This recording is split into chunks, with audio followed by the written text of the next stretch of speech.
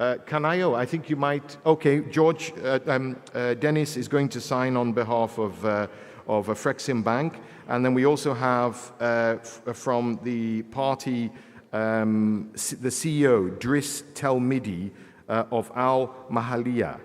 Driss Telmidi, who's the CEO, will be signing this. The financing will boost the local dairy sector and the associated value chains in Mauritania and help standardize the industry.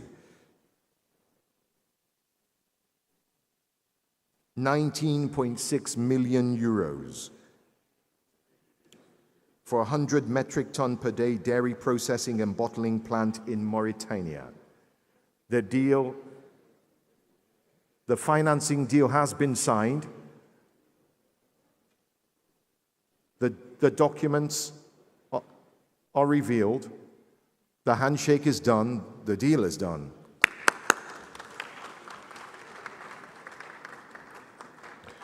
Now, moving quickly on to number 4. For this, Dennis, I'll also need you to represent. Dennis, I'll need you to represent Afreximbank for this. And I will also call from Banco Nacional de Investimentos, or BNI for short, Dr. Abdul Jivain.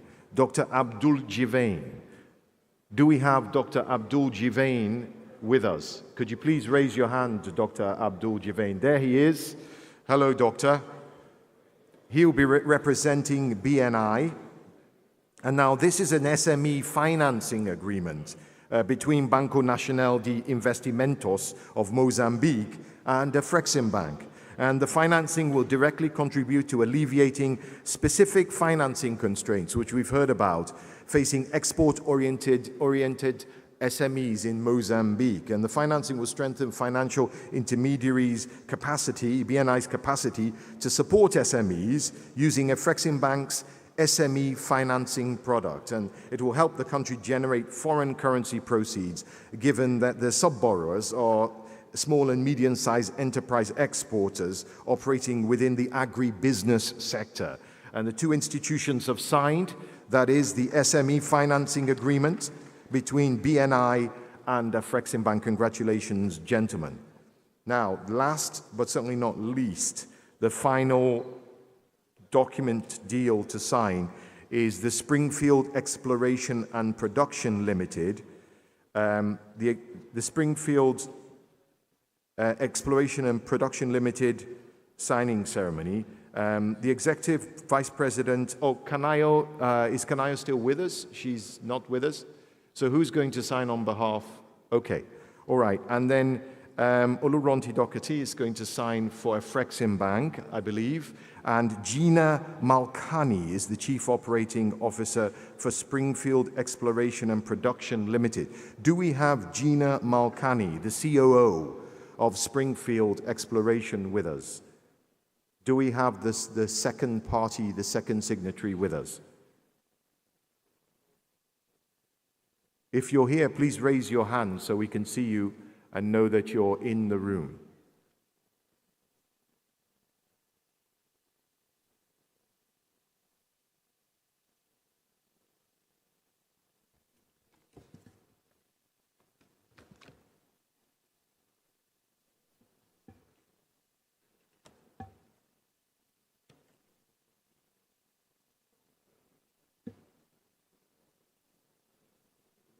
Okay, the signatory for Springfield Exploration is with us, and this is a signing ceremony of the financial advisory mandate letter and heads of terms between Afreximbank and Springfield Exploration and Production.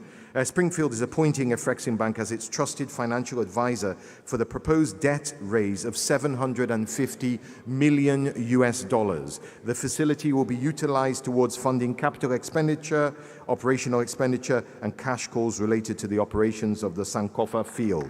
It has been signed.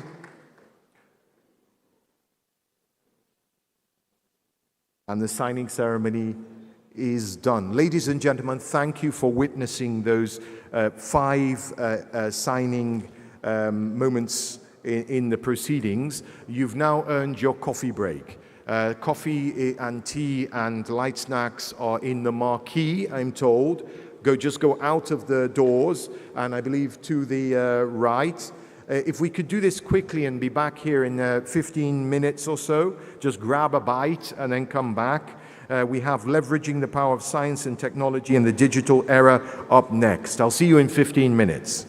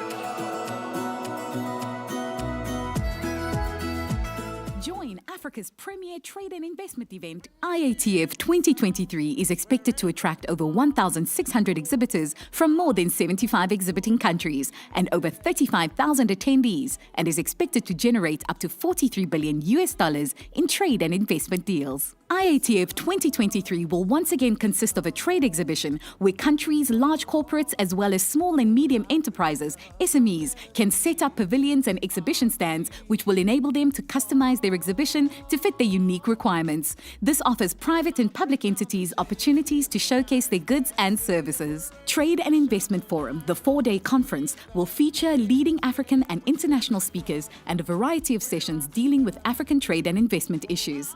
Specifically, the conference will feature dedicated sessions on trade and investment opportunities under the AFCFTA and will also include training workshops covering exporting, standards and marketing. Creative Africa Nexus, CANEX, will showcase Africa's creative economy in fashion, music, film, art and craft and sport. The CANEX program will include a Creative Africa Summit and dedicated creative industry exhibition, a B2B and B2G platform. The platform will provide opportunities for matchmaking, business exchanges and conclusion of business and investment deals. This is supported by a dedicated African Buyers Program. Country Days has sponsorship opportunities and is open to 4 countries. It presents a platform for the 4 selected countries to showcase their trade, investment, tourism and cultural opportunities. IATF Virtual. This platform showcases goods, services and investment opportunities on an interactive online platform. The IATF Virtual is currently live and will continue even after the physical trade fair has ended. The Africa Automotive Show will present a platform for auto manufacturers, assemblers, original equipment manufacturers, OEMs, and component suppliers to exhibit their products and also interact with potential buyers and suppliers. It consists of an auto forum, auto show, and B2B and B2G exchanges. The AU Youth Startup Program will have a dedicated pavilion for youth startups in Africa where they will showcase their innovative ideas, prototypes, goods, and services. The IATF will provide opportunities for matchmaking with venture capitalists, entrepreneurship training, networking among the youth and other delegates at the trade fair. IATF 2023 will provide a unique and valuable platform for businesses to access an integrated African market of over 1.3 billion people with a GDP of over $3.5 trillion created under the African Continental Free Trade Area. The African Export-Import Bank, African Union Commission, AFCFTA Secretariat, and our premium partners invite you to join us at IATF 2023 Intra-African Trade Fair, connecting African markets. For more information, visit www.intraafricantradefair.com.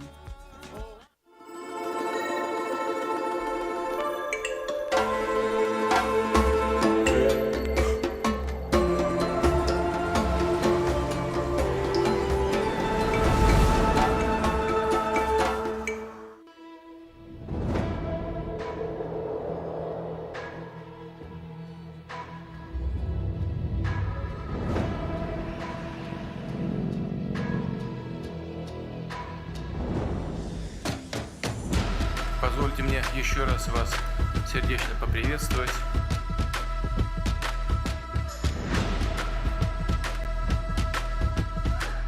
Это действительно первая встреча такого масштаба.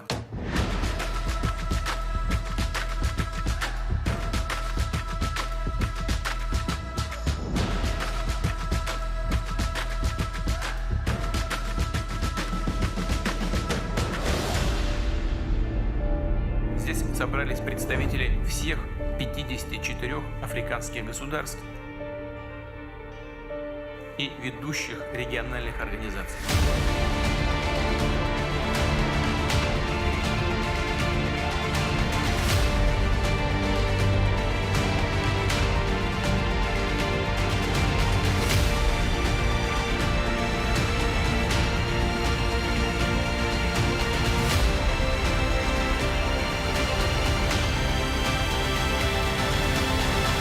Большое вам спасибо.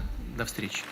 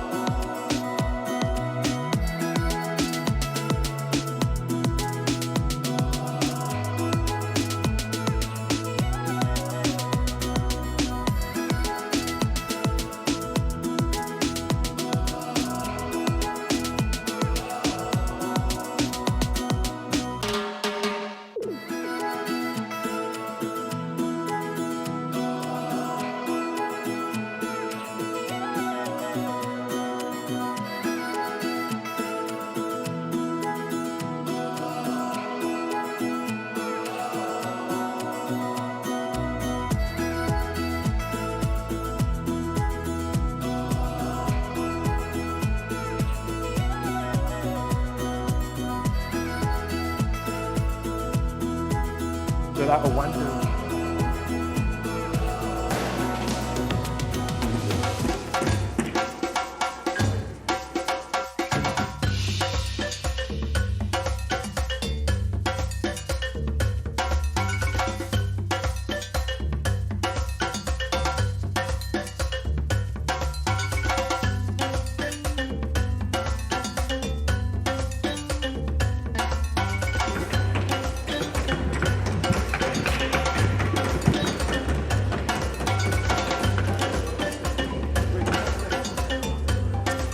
Ladies and gentlemen, we are about to kick off with our next session. If you are in the foyer, outside the plenary hall. I would ask you to please come back to your seats as we get the program to continue. We have Wale Famuwera, who will be moderating the next debate. He's come in all the way from Lagos, and he is excited about getting his next panel going. Ladies and gentlemen, please will you take your seats for our next program session.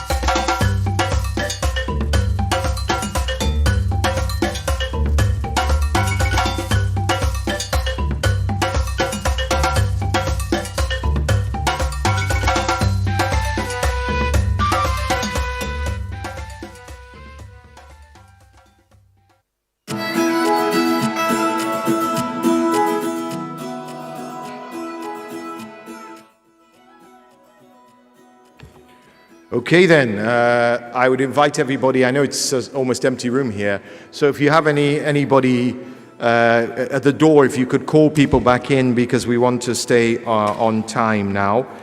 We have a lot in the proceedings, so without much ado, we'll go to the next session, which is called Leveraging the Power of Science and Technology in a Digital Era. I apologize for the banging at the back there. We had we had to adjust the stairs a little bit. It's just for a few minutes. It'll be over shortly. The moderator for this session, I would ask the moderator to bring your panelists up via the front of the stage, just whilst they're working over there. The session, once again, is Leveraging the Power of Science and Technology in a Digital Era. The moderator who will bring his panelists up, give him a round of applause, please. My brother from Nigeria, Wale Famurewa, who is the CEO of Muri Media.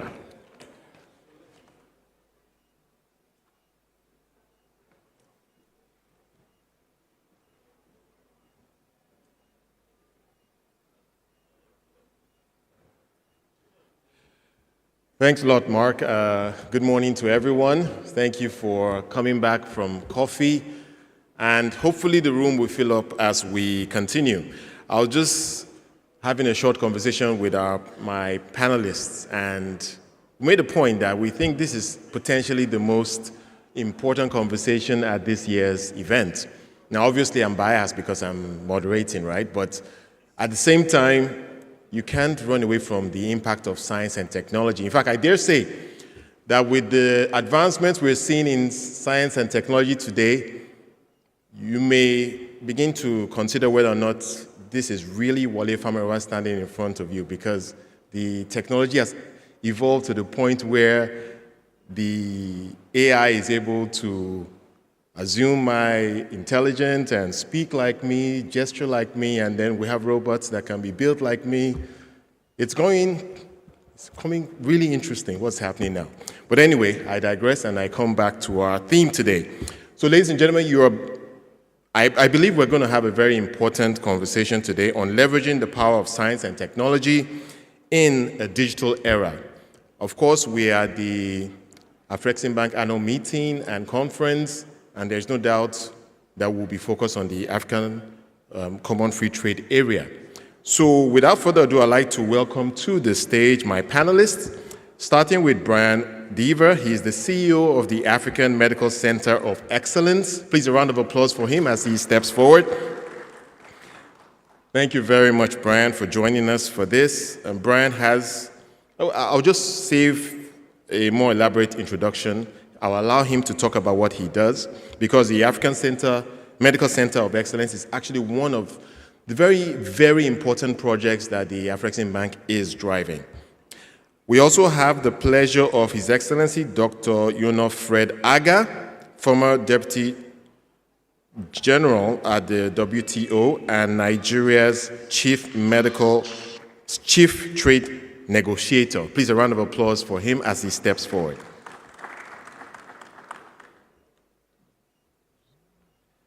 I was just briefly distracted by my phone there. And then, of course, we have Professor Osita Ogbo, former Minister of National Planning and Development in Nigeria, and also a member of the Institute of Development Studies at the University of Nigeria, Nsukka. Please a round of applause for him as he steps forward. I'm told we may be having someone join us virtually, so I guess I will be prompted once that is confirmed. But otherwise, I think we're ready to begin this conversation. So I'll just go to join my panelists over here. Gentlemen. Prof, please have a seat. Come.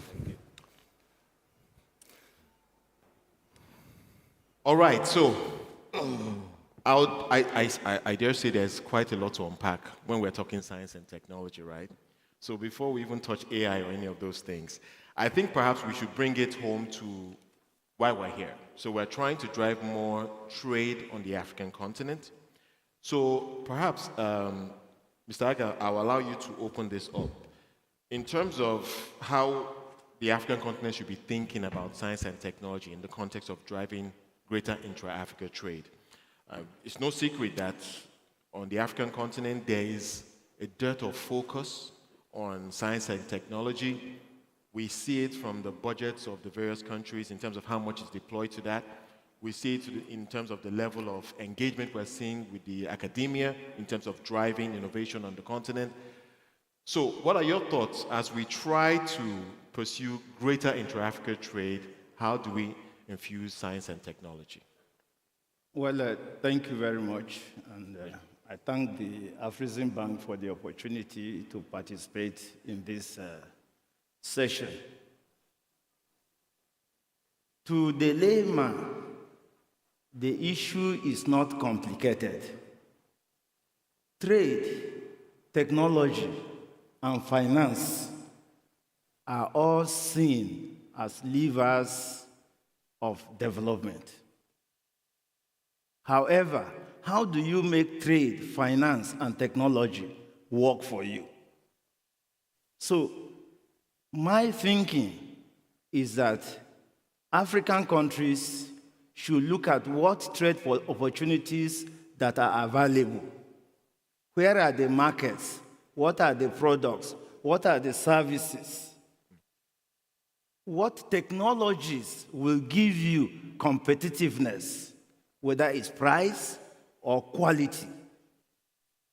Then you source money to invest in your plant size, if it is manufacturing, and then you can work back in terms of the logistics that you will supply your market. So in either the production unit or the logistics in getting to the market, or even what happens in your market, you can determine the technologies that you use. Even when you make reference to AI, the question would be, at what level of technology do you need? So for me, I think the challenge for us is to have a vision of where we want to be. and the way we can use science and technology to support it, whether it is in our educational system, curriculum, whether it's in learning new skills as may be appropriate, but at least we must have a trade focus, because that's where any foreign exchange, creating jobs, growing our economies should be focused. So, just taking that further, we should have a trade focus, and I think we've agreed on that to the extent that the African Common Free Trade Area has been created. But in terms of going granular now, how do you think that trade focus should manifest? Before we begin to, if you like, layer science and technology on that vision, what are your thoughts? Well, for a businessman, the AFCFTA is about preferences. So you need to unpack the tariff concessions of all the members. You need to unpack the specific schedules of commitments by the members in the different services sectors, about 5 of them currently. You will then identify the market opportunities, whether it is on the product side or on the services side. You will then determine the quality that these countries require, the standards that are required. It is the answer to meeting these standards and requirements that will give you a pathway to technology. Right. Is it existing?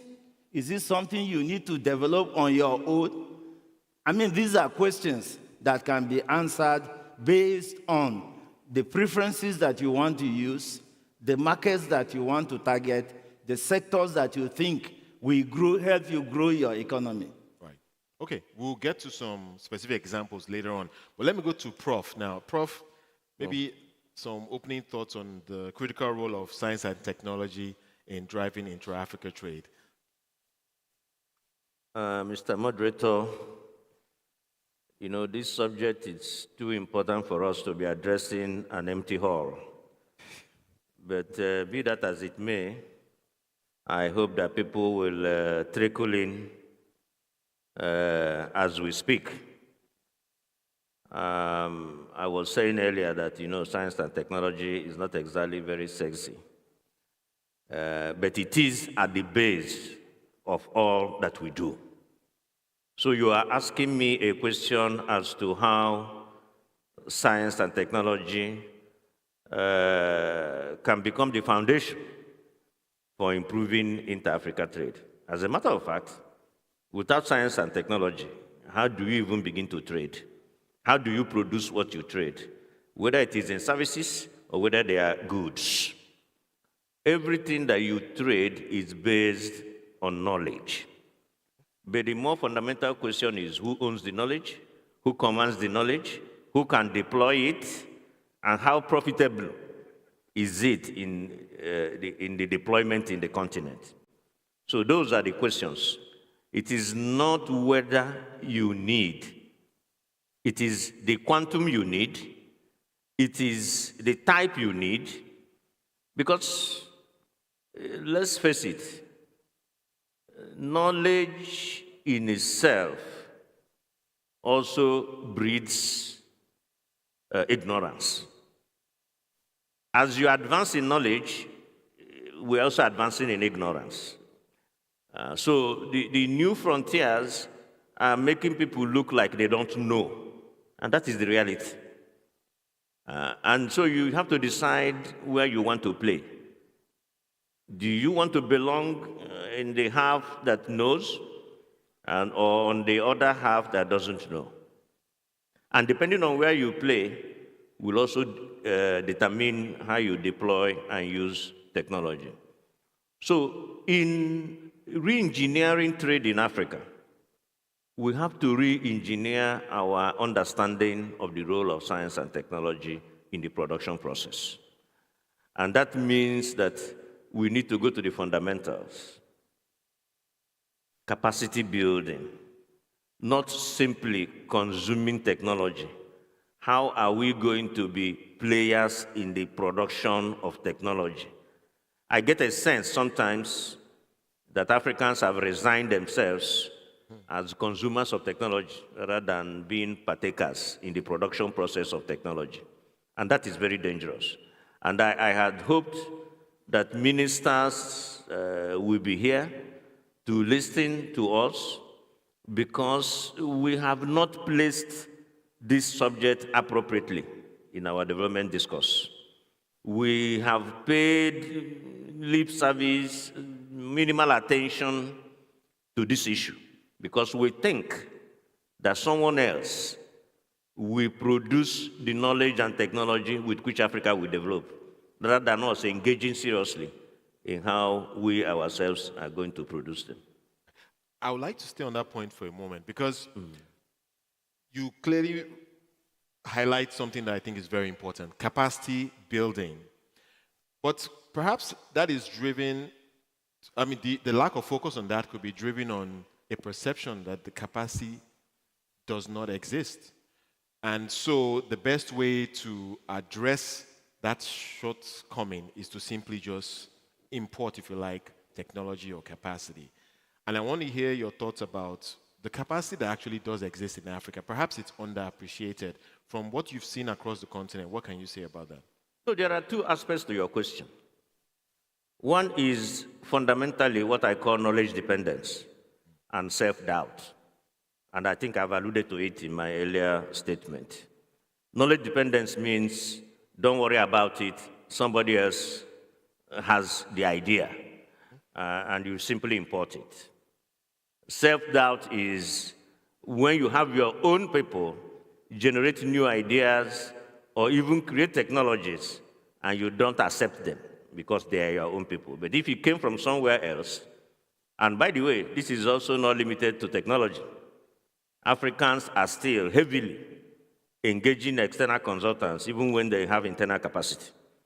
So that in itself is an issue, because there are nuances, even with technology, even with knowledge, that an external party will not understand.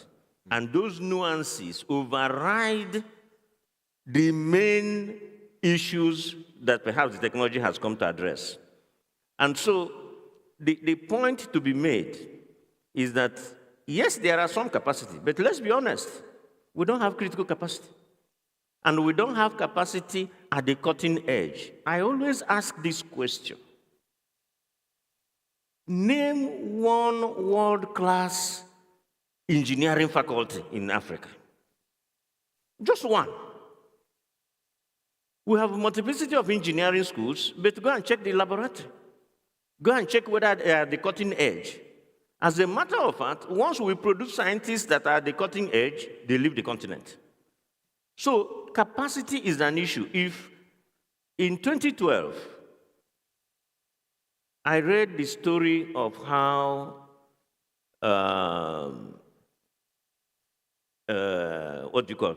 this phone by Steve Jobs that we are carrying.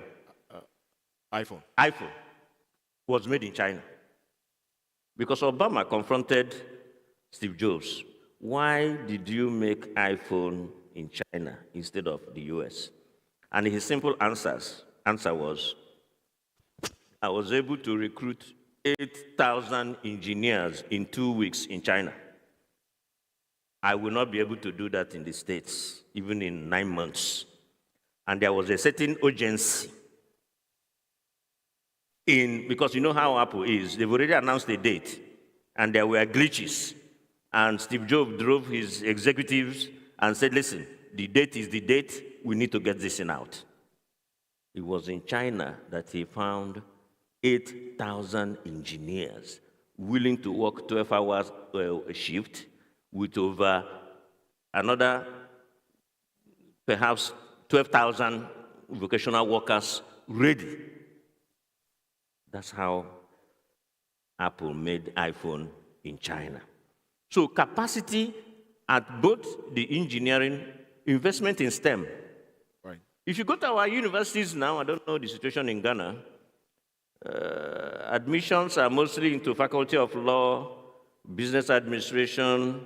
Not that those things are not important. But mathematics, engineering, physics, and so we need to incentivize students to begin to study the subjects that we place out as the frontier of this science and knowledge. Very strong, solid points. And taking away from all the points you made about capacity at the cutting edge, let's hear from Brian, because I think what the Afreximbank has created with the African Medical Center of Excellence is potentially cutting edge stuff. So maybe you can first of all allow the audience to understand what this is about and how the African Medical Center of Excellence is supporting what we're talking about today in terms of bringing greater science and technology impact on the African continent. Sure, thank you, and I appreciate the opportunity to be here. My experience with Afreximbank over the last many months has been a fantastic experience, and looking forward to continuing to work with them on this important project. The African Medical Center of Excellence was conceived several years ago, actually, and has culminated in a large medical center project being constructed in Abuja, Nigeria. This is currently 1 year under construction. We've got about a year and a half left. It will be, I would dare say, the only medical center of its kind in terms of the combination of therapies and diagnostics on the continent. The plan there is to bring expertise in the areas of oncology or cancer, cardiovascular, and then hematology or blood disorders. Those are gap areas that needed to be addressed. Many good hospitals, not only in Nigeria, but in West Africa. We wanted to focus on some areas that needed particular attention. The technologies that we're bringing include radiotherapy. We not only have 2 linear accelerators coming in, we have a cyclotron, which will produce radioactive isotopes. There is currently 1 small PET scanner in Nigeria. It is open 1 day a week. Ours will be open consecutively, permanently. And to have a PET scanner, which for those who aren't aware, it is a CT scanner, but it allows cancers to light up. And we can detect them much more easily and sooner. To operate those, though, requires radioactive isotopes. And so we're bringing in a cyclotron which produces radioactive isotopes. And it will not only handle our needs, but the needs of anyone else who wants to bring in a PET scanner in the area. We'll be able to provide them with those materials. Some of the things that we'll be doing with blood disorders, we will be working with a stem cell lab to not only treat sickle cell, but to cure it. Leukemia, cardiovascular needs. The technology that we are bringing in will allow us to, in real time, monitor blood flow in and out of the heart. So sorry to jump in, Brian, but there's a particular aspect of what I think the medical center is going to be doing, which I think is very important for this conversation, and that is the research and development possibilities and potential engagement with corporate Africa in terms of getting some of these solutions, some of the advancement in knowledge that will be seated in that institution out there. Yeah. So to address the business aspects of it, we've gotten a tremendous amount of interest from not only companies in Nigeria and West Africa, but they are interested in investing. Some that you might not expect. NNPC, the Nigerian petroleum company, is set up to be one of our biggest investors. They're also set up to be one of our biggest sources of referrals. Along with their 20,000 employees, there are a total of probably 100,000 when you consider dependents and children. How else can I answer the question you're asking? Okay, so let me give you an example, and maybe this will help. So from the little I've been able to gather in terms of some of these type of partnerships, academia, PPP, if you like, partnerships, we have in the Hebrew University of Jerusalem partnerships that are taking, of course, scientific discoveries to big pharma in that country and across the world. We have, I understand that university on its own is responsible for thousands and thousands of patents. So I'm just wondering, to what extent would this institution support those type of partnerships? Oh, yeah. Well, we just had a meeting last night with some representatives from Johns Hopkins in the U.S. My team and I are in the process of introducing ourselves and meeting with the administrations of several of the major medical centers in the area throughout Nigeria, but also in West Africa. And that includes introductions to the universities that we will be collaborating with. Now, part of what we are doing includes an education and research component. So there will be a medical school for training doctors and nurses, but there will also be clinical research, clinical trials. So we'll be working with pharmaceutical companies to test medications. Something that's not quite apparent is the genomic work that was done for Europe, done for Asia, done for the US. As you go to the different areas of the world, the genomes change just a little bit. There's a lot of work to do here on the African continent. And so we will be able to work with the pharmaceutical companies to make those adjustments that allow medicines to be metabolized properly for the African people. Sounds quite exciting. Yeah. Okay, we just had someone else join us on the panel.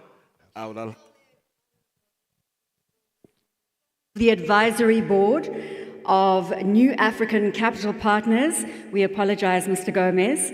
Thank you very much for joining us. Thank you very much. And we're great to hear your perspective on this topic. So maybe I'll allow you to share a few words and then we'll go deeper into this. Well, I don't know if I missed some of the part from you didn't miss too much. My colleagues. We're essentially trying to see how we can leverage science and technology to drive greater trade on Africa. Yes, so I had a long discussion in the past on how should we try to be kind of more practical in terms of leveraging this knowledge. And how do we really map out where to focus on this partnership. Right. And I think that based on my experience, I think the key is how to map out some very key institution of excellence and create a network of those institutions of excellence and kind of focus on resources we could allocate to those institutions. There is a kind of an alphabet soup of institutions that we have now in the continent, poorly funded on many occasions. And I think that there is time now to kind of map out those that are really linked to what we are trying to do in terms of leverage for prosperity and channel the resources to that. That's the first thing. The second thing is that there are some experience in which you have, I would say, African multinationals who can be also depository of some type of institution inside those institutions, those companies.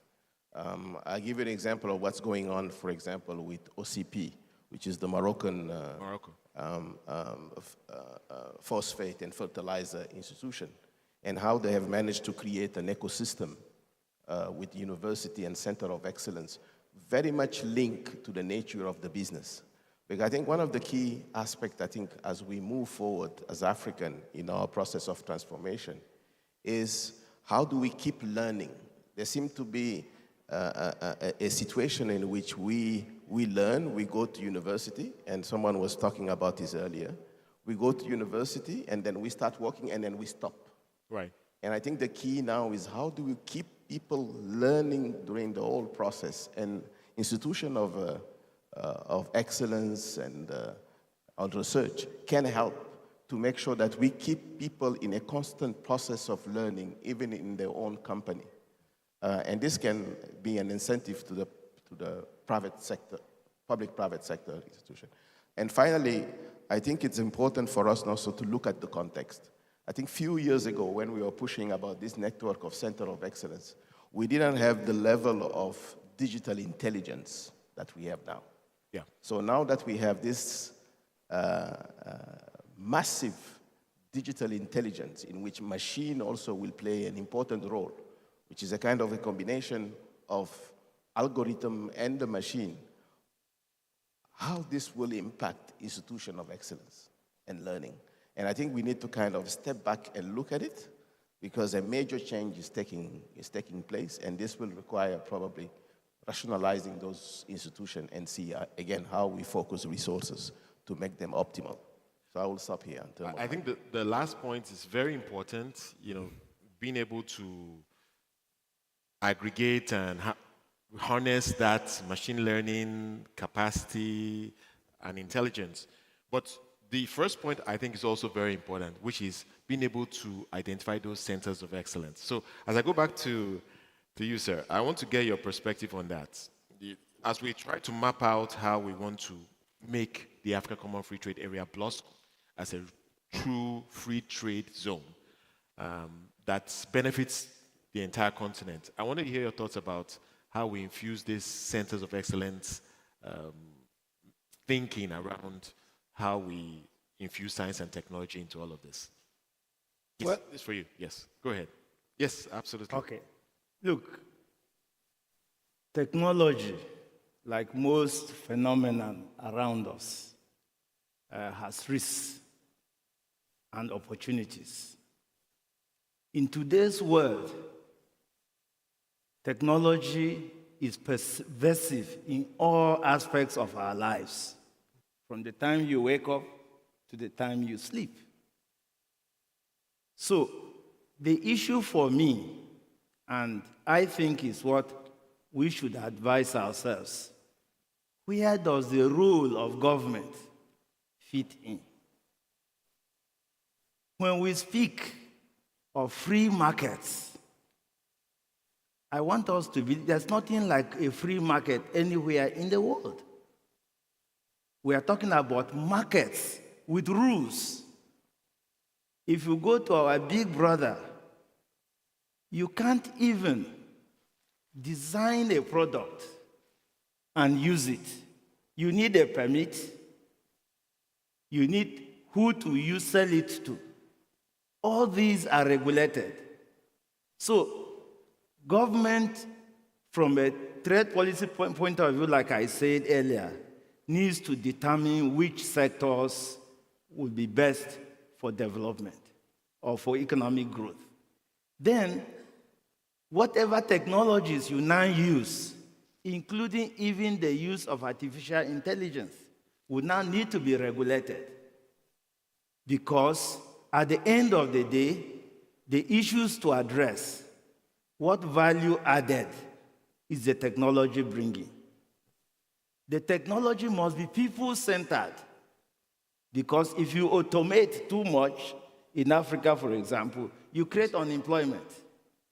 If you automate too much without regulation, like we were hearing about the African Center for Medical Excellence, what happens to the nuclear material that you are having? So you need to have not just a regulatory framework, but also the institutions that will manage how these technologies are used. Right. And who the products can be sold to. And the research institutes or curricula from primary school, secondary school, all the way.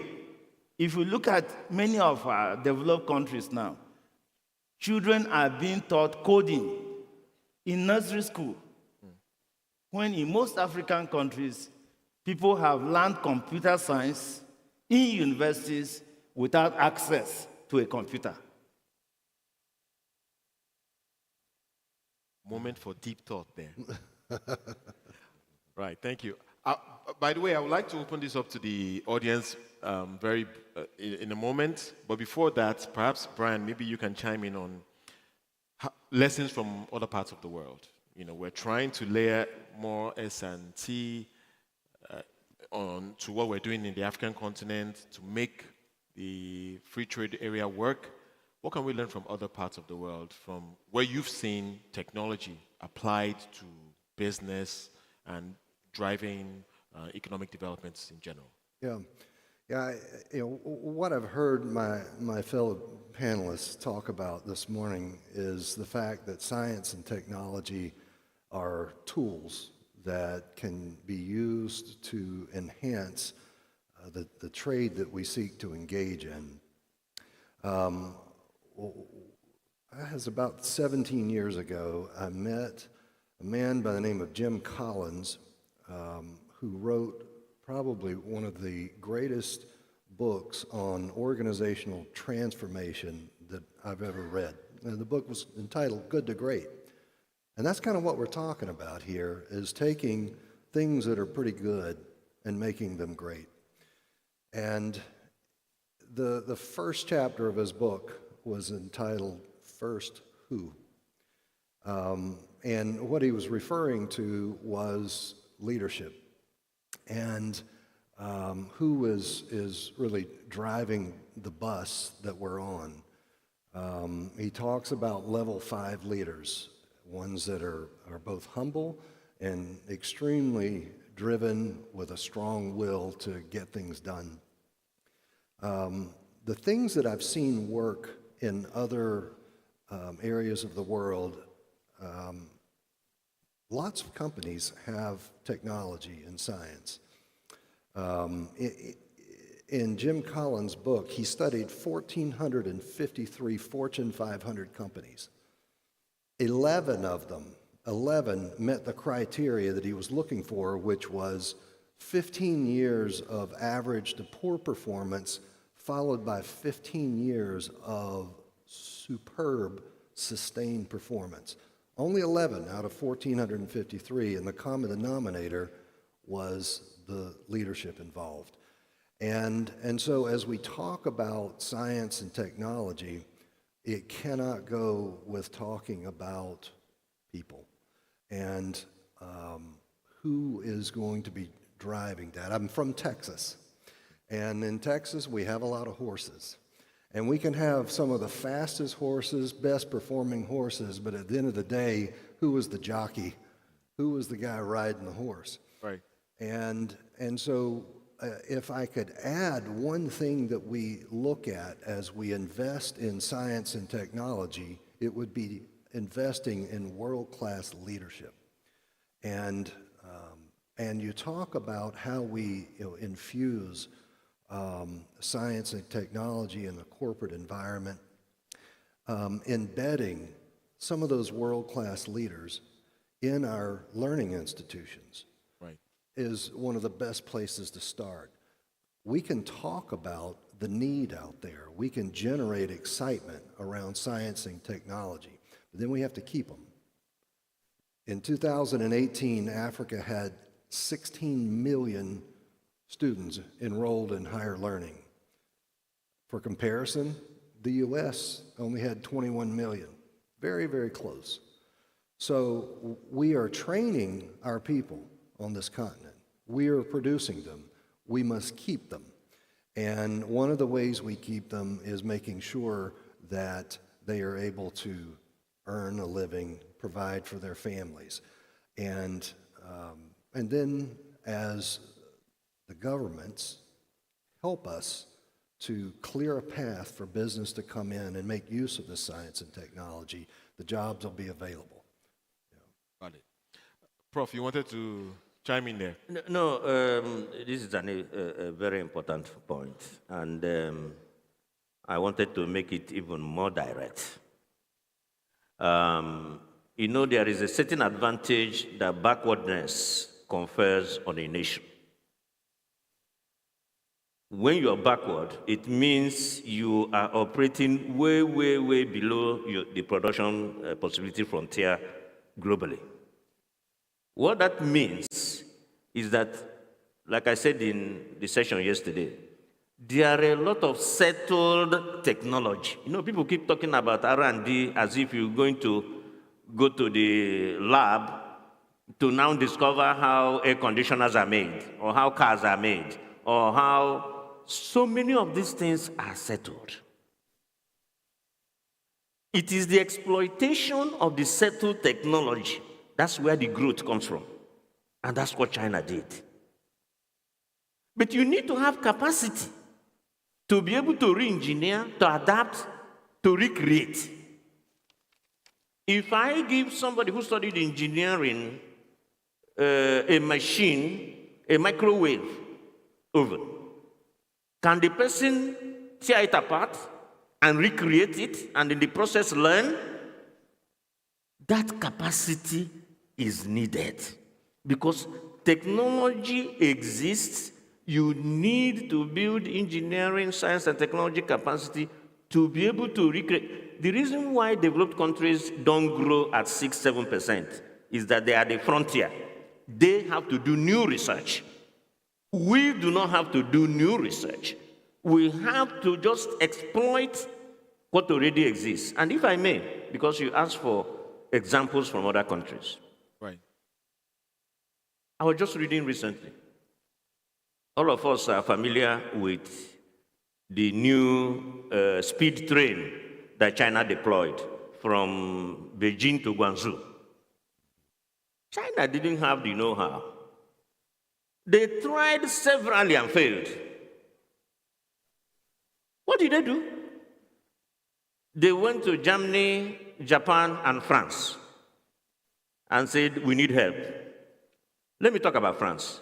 In France, they ordered 60 sets of the train. But listen to the story, the important part of the story. They said, you will bring only 3 completely made. 6 you will bring in parts, and our engineers will assemble them in China. The rest you will have to manufacture in China. Out of 60, 3 only came complete, 6 came in parts, which Chinese people assembled. The rest was manufactured in China. I'm sure you can guess the conclusion.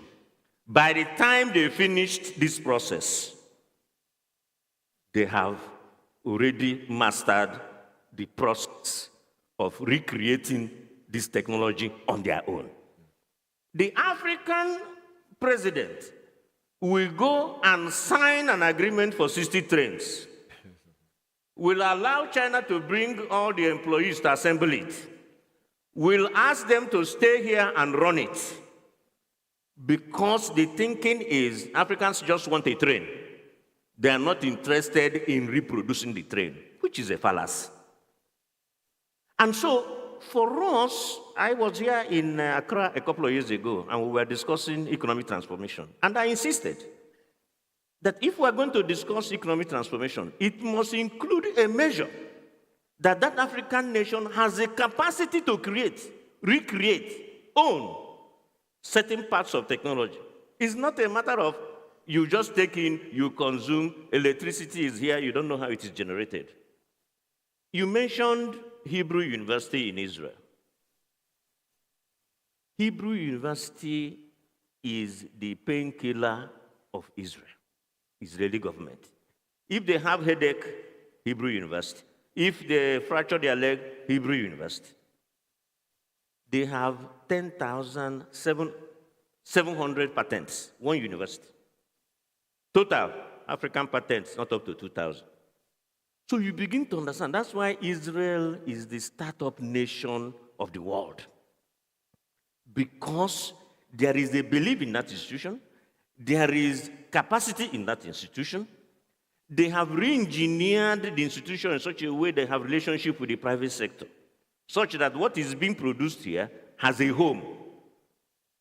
Right now, the gap between those who are researching and inventing and those who are able to take them up is so huge. And that is why leadership comes in. Science, technology-led development is a leadership endeavor. Take it or leave it. America went to the moon because John F. Kennedy said so in 1962 at Rice University in your Texas. He didn't have complete knowledge, didn't know what he was talking about. But that's the power of vision of a leader. That before the end of that decade, America will land somebody in the moon. And in 1969, July, they did. The power of a visionary leader. He now put together assets for that purpose. Why is Cuba the leading producer of vaccines in the world? A study was done that showed that Fidel Castro, when he was alive, in some of the vaccine projects, was stopping by the laboratory every day on his way to work to ask, what do you need? What do you want? COVID came. Cuba is able to produce their own vaccines. So COVID has taught us that you cannot always depend on someone else. You need to have the capacity to produce certain things for yourself. Thank you very much. There was a lot in there. We have just about 5 minutes to round this up. Mr. Gomez, maybe you can take it up from where he left off and maybe continue to I think he has made very good points. And there are some common elements that I think he has underlined. A lot of depend on the mindset.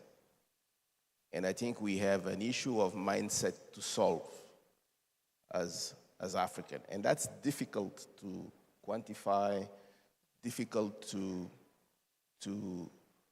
grasp, but it's an important element that combined to leadership can take you quite faster where you're going.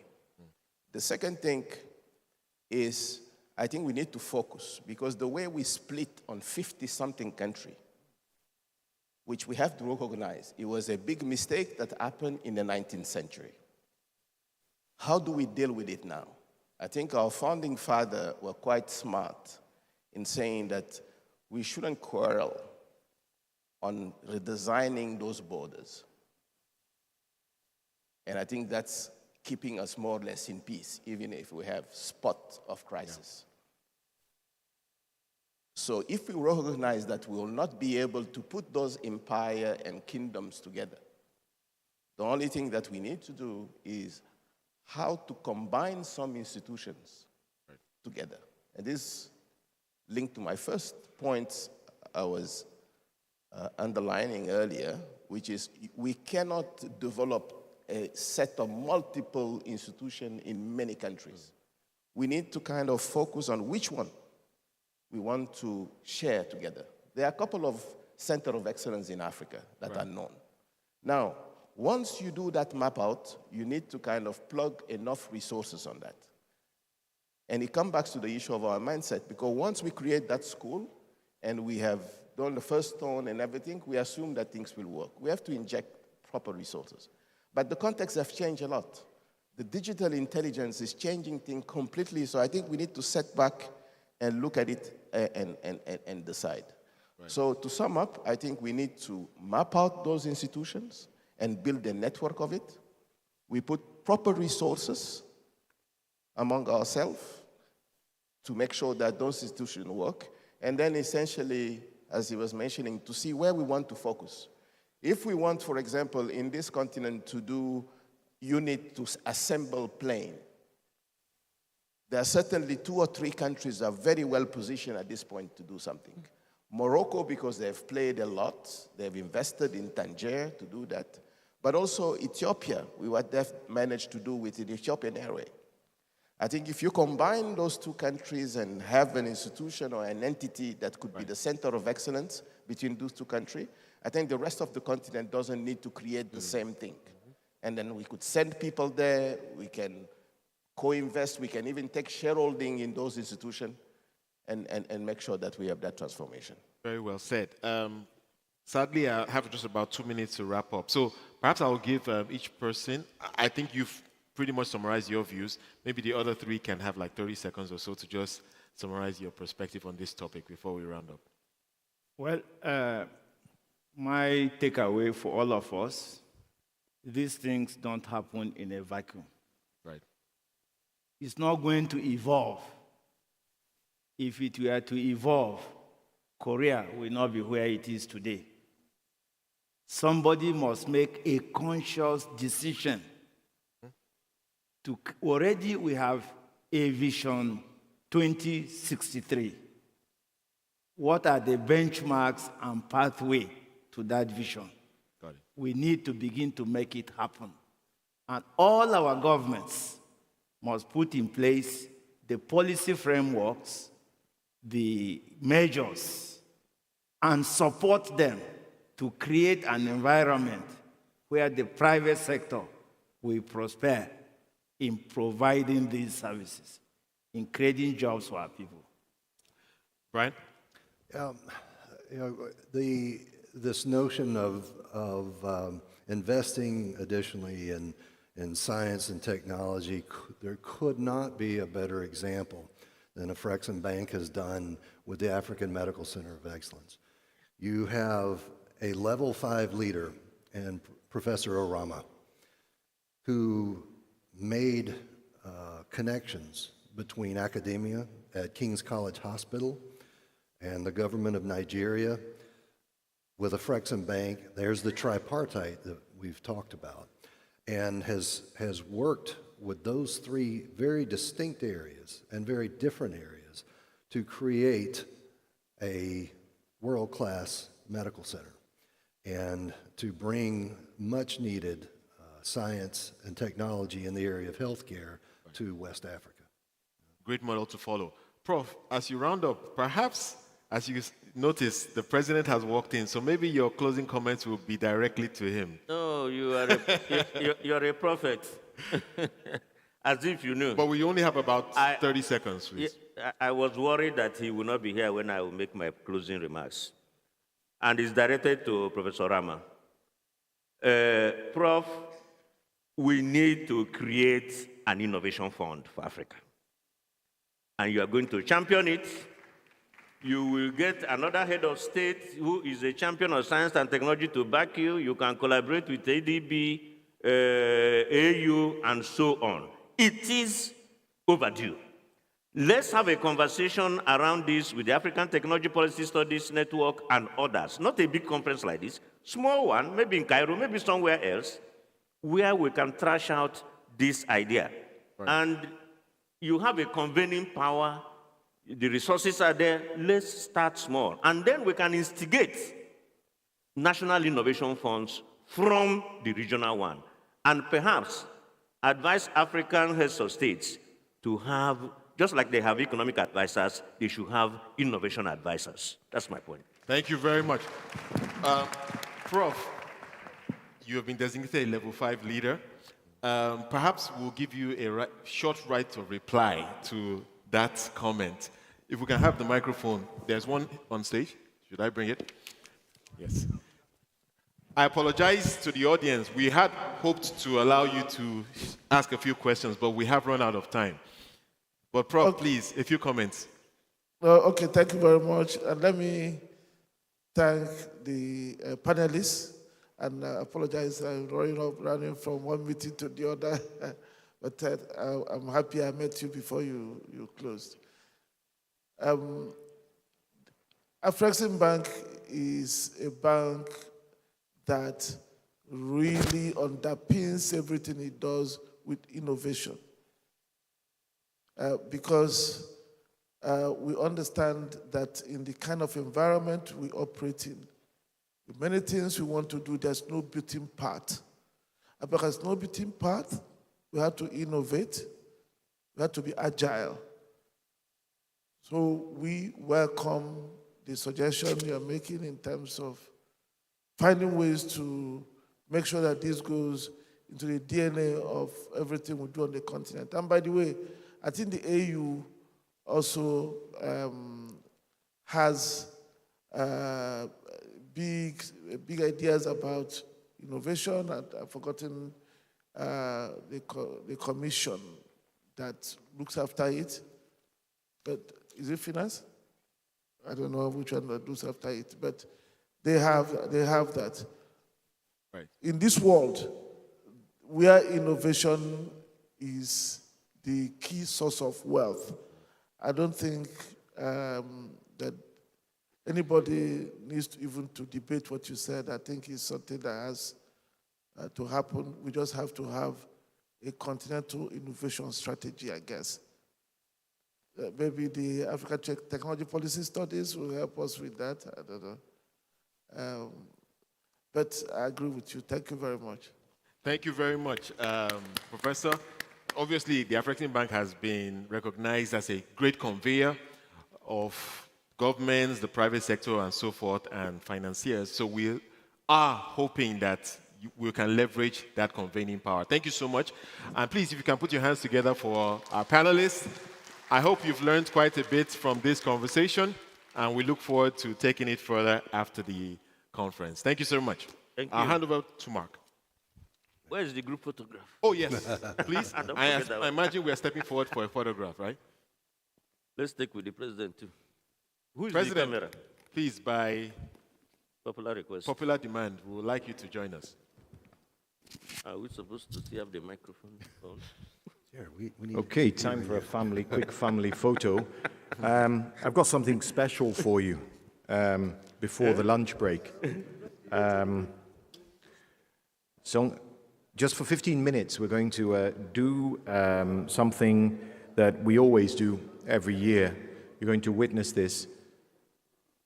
So just as they take the photo, I'll give them a moment to take the nice photo. And then I'm going to ask President Orama to stay on stage, please. Thank you, gentlemen. If you could take your seats again. President Orama, this is what happens when you've got too many friends, like President Orama. I'd like to start with the final element before lunch, and that is the launch of the Afreximbank African Trade Report. So, President Orama. Aha. Okay.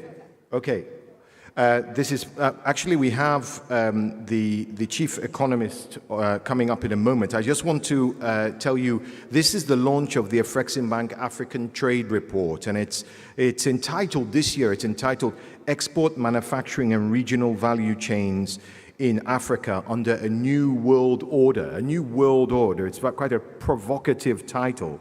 And it looks at how this new emerging world order that is caused by this multitude of intersecting crises, that what we have to do, it's almost a roadmap of solutions: raise investment levels, close infrastructure gaps, both physical and digital, and strengthen regional coordination in the pursuit of manufacturing-led growth. It also outlines various policies and programs that can achieve that and accelerate what we call our VCs, regional value chains. And also it's very interesting because it also shows elements of untapped export potential. I'm going to now call actually on the chief economist of Afreximbank, who has of course been sweating over a hot computer to make the 2023 report a reality, to come up and tell us a little bit more. In fact, I've got a microphone for you. Please welcome Hippolyte Fofak, chief economist of Afreximbank.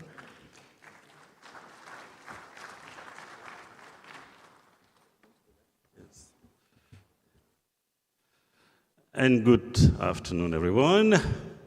I think we'd like to really thank the President for pushing us to really look at this specific topic, export manufacturing and regional value chains in really under a new world order.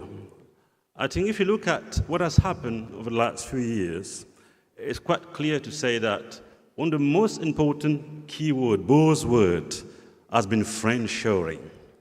Friendshoring, which is essentially locating supply chains in friendly nations or ally by way of mitigating the risk of supply chain disruptions for greater supply chain resilience. So informed by that, the President actually asked us to look at the potential for reviving export manufacturing and regional value chains under that condition, because it comes with risk, as we saw last year. As a result of the Ukraine crisis, there were further disruption of supply chains with implication for inflations, but also for growth, which essentially derailed. We saw global growth, which hit 6.2% after COVID, decelerating to less than 3.4% last year, reflecting the consequence of those supply chain disruptions and geopolitics and risk. But we also see at Afreximbank, which is really a trade finance bank for Africa, opportunity in that regard. And that's why we've seen essentially looking at the other side of the coin, and this disruption, geopolitics, friendshoring actually offered opportunity for diversifying the sorts of growth and trade across the regions, especially given where Africa is in terms of low wages, but also what is happening in the rest of the world in terms of rising wages in Asia. I think that informed the choice of the theme this year, which is export manufacturing, as under the New World Order.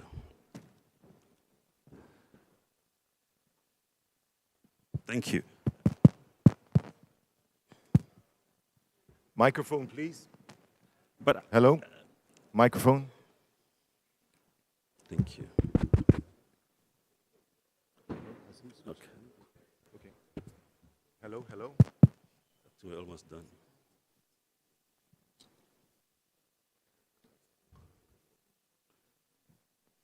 One second. There you go. Now, another important aspect of the report, beside the choice of the main theme, the trade report is bank flagship report, which look at really latest development in the area of trade and growth. As I mentioned, there was global growth that derailed as of the COVID-19, but also the Ukraine crisis. And we saw essentially sharp growth decelerations, both in terms of growth, but also in terms of trade. Global trade, which expanded by 10% after COVID, fell to less than 2.7% growth.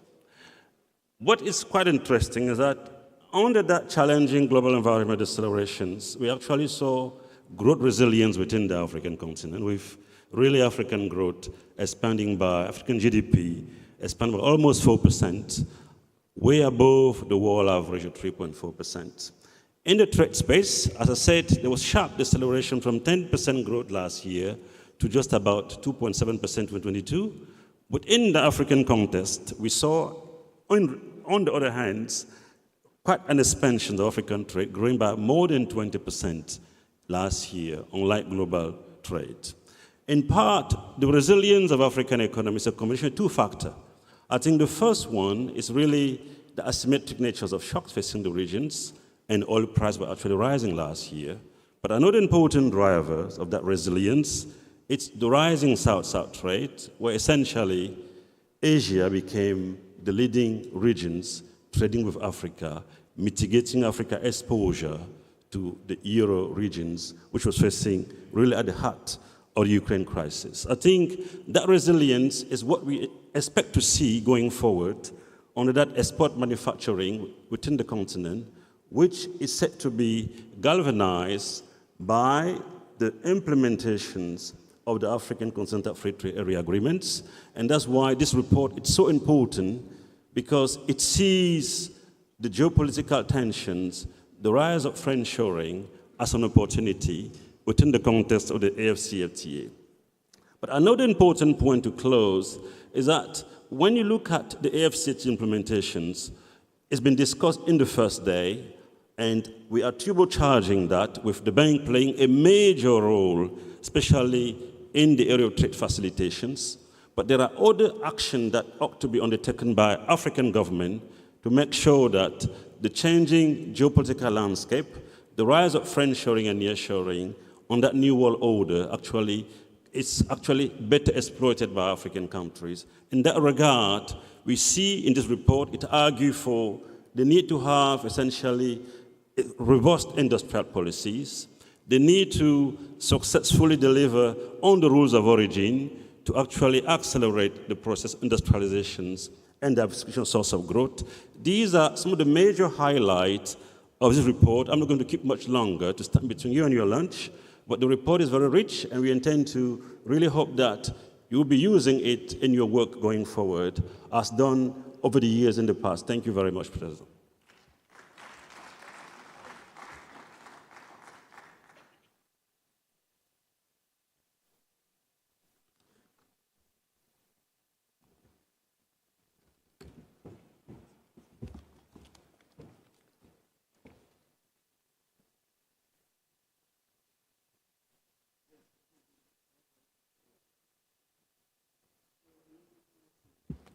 Yes. Yes. So, as you know, every year, a lot of hard work is done in terms of demystifying and putting paths to how we get to the Africa we want through trade, through investment. And this is no different. This report is called Export Manufacturing and Regional Value Chains in Africa under a New World Order. So, ladies and gentlemen, could you please put your hands together as we officially launch the report for 2023.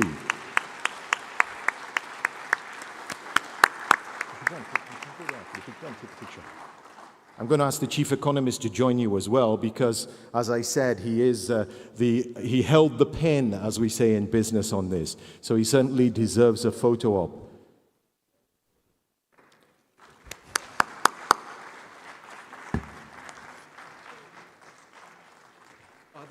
If there are any board members of Afreximbank, could you also join us quickly on the stage? And I see our past president, Jean-Louis Ekra. I think the lights are quite bright. Do I see you hiding in the corner there? If you do, please join us as well. President Ekra and the board members, please let's have a family photo.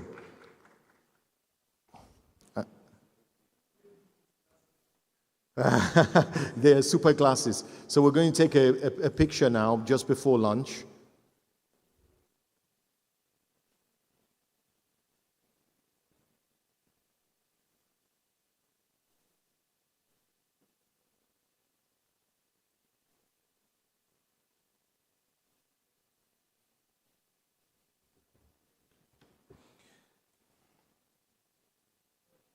So the report outlines various policies and programs to achieve the closing the infrastructure gap, raising investment levels, and strengthening regional coordination in the pursuit of manufacturing-led growth.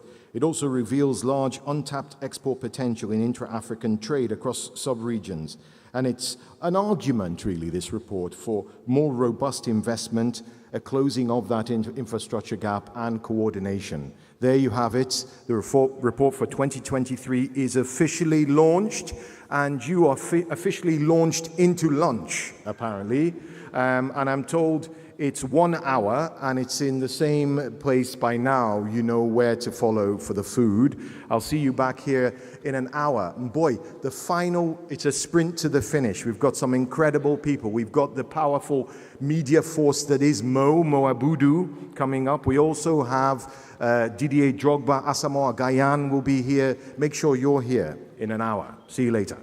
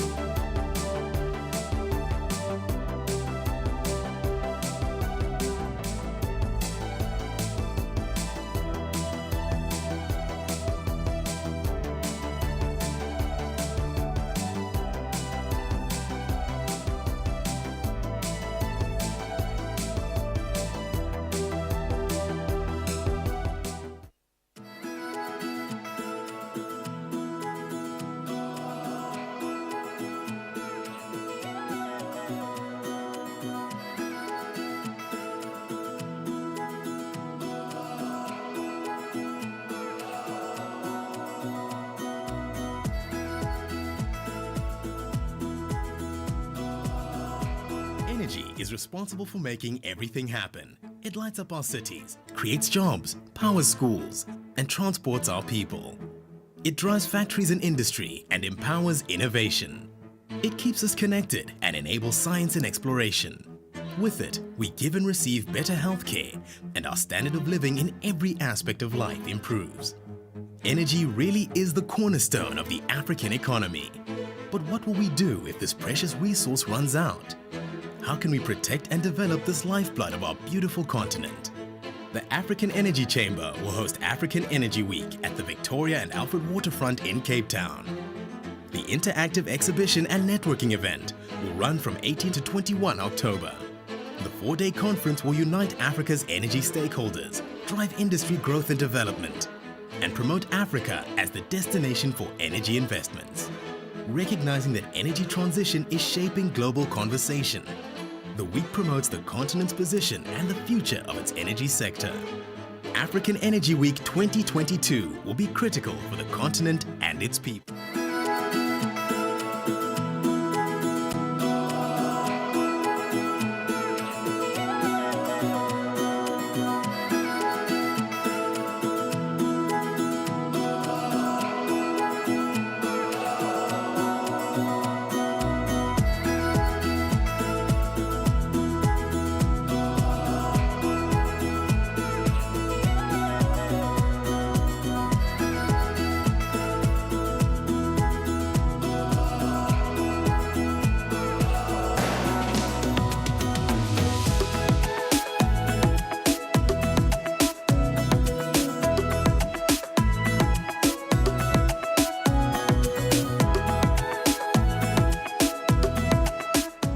Africa's premier trade and investment event, IATF 2023, is expected to attract over 1,600 exhibitors from more than 75 exhibiting countries and over 35,000 attendees, and is expected to generate up to $43 billion in trade and investment deals. IATF 2023 will once again consist of a trade exhibition where countries, large corporates, as well as small and medium enterprises, SMEs, can set up pavilions and exhibition stands which will enable them to customize their exhibition to fit their unique requirements. This offers private and public entities opportunities to showcase their goods and services. Trade and Investment Forum, the 4-day conference, will feature leading African and international speakers and a variety of sessions dealing with African trade and investment issues.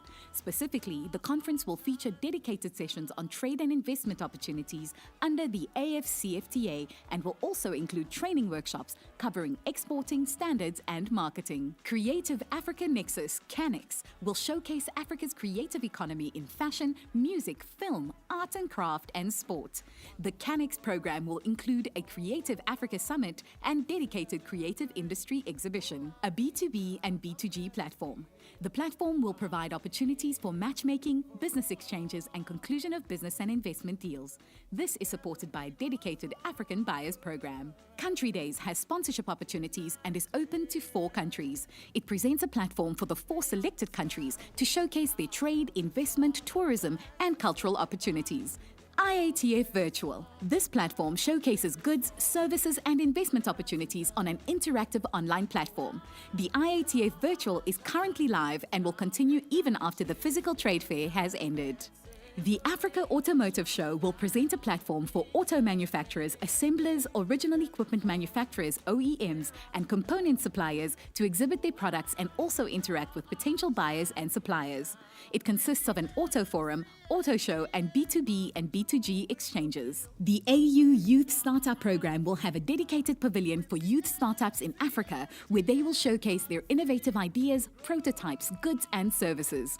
The IATF will provide opportunities for matchmaking with venture capitalists, entrepreneurship training, networking among the youth and other delegates at the trade fair. IATF 2023 will provide a unique and valuable platform for businesses to access an integrated African market of over 1.3 billion people with a GDP of over $3.5 trillion created under the African Continental Free Trade Area.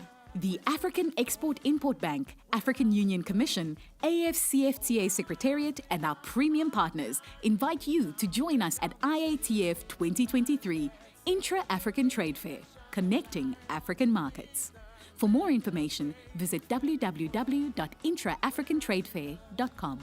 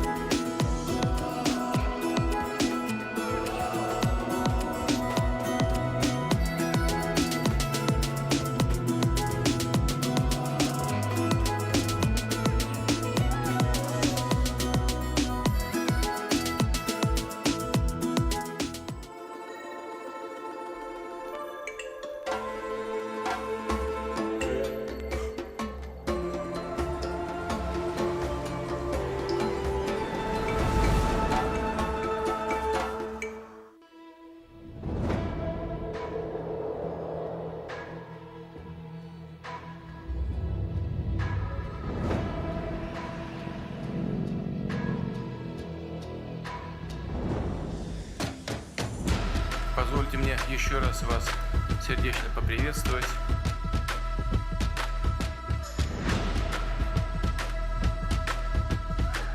Это действительно первая встреча такого масштаба.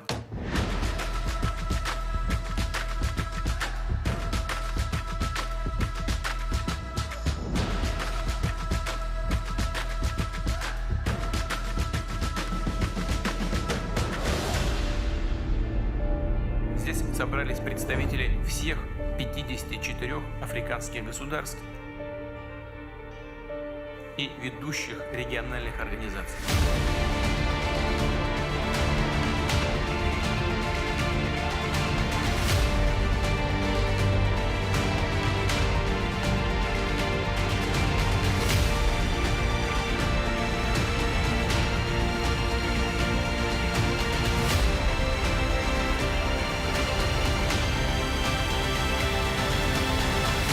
Большое вам спасибо. До встречи.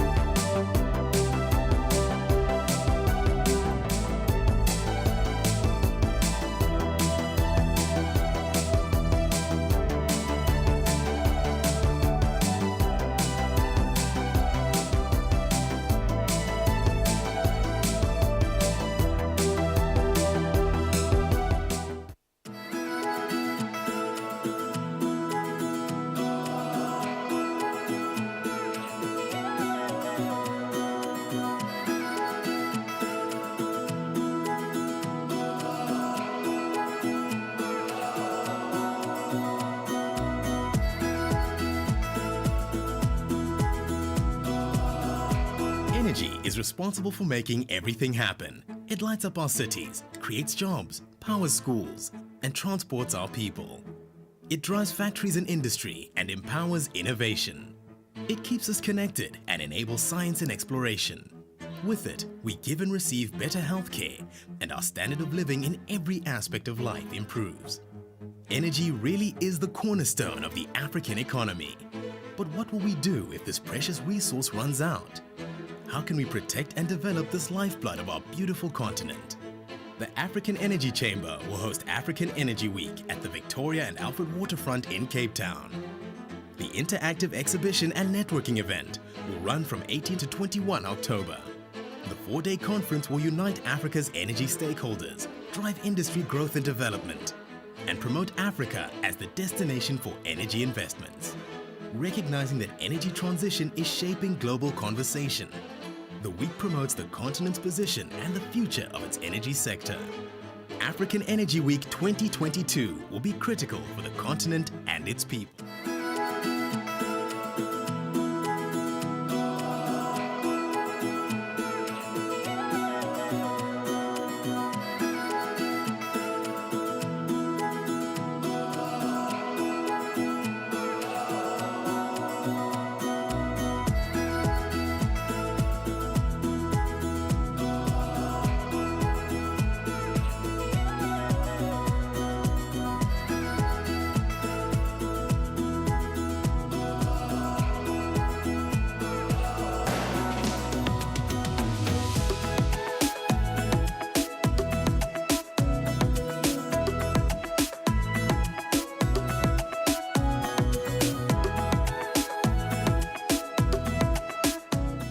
Africa's premier trade and investment event, IATF 2023, is expected to attract over 1,600 exhibitors from more than 75 exhibiting countries and over 35,000 attendees, and is expected to generate up to $43 billion in trade and investment deals. IATF 2023 will once again consist of a trade exhibition where countries, large corporates, as well as small and medium enterprises, SMEs, can set up pavilions and exhibition stands which will enable them to customize their exhibition to fit their unique requirements. This offers private and public entities opportunities to showcase their goods and services. Trade and Investment Forum, the 4-day conference, will feature leading African and international speakers and a variety of sessions dealing with African trade and investment issues. Specifically, the conference will feature dedicated sessions on trade and investment opportunities under the AFCFTA and will also include training workshops covering exporting, standards, and marketing. Creative Africa Nexus, CANEX, will showcase Africa's creative economy in fashion, music, film, art and craft, and sport. The CANEX program will include a Creative Africa Summit and dedicated creative industry exhibition, a B2B and B2G platform. The platform will provide opportunities for matchmaking, business exchanges, and conclusion of business and investment deals. This is supported by a dedicated African Buyers Program. Country Days has sponsorship opportunities and is open to 4 countries. It presents a platform for the 4 selected countries to showcase their trade, investment, tourism, and cultural opportunities. IATF Virtual. This platform showcases goods, services, and investment opportunities on an interactive online platform. The IATF Virtual is currently live and will continue even after the physical trade fair has ended. The Africa Automotive Show will present a platform for auto manufacturers, assemblers, original equipment manufacturers, OEMs, and component suppliers to exhibit their products and also interact with potential buyers and suppliers. It consists of an auto forum, auto show, and B2B and B2G exchanges. The AU Youth Startup Program will have a dedicated pavilion for youth startups in Africa where they will showcase their innovative ideas, prototypes, goods, and services. The IATF will provide opportunities for matchmaking with venture capitalists, entrepreneurship training, networking among the youth and other delegates at the trade fair. IATF 2023 will provide a unique and valuable platform for businesses to access an integrated African market of over 1.3 billion people with a GDP of over $3.5 trillion created under the African Continental Free Trade Area. The African Export-Import Bank, African Union Commission, AFCFTA Secretariat, and our premium partners invite you to join us at IATF 2023 Intra-African Trade Fair, Connecting African Markets. For more information, visit www.intraafricantradefair.com.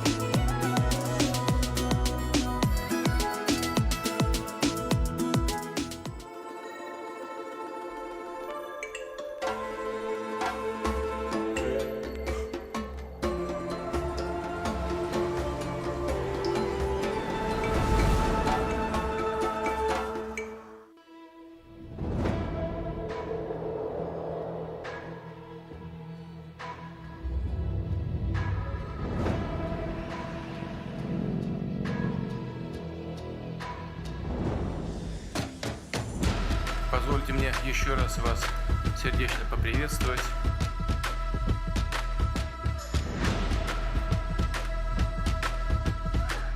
Это действительно первая встреча такого масштаба.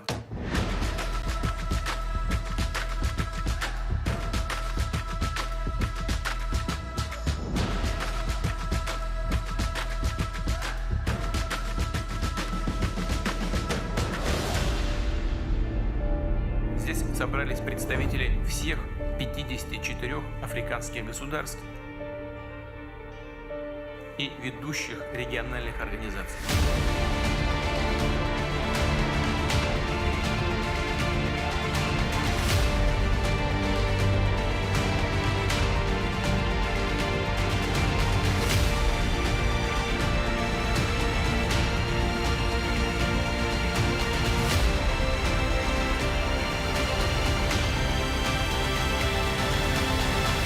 Большое вам спасибо. До встречи.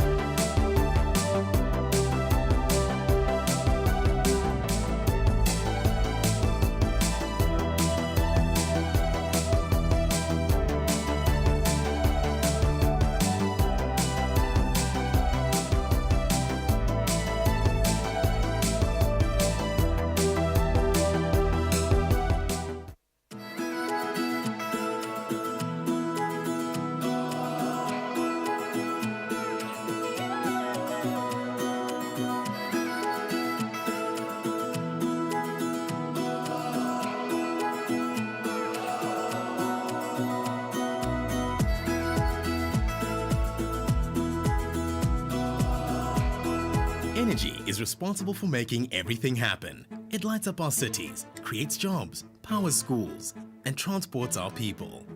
It drives factories and industry and empowers innovation. It keeps us connected and enables science and exploration. With it, we give and receive better healthcare, and our standard of living in every aspect of life improves. Energy really is the cornerstone of the African economy. But what will we do if this precious resource runs out? How can we protect and develop this lifeblood of our beautiful continent? The African Energy Chamber will host African Energy Week at the Victoria and Alfred Waterfront in Cape Town. The interactive exhibition and networking event will run from 18 to 21 October. The 4-day conference will unite Africa's energy stakeholders, drive industry growth and development, and promote Africa as the destination for energy investments. Recognizing that energy transition is shaping global conversation, the week promotes the continent's position and the future of its energy sector. African Energy Week 2022 will be critical for the continent and its people.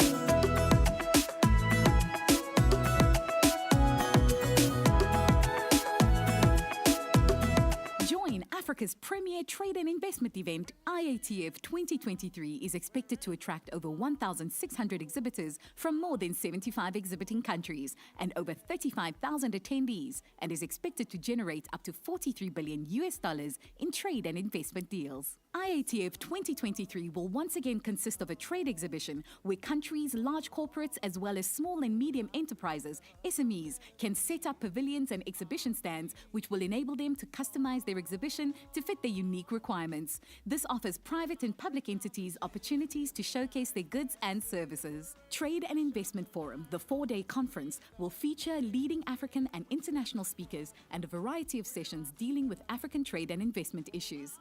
Specifically, the conference will feature dedicated sessions on trade and investment opportunities under the AFCFTA and will also include training workshops covering exporting, standards, and marketing. Creative Africa Nexus, CANEX, will showcase Africa's creative economy in fashion, music, film, art and craft, and sport. The CANEX program will include a Creative Africa Summit and dedicated creative industry exhibition, a B2B and B2G platform. The platform will provide opportunities for matchmaking, business exchanges, and conclusion of business and investment deals. This is supported by a dedicated African Buyers Program. Country Days has sponsorship opportunities and is open to 4 countries. It presents a platform for the 4 selected countries to showcase their trade, investment, tourism, and cultural opportunities. IATF Virtual. This platform showcases goods, services, and investment opportunities on an interactive online platform. The IATF Virtual is currently live and will continue even after the physical trade fair has ended. The Africa Automotive Show will present a platform for auto manufacturers, assemblers, original equipment manufacturers, OEMs, and component suppliers to exhibit their products and also interact with potential buyers and suppliers.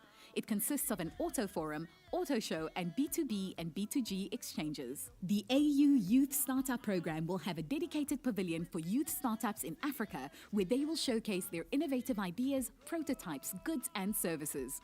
The IATF will provide opportunities for matchmaking with venture capitalists, entrepreneurship training, networking among the youth and other delegates at the trade fair. IATF 2023 will provide a unique and valuable platform for businesses to access an integrated African market of over 1.3 billion people with a GDP of over $3.5 trillion created under the African Continental Free Trade Area.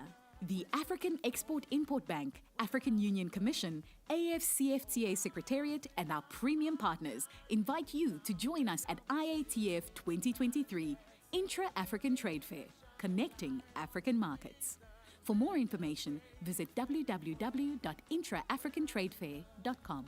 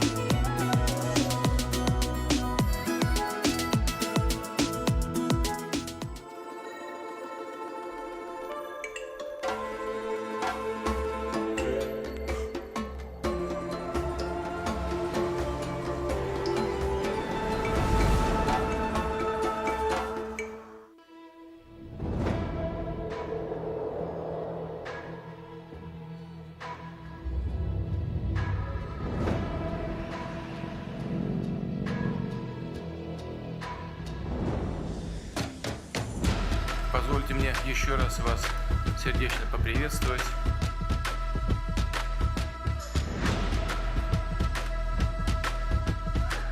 Это действительно первая встреча такого масштаба.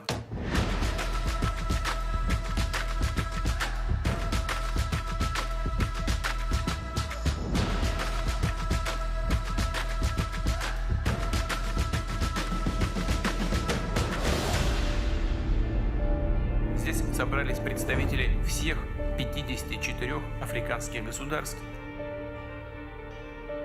и ведущих региональных организаций.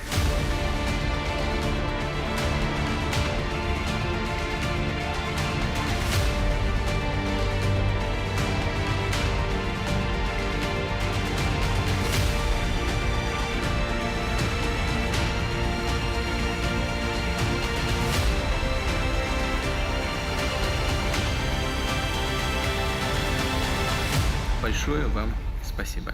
До встречи.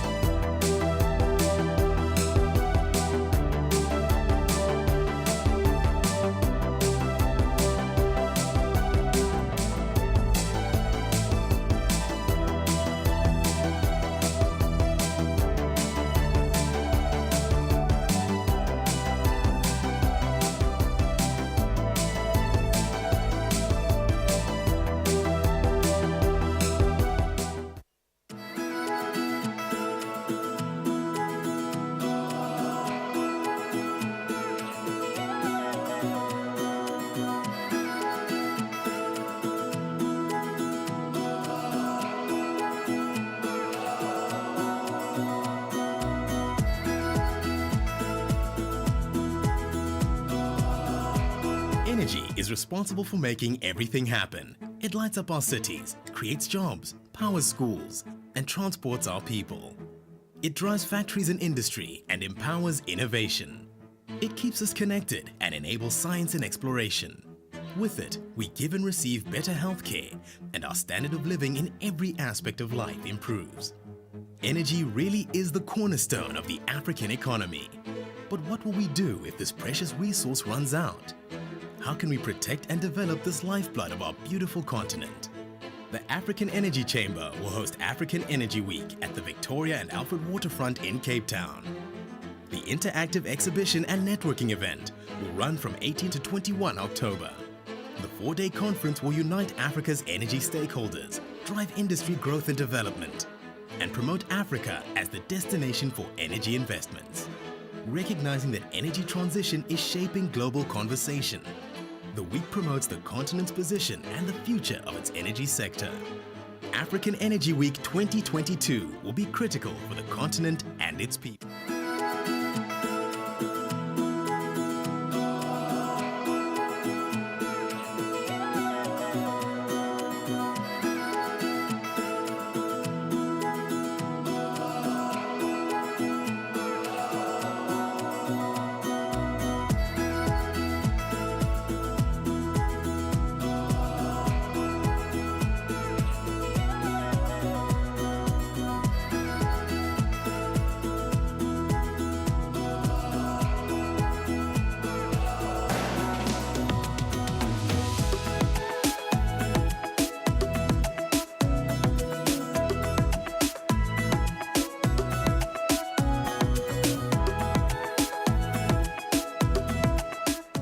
Africa's premier trade and investment event, IATF 2023, is expected to attract over 1,600 exhibitors from more than 75 exhibiting countries and over 35,000 attendees, and is expected to generate up to $43 billion in trade and investment deals. IATF 2023 will once again consist of a trade exhibition where countries, large corporates, as well as small and medium enterprises, SMEs, can set up pavilions and exhibition stands which will enable them to customize their exhibition to fit their unique requirements. This offers private and public entities opportunities to showcase their goods and services. Trade and Investment Forum, the 4-day conference, will feature leading African and international speakers and a variety of sessions dealing with African trade and investment issues. Specifically, the conference will feature dedicated sessions on trade and investment opportunities under the AFCFTA and will also include training workshops covering exporting, standards, and marketing. Creative Africa Nexus, CANEX, will showcase Africa's creative economy in fashion, music, film, art and craft, and sport. The CANEX program will include a Creative Africa Summit and dedicated creative industry exhibition, a B2B and B2G platform. The platform will provide opportunities for matchmaking, business exchanges, and conclusion of business and investment deals. This is supported by a dedicated African Buyers Program. Country Days has sponsorship opportunities and is open to 4 countries. It presents a platform for the 4 selected countries to showcase their trade, investment, tourism, and cultural opportunities. IATF Virtual. This platform showcases goods, services, and investment opportunities on an interactive online platform. The IATF Virtual is currently live and will continue even after the physical trade fair has ended. The Africa Automotive Show will present a platform for auto manufacturers, assemblers, original equipment manufacturers, OEMs, and component suppliers to exhibit their products and also interact with potential buyers and suppliers. It consists of an auto forum, auto show, and B2B and B2G exchanges. The AU Youth Startup Program will have a dedicated pavilion for youth startups in Africa where they will showcase their innovative ideas, prototypes, goods, and services. The IATF will provide opportunities for matchmaking with venture capitalists, entrepreneurship training, networking among the youth and other delegates at the trade fair. IATF 2023 will provide a unique and valuable platform for businesses to access an integrated African market of over 1.3 billion people with a GDP of over $3.5 trillion created under the African Continental Free Trade Area. The African Export-Import Bank, African Union Commission, AFCFTA Secretariat, and our premium partners invite you to join us at IATF 2023 Intra-African Trade Fair, Connecting African Markets. For more information, visit www.intraafricantradefair.com.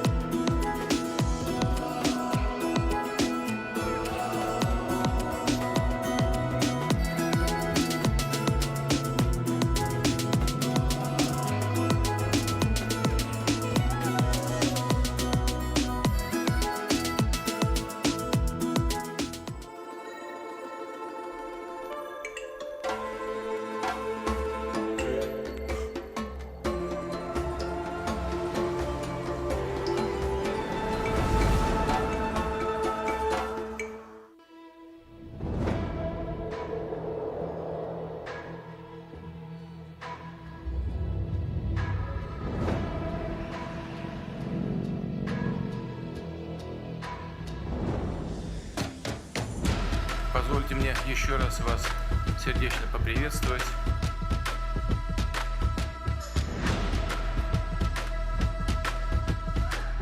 Это действительно первая встреча такого масштаба.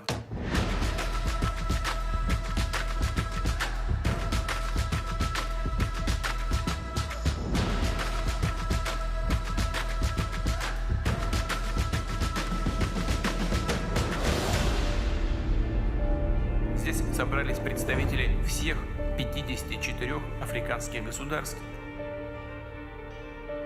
и ведущих региональных организаций.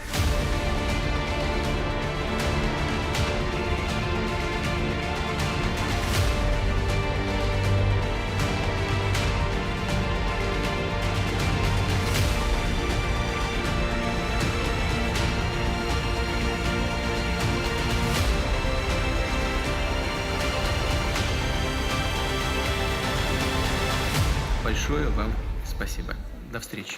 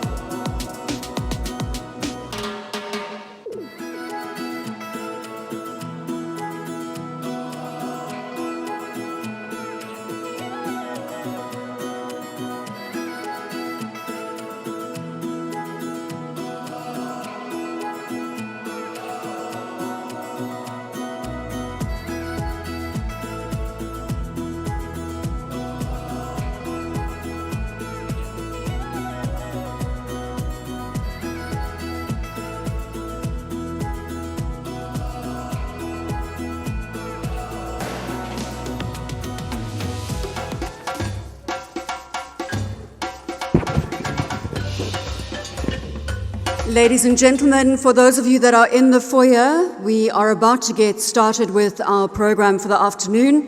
So please, can I ask you to take your seats as we get ready to kick off the afternoon session of the Afreximbank Annual Meeting 2023. We will be starting at 2:15. So if I can ask you, please, if you are in the foyer, to take your seats in the main plenary hall. Thank you so much.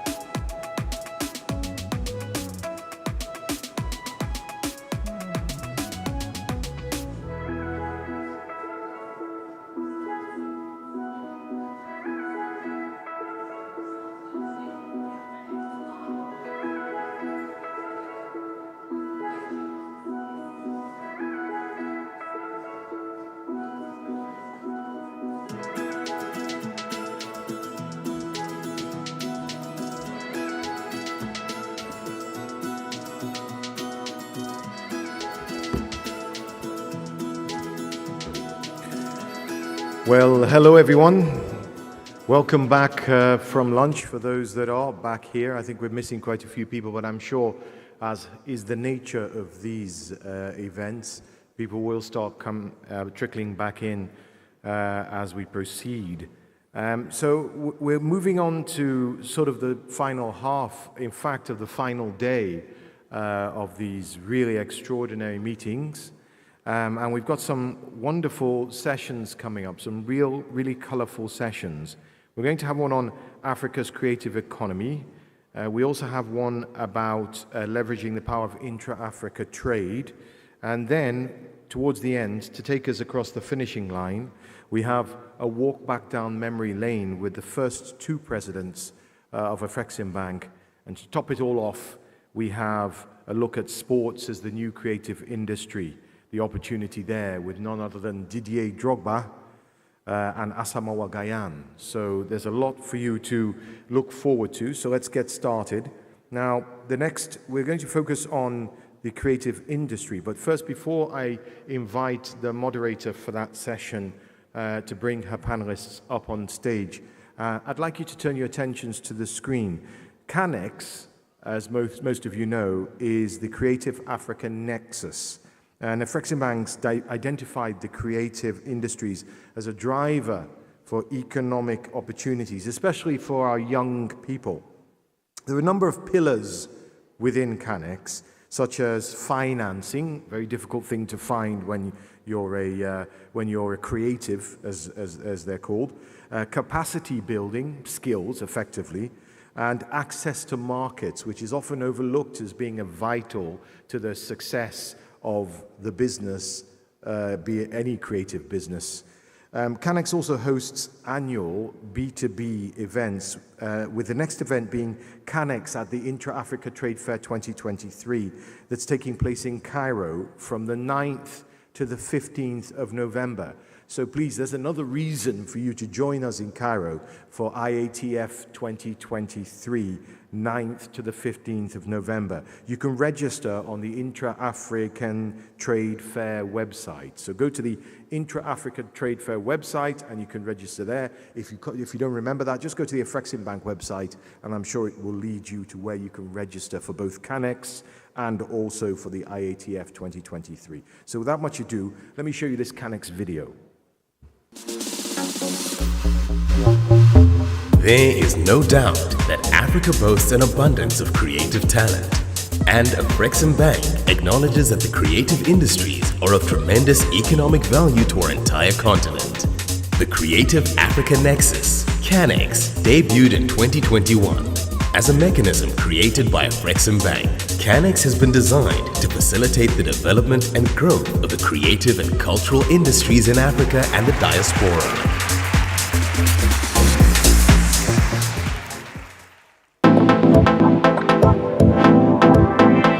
The CANEX program is a key instrument of implementing a creative strategy. Quickly, we found out that the creative industry in Africa was crying for a nexus. They are crying to find that point where that you pull all of them together and they bring their ideas and also contribute solutions to the challenges they faced. What we're doing is just essentially an extension of what we know to do, which is to support Africa and support African businesses. And in this place, it's particularly important because it supports African youth. We have been able to now begin to grow our film financing. We never had it before. We have a dedicated film production financing product that we use to support those in the film industry, and AAA is one of those that is benefiting, from that facility. For most entrepreneurs in the continent or filmmakers, access to financing is becoming the biggest stumbling block. So it was a painful process going from bank, trying to beg, and then the client said, listen, have you checked this bank called Afrexim? Creative economy has got that potential to have a massive upside. Afrexim understands that. It's got, of course, the return on investment at whatever percentage they give you. But if they come in, even especially when it comes to equity or making sure they give you IP, the upside could be massive.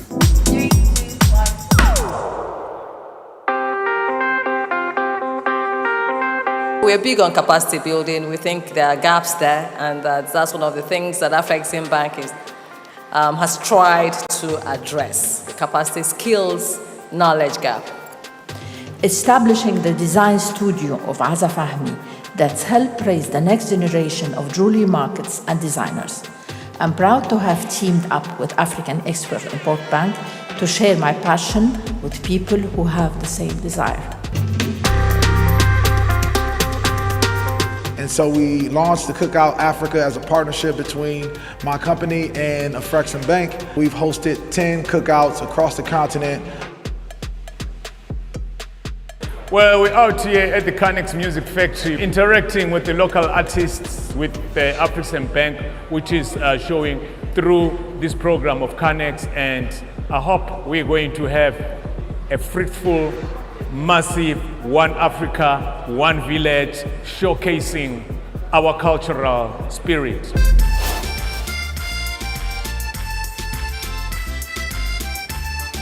So what has brought us here is an initiative we call Canex Presents Africa, which is an initiative which looks at unlocking market access opportunities for African designers. Being part of the Canex group is really phenomenal because my journey with Canex started last year when we showcased at Portugal Fashion Week.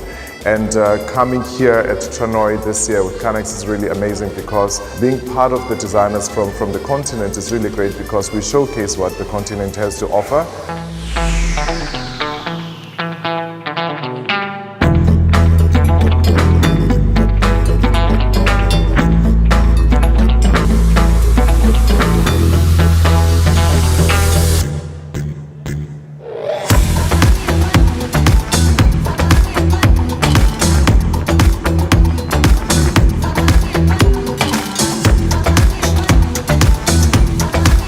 Message from all of this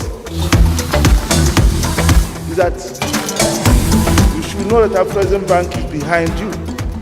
As long as you're an African, you call to us, we will support you.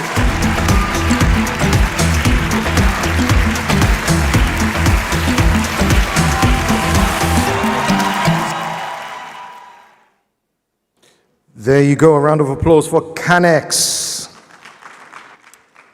Without much ado, we'll get on to the first panel after lunch. I've promised the panelists that I'm going to personally drag all the people that are outside networking into the room. But without much ado, this session is called Unleashing the Potential of Africa's Creative Economy for Shared Prosperity. The moderator is Ms. Nana Abba Anamo, who is the general manager at GH1 TV. Nana is also the general manager at Star FM. So give her a warm round of applause as she begins this session, Unleashing the Potential of Africa's Creative Economy for Shared Prosperity.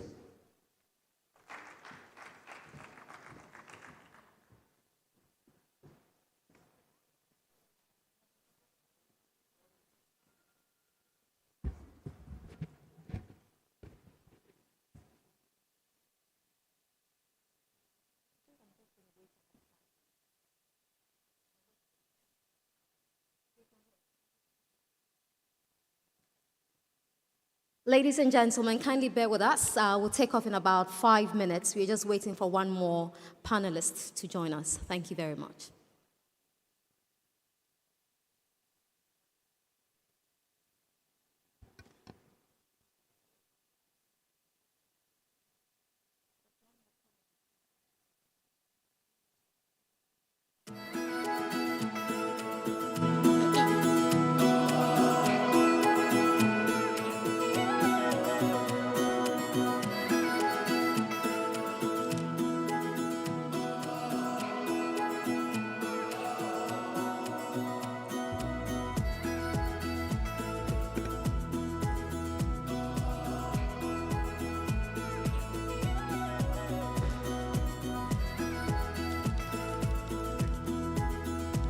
Is he here?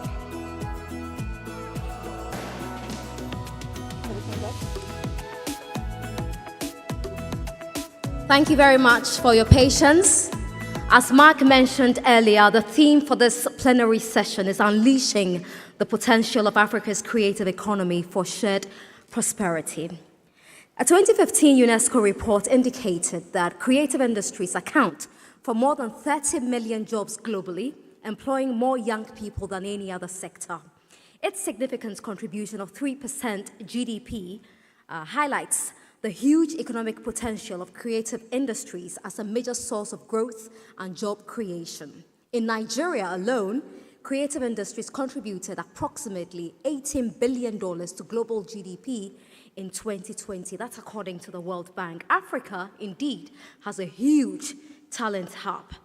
The present influence and reach on the world stage, thanks largely to social media and digital streaming services, continues to highlight the continent's remarkably great creative sectors. There is no mincing words that the creative industries have the potential to spur real growth and development across the continent. We are enjoying a huge momentum across the world, but despite all of that, in music, fashion, film, and other sectors, it faces a myriad of challenges which include limited infrastructure, access to funding and investment, intellectual property rights issues, and the need for capacity building and skills development. These challenges require urgent attention to fully harness potentials, and that's why we're here this afternoon with one objective that is unambiguous: to discuss how to nurture the growth of Africa's creative industries through supportive policies, access to finance and global markets, and investing in human capital. We strongly believe that these learnings here today will help unlock prosperity and unleash its economic potential. I'll quickly go ahead to introduce our panelists for this afternoon. I'll begin with my fellow Ghanaian, Aisha Ayensu. Aisha is the founder and creative director of luxury fashion label Christy Brown. Christy Brown is a visionary in the industry. Aisha's expertise and influence have earned her recognition from prestigious media outlets and organizations worldwide, including the BBC, Vogue, CNN, among others. Christy Brown is currently selling at Selfridges, adding to her remarkably great journey. Ladies and gentlemen, please welcome Aisha Ayensu.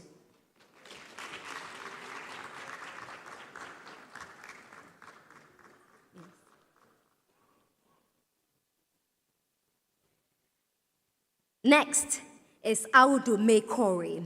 Audu Mekori is a renowned media entrepreneur, entertainment lawyer, and social activist. He's a founder and executive vice chairman of Chocolate City Group, one of Africa's most successful entertainment companies.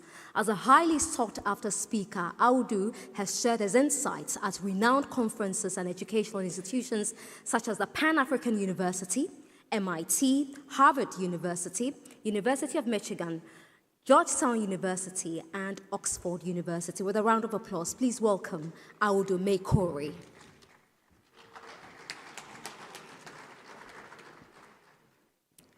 Marlene Ngoyi is the CEO of Fund for Export Development in Africa, also known as FEDA. FEDA is a subsidiary of Afreximbank. FEDA is a $670 million private equity firm providing capital to companies engaged in intra-African trade, industrialization, and value-added exports from Africa to the rest of the world. Marlene previously served as the CEO of several financial institutions. She holds an MBA from Harvard Business School. Please welcome Marlene Ngoyi.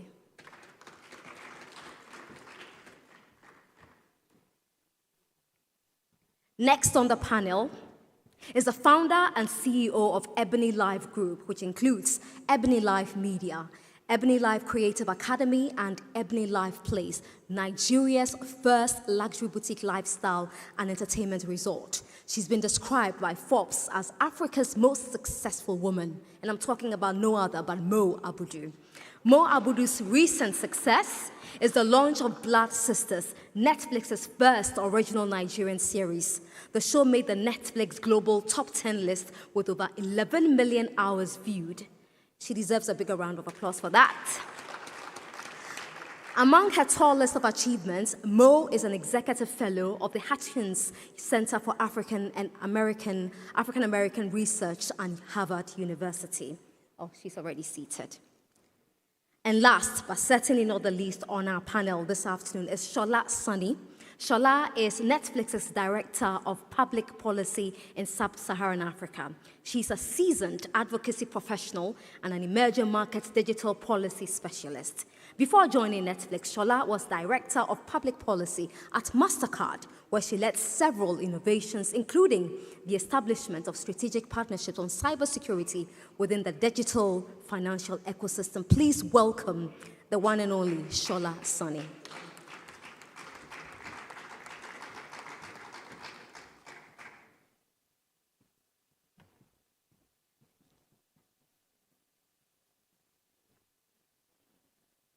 Shola, I think you can take everything here.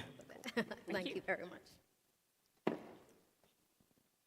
And once again, we are very happy to have all of you here in the hall to begin this conversation, which is very critical for the industry we find ourselves in, the creative industries. And again, the theme is unleashing the potential of Africa's creative economy for shared prosperity. And of course, when you talk about prosperity, you're talking not just about successes and achievements, but you're talking money as well. And that is why I'm coming straight to the money woman on the panel this afternoon, Marlene. You heard those staggering statistics from the World Bank and UNESCO. And we keep wondering, how do we get the creative industries to come together with the financial institutions like FEDA, for instance, to access capital?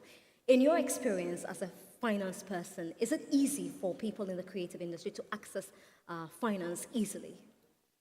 Thank you very much. Thank you for having me on this panel. I'm very glad to be with very distinguished co-panelists. I think the first thing that we need to start by saying is to say the creative industry, it's a huge industry around the world. This is an industry that's that represents more than $1 trillion. That's very important to understand that. I was just speaking with a friend earlier, and I was saying the second or first, depending on the day of the week, richest man in the world, Bernard Arnault from France. What does he sell? He sells art. He sells the made in France. And that's one of the richest men in the world. So it's important to understand that it's a business that represents a huge pen of the economy. It's important to understand that that's also a business that actually creates a lot of employment for the youth, and so it's a very important part of the economy in general. Now, I think when it comes to the financing, it is true that historically, particularly in Africa, the creative industry has been dependent a lot on development type of money given by foreign governments, and it hasn't been sufficient to explore all of the opportunities that exist in film, in music, in fashion, in video gaming, if you want to talk about technology, in spectacles, in the art. It hasn't been sufficient. That's something that Afrexim has realized. It's probably one of the first development bank that is making a very loud commitment to the creative industry with very substantial numbers. A couple of years ago, $500 million were announced to support the creative industry. This has been doubled, where Afrexim is pledging $1 billion towards the creative industry. And the idea for us is to say, let's tap into this market, let's produce locally with quality content, let's partner on the distribution, let's have our own digital distribution platform, and let's consume it as Africans, first of all, from one country to the next, and let's export it to the rest of the world. And we're starting to see that there's a big taste for it.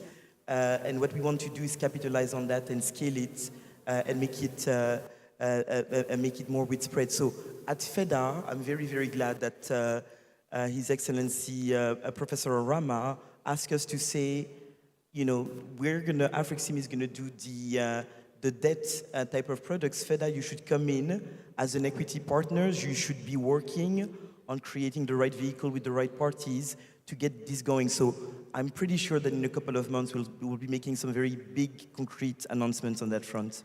That's fantastic. $1 billion, that's pretty huge. And more, before I come to your substantial question, I mean, this is big for the creative industries. How does that make you feel for someone who's spearheading so much in the industry? I'm excited, and first of all, good afternoon, everyone. It's wonderful to be here as part of this panel today. Hearing those numbers is exciting, because the only way that we're going to break through in that sector is with that amount of, we need to invest in the sector. We keep playing around, and we're literally just at the tip of the iceberg, and there is so much potential within our industry, but we have to make the necessary investment. And investment means collaboration. It means capacity building. It means setting up those treaties. It means reaching out to the world and saying, come and work with us.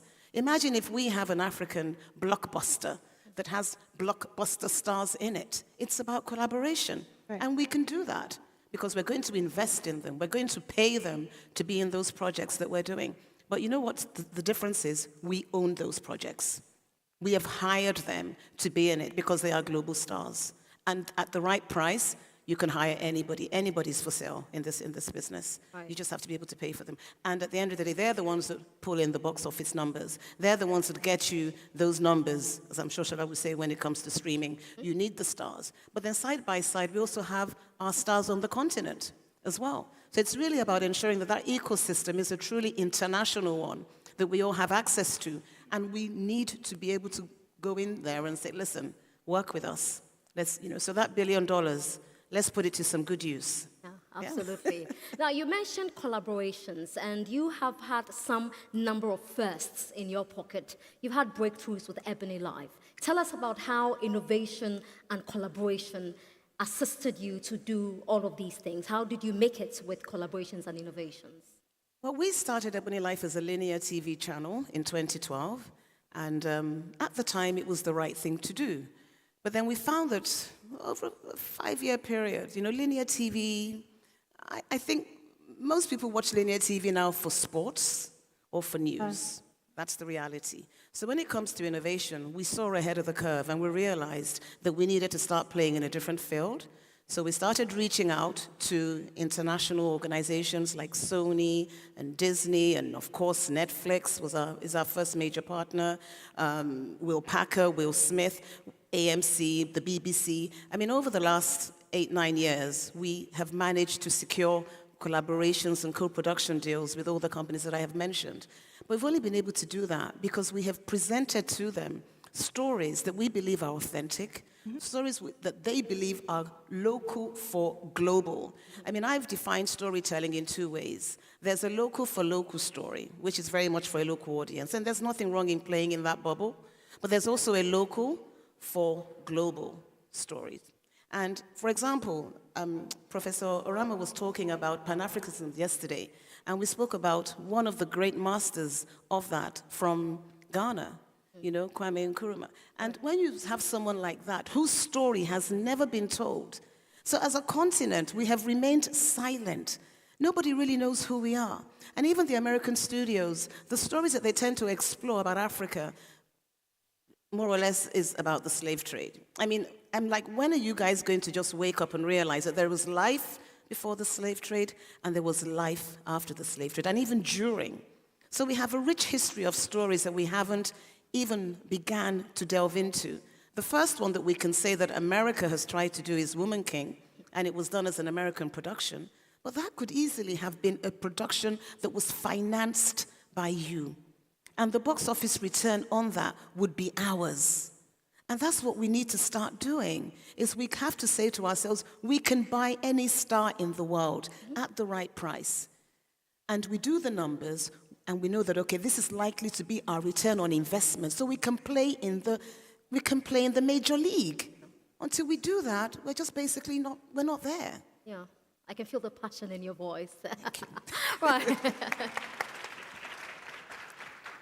Audu, you're the music man here. And if you talk about the creative industry, the one sector that is making all the waves is music. I mean, we just saw Burna Boy at the Champions League opening, and what a remarkable performance he put up. Tell us the current state of the music industry now, of Africa. Where are we? Are we there? Are we massaging it? Are we pretending to be there? Or are we really, really there? Thank you. Can you hear me? Yes, we can. Yeah. Good afternoon, everyone. How are you guys doing? Are we okay? You guys okay? So we're music, so we like excitement. We don't like boring. So can we get some more? How is everybody doing? How are you guys doing? Yeah, good. So, and that is what music does. Music invokes a passion. It talks to you, whether it's English, Spanish, Yoruba. You're listening to this music. When you hear songs like Calm Down by Rema, it is the highest selling Afrobeat song till date. Oh, wow. And this is, it's about, they're doing probably, you can clap. It's about $600 million. Interestingly, last year, we had a song in Chocolate City called Love One Tintin. I'm sure you probably know the song. That was, before that, the highest selling Afrobeat song. So Afrobeat is beating its records every single second. And the reason why is that we have a huge diaspora. We have Africans from around the world. And more importantly, Africans and black people are drawn by something called the drum. There's just something about the drum. Like, you don't need to explain it. It just resonates. And I think that we've never been in a position like this where you walk into a place. I remember many years ago when I used to travel abroad and I go to the airport, they'll say, what brings you to London? I'll be like, oh, I'm a lawyer. They're like, oh, okay. What case are you coming for? And then it changed about 7 years ago when I say, in music. Oh, do you know Two-Face? Or do you know things like that? And that's what it's done. I was on a panel in Qatar at Doha Forum, I think last year. And there was an investment panel that was talking about how African music has opened more room for African investments in other businesses. Because think about it, it's about cultural interpretation and interpolation, right? So the reason why America is so prominent is they sold themselves through media, through their music, through their fashion, through their clothes. So I think in a sense, music has the elements that put visuals, they put fashion. They talk about the times. In fact, it's a tool for promoting, a whole agenda. So I think it's a great time. My only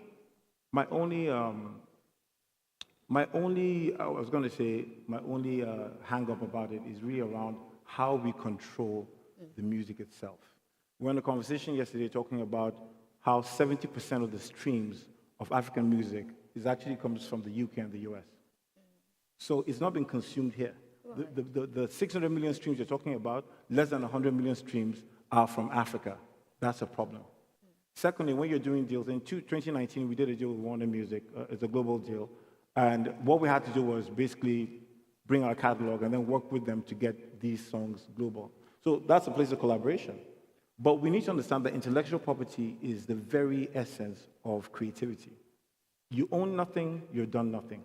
So it's really critical that we protect our IP. And that is where the funding comes into play, because really, with the right budget, we have the expertise locally here. Right. Remember that it's Africans that are promoting our music globally, not Europeans or any other culture. Right. So it behooves on us to create platforms that we can monetize, that we can own, so that our children's children will own that music. Right. Because when you think about it, Burna's music might be owned by an international company somewhere else. Yeah. And so in 70 years' time, when the kids are looking for, I don't know, some kind of cultural connection with their IP, it belongs to who? A foreign company. Right. So I think that is critical. But having said that, I think the role, and I'm glad that Feda is here, I was having a talk with the CEO earlier, is that we need to also build local streaming platforms that we control, we own, we can license, but make sure that we retain the ownership, because ownership is everything when it comes to intellectual property. All right, I'll move to Aisha in a bit, but you talked about something really critical, about how Rema's music, Countdown, has 600 million. That's great, that's colossal. Now, if you compare the other African countries with what Nigeria is doing, and I'm going to focus on my country, Ghana, because we have artists who are just as great, but it appears that we have obstacles that Nigeria has tried to overcome, successfully done. What are we not doing right in Ghana from your experience? I mean, the question got you a bit. Can I talk freely? Yeah, freely. So it's a bit like the jollof rice problem, right? I'm just kidding. He went there. I'm just kidding. But I think really it is that there are places that breeds the promotion of certain things more than other places. That's just how things are, right? I've spoken to a lot of Ghanaian artists, and by the way, Ghana has some amazing music. it's comparable to any kind of music in the world. All right. Yeah, Ghana is amazing. And the first time I came here in 2012, I was amazed by the production, the choreography, the culture, the depth. I mean, Ghanaians make, I don't know whether it's tree, but what does Sarkodie do? Tree. Yeah. That rap is amazing. Yeah. I don't know what he's saying, but then again, I don't know what. But you just know Sarkodie is rapping. Brilliant. Yeah. But I think that it's about collaboration still. It is that Wizkid comes to Ghana to record, and he collaborated with VIP. Now, it's how do we get VIP to come to Lagos and collaborate with other artists? Because you see, if you're not in the place where it's happening, it's hard for things to actually, get exported. Thankfully, there's digital. Now you can stream, you can blow up over like a video, and etc. But I think what is crucial too is that we need to create an ecosystem here. So the last thing I also want to say around the funding is that we need to create ecosystems. And these ecosystems support policy, tax incentives, studio recording facilities for people to make music. And when we connect with, Mo and I have worked on several projects on the film side. She doesn't give me as much money as she should. That's another conversation. But the truth is that we license the music to make the film. Yeah. So you see, they're all kind of correlated, and that's the beauty of the creative industry. So Ghana is way, way ahead. I have a project I'm working here in Ghana. We're trying to build film studios here in Ghana. Nice. So yeah, Ghana is a great place. All they need to do is ensure that they come to Lagos as we come to Ghana as well. Most Ghanaians are afraid of Lagos. Like, have you come to Lagos? I can't go to Lagos. Traffic. Well, you have to go there. So I think it's about collaboration, like you said. All right, fantastic. Let's move to Aisha now. Aisha is the creative director for Christy Brown. Yes. Mo is wearing Christy Brown. I'm wearing her today. Yes, thank you. Thanks. And Aisha is wearing Christy Brown as well. Oh. And she's currently selling at Selfridges in London. That's a big achievement. Check her out on Instagram, Christy Brown GH. Now, we've heard about film and TV, we've heard about music, we've also heard about financing. For fashion, where are we on the globe for Africa? So thanks for having me. First of all, I want to take a moment to just think about what is happening here at this conference, this gathering. It's bigger than us. I think that we are all experiencing history in the making. And I hope that one day it will be said that they gathered, they spoke, they collaborated, and they acted. And it changed the trajectory of the continent, period. Fashion, my passion. But the industry, there's never been a better time than this. I like to say that, so my brand is 15 years old. I know I don't look it. But it's 15 years old, and at the time that I launched, this is 2008, there was the whole Africa Rising movement, and you felt like, oh yes, this is it, this is the chance, everything is changing, in the continent. And I saw that wave rise, and it kind of dipped, right? So now I believe that we are having the second wave. And it's important that we take advantage of it and position ourselves right. So it's the same with film, it's the same with music, and it's the same with fashion. And you realize that the different disciplines are so interconnected. As music is doing what it's doing, it's affected fashion as well. So now the world is more accepting of African fashion, whereas before it's like, we're not sure we can do this, too much color, too much. But music has broken certain boundaries that has allowed us also enter these doors. That is why at Selfridges, through Lagos Fashion Week, I think Tokumbo is here. It was through Lagos Fashion Week's initiative that, certain African brands were, have been taken, are in the store, it's a pop-up for a period. But again, it's right, to see that, okay, are these brands viable? Is there an industry of that they can then actually approach these designers and stock in the store permanently. So it shows you that the world is ready. There's so many initiatives going on. Canex had this program that we were even a part of in Portugal, where brands were sent to showcase in Portugal Fashion Week, after which you went to trade shows like Chanoy. So you can tell that, yes, work is being done to actually move the industry forward. But my thing is, it is great and well and dandy. But the brands who get picked or selected to be on these platforms, they put in the work, yes, they've done what they need to do, Christy Brown, etc. But how about the others, right? How are we making sure that the entire ecosystem is actually working? That we are also equipping the next Christy Browns as well to be able to take advantage of these amazing initiatives. Otherwise, what happens is after you take your star 5, and then what? Yeah. Right? So I think this is where we are at, and I'm so proud to say that I'm part of the founders of this initiative called Project 55. And how it started was during the 15th anniversary for Christy Brown, I was thinking, I want to stage an epic fashion show, a fashion show of epic proportions. That's what I told the team. But you know what? I want to be able to give other brands a chance to showcase, even younger brands.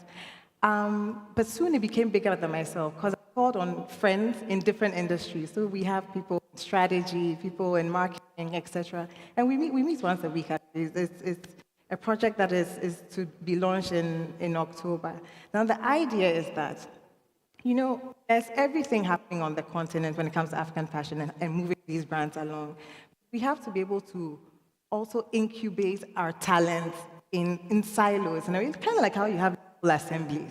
Mm-hmm. Not everybody at this stage is ready for the global market. So you can take them to Tranoi all you want and put them in front of all buyers for selfish matches, etc. It still wouldn't fly because they're not ready. Yeah. So Project 55 is meant to incubate the talent here.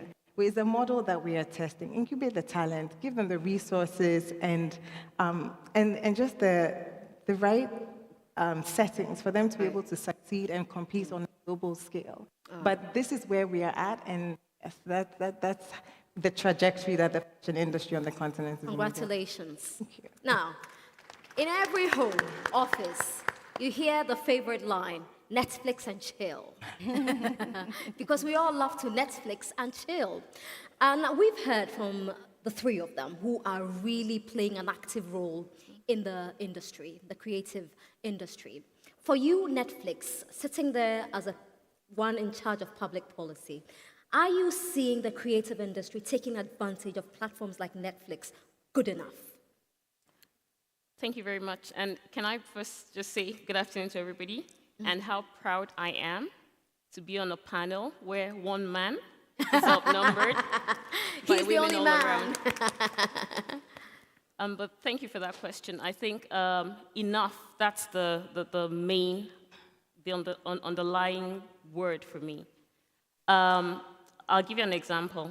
As Netflix, we're present in 190 different countries where people are accessing the service, just like here, hopefully.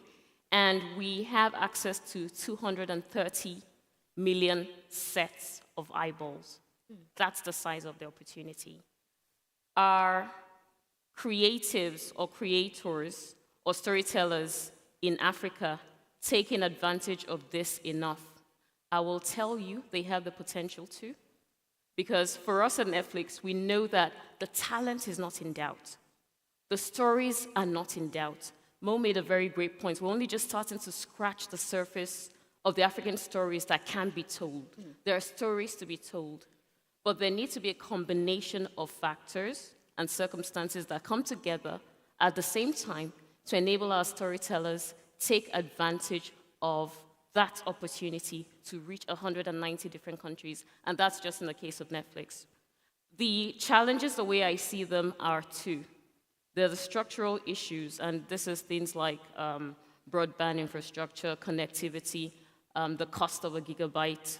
Those are things that need to fall in place and be accessible, affordable for consumers to be able to subscribe and watch the shows that are being made by the storytellers. But that's just one aspect. We are here discussing things like funding and access to finance being a challenge for storytellers and the creative industry. And from our vantage point, this is very true.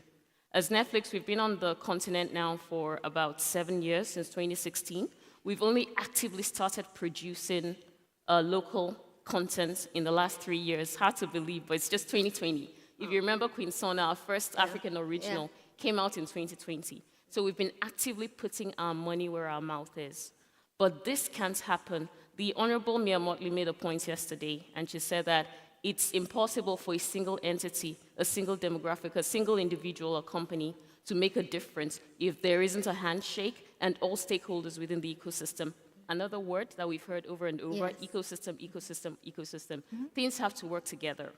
So yes, there is an increasing amount of attention on creative industries, and I'm happy to see the room is filling up, because it kind of felt like creative industry and everybody went away to have lunch, but good to see everyone is back now. Yeah. But seriously, there needs to be a mainstreaming and a focus on creative industries, film and TV, music, fashion, in a way that that mainstreaming has happened for sectors like agriculture, has happened for oil and gas, the extractives, because the size of the opportunity in this sector, it crosses physical boundaries. Right. I will give you a case in point. As Netflix alone, we recently published a socioeconomic impact report, and we found that we have invested in excess of 175 million in films and TV shows, reality, documentaries, since we came into the sub-Saharan Africa region. What you don't see in that number is the 12,000 jobs, 12,000 livelihoods that are being sustained. That number also doesn't maybe show you the over $250 million contribution to GDP and the tax revenues that government derives. So if Netflix as a single entity investing in that sector is able to have that sort of impact, imagine what a coalition of content creators and production companies and big international studios can do if given the opportunity. So the building blocks have to be put in place, not just the structural challenges, but also the policy infrastructure, as I like to say. Case in point, creative industry professionals and storytellers can now access loans, for instance, to finance their films. But on what terms are they accessing those loans? What are interest rates like? Why does a storyteller or filmmaker have to mortgage their personal house to put a story on screen? Are we treating intellectual property and stories the same way we're treating traditional brick and mortar assets? It's chalk and cheese, completely different. So to really harness that opportunity and make it possible for people sitting in Iceland and India to watch stories out of Nigeria and Ghana and Africa, we need to put all those things together. So storytellers telling their stories, investors in the media and entertainment space like Netflix, governments putting infrastructure together, financiers who fill this room today, understanding that the storytelling industry is different, but the size of the opportunity, it's really massive. Oh, excellent. Really excellent. Yeah. Now, she talked about killer interest rates. And there is enough documentation about creatives, finding it hard to access loans because they're afraid. They want to scale up their business, but there is a real scare out there. And she mentioned it. For you at FEDA, and you mentioned that 1 billion you're going to be doling out, and that's exciting news. But for you, what do you think creatives should be doing more in the area of accessing loans? Where do we go, for instance, if we've come to FEDA so many times, we want to do something else? What should they do from a finance point of view? Thank you very much. Thank you. I think that's a key question. And the financing, how do we structure it? We were just having the conversation. The beautiful thing at FEDA and at Afrexim in general is you'll find that we like to offer tailor-made solution to our customers. So, you know, when you come to FEDA, I'm not going to say, hey, this is what I sell, this is how much it costs, take it. We look at the situation on a case-by-case basis. Okay. You know, investment may seem like a very cold business, but it starts with meeting people, understanding who they are, believing in them, having that conversation, that knowledge, and we try to make tailor-made solution. The reason why FEDA was such an important tool is that we're not like a bank, meaning that we are co-investors with our partners. Okay. So it means that if the project works very well, we're very happy, we have the impact that we seek, and we make a return together. If the project doesn't do well, we lose together. So we're very much aligned. Another very different thing So we are not just offering debt, we're offering equity. It's very different. So I'm saying I'm going to be a partner. You used to own 100% of the business. Now maybe it's going to be 50-50 or 51-49. And I win when you win, I lose when you lose. And by the way, I'm not just an investor. We're going to work on the plan together, because beyond the money, I think that you mentioned Afrexim connecting you to the textile industry in Portugal. Beyond the money, there's also a lot of value that you can bring in terms of connecting people with service providers, with distribution companies, with different things. And we believe that we can do that. So that's very important. I think that another thing that people have to understand is for investors, investing into one creative project is risky, because as much as the story might be strong writing, very good acting, good production, there is an element that you don't necessarily control, which is, are people going to like it? Are they going to watch it? Is Netflix going to like it? Are they going to put it forward so that it's viewed? Am I going to recoup the money that I put? So more and more, what we try to do at FEDA is to have a vehicle where the way I can get my investors comfortable with it is to say, we're not just going to invest in the production of Mo or in the music catalog of my friend over here. We're going to have like a catalog of different projects. And this is where you have a little bit of a portfolio approach, where you accept, somebody said it earlier this morning, you accept that some project may not reach the success that you hope for, but you know that some will, and that on average you will be okay. And I think that that's something that Professor Rama tells us often. We have to be bold, we have to do things, and we have to know how much we can afford to lose, but the most important thing is in the long term is to be ahead. So that's what I would recommend, is to have a portfolio approach, to come to partners that are at risk with you, and it's not, you shouldn't be betting your house. Those risks can be structured in a way that they are institutional risk, and that's what we're offering at FEDA. That's what's exciting, and the bank will be helping us, where the money that we have FEDA at the moment is a $700 million fund, but obviously our mother organization, Afrexim, is supporting with something that can really transform the industry, I believe. So. That's fantastic news. Mo, I'm coming to you. One of the things that you keep humping about is our potentials, that our potentials have not been fully realized. Recently, you talked about it at a conference in Los Angeles. When you say that our potentials have not been realized, what exactly do you mean? Because if you listen to the creators, especially those in the music industry, it looks like we've gone really, really far. So which potential are you talking about? Well, how many blockbusters have we made? We haven't made any yet. And if we keep putting ourselves in this bubble and thinking that, oh, I just made a movie last week that made 50 million naira, then, hello, I mean, I have some stats here and I keep looking at them. The global box office in America in 2022 was $26 billion. China, 4.3 billion. Europe, Middle East, 7.1 billion. Do you want to know what Africa is? $15 million. Oops. It doesn't make sense with the population and the culture. People, we have to find a way to package the culture and monetize the culture and sell the culture. Why haven't we done it? Well, this is the big question. I keep getting invited to speak at events around the world, and I'm a little bit tired of speaking. Like, I'm at a point of where I'm saying, I am tired. Can we just actually get to whereby we're looking at the practical solutions to there being a blockbuster that comes from our continent? I mean, we have the resources. We have the funding.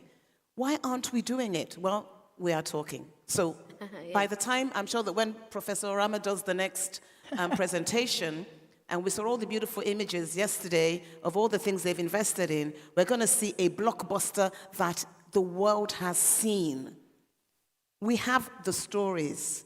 We just have to basically organize ourselves into a position of whereby we take the practical steps to make it happen. Are we individually being too individualistic, well, nationalistic? I think we're being small-minded. Okay. And I think also, what the biggest challenge we have in Africa is that, with all due respect to governments and things, you know, the creative sector is seen in most cases as the ministry that is the ministry for, you know, like, if you just need to put someone there. Like, okay, it's not really important. You know, that guy that helped me on my campaign or whatever, just give him the job. It doesn't work that way. That's a fact. That person needs to have the necessary skills to understand what we need to do to build the industry. Do they understand production? Do they understand storytelling? Do they understand distribution? Do they understand monetization? Do they understand that, you know, media is so powerful? It changes everything. What we wear, who we are, what we say. But we're not using it to our advantage as a continent. How many African restaurants do we see in the world? There's a Chinese restaurant everywhere in the world. There's Indian restaurants everywhere in the world. There's Italian. I'm not saying we don't have the odd Nigerian restaurant, but please, we can do better. So we are just not looking. Heidi and I were eating plantain chips yesterday.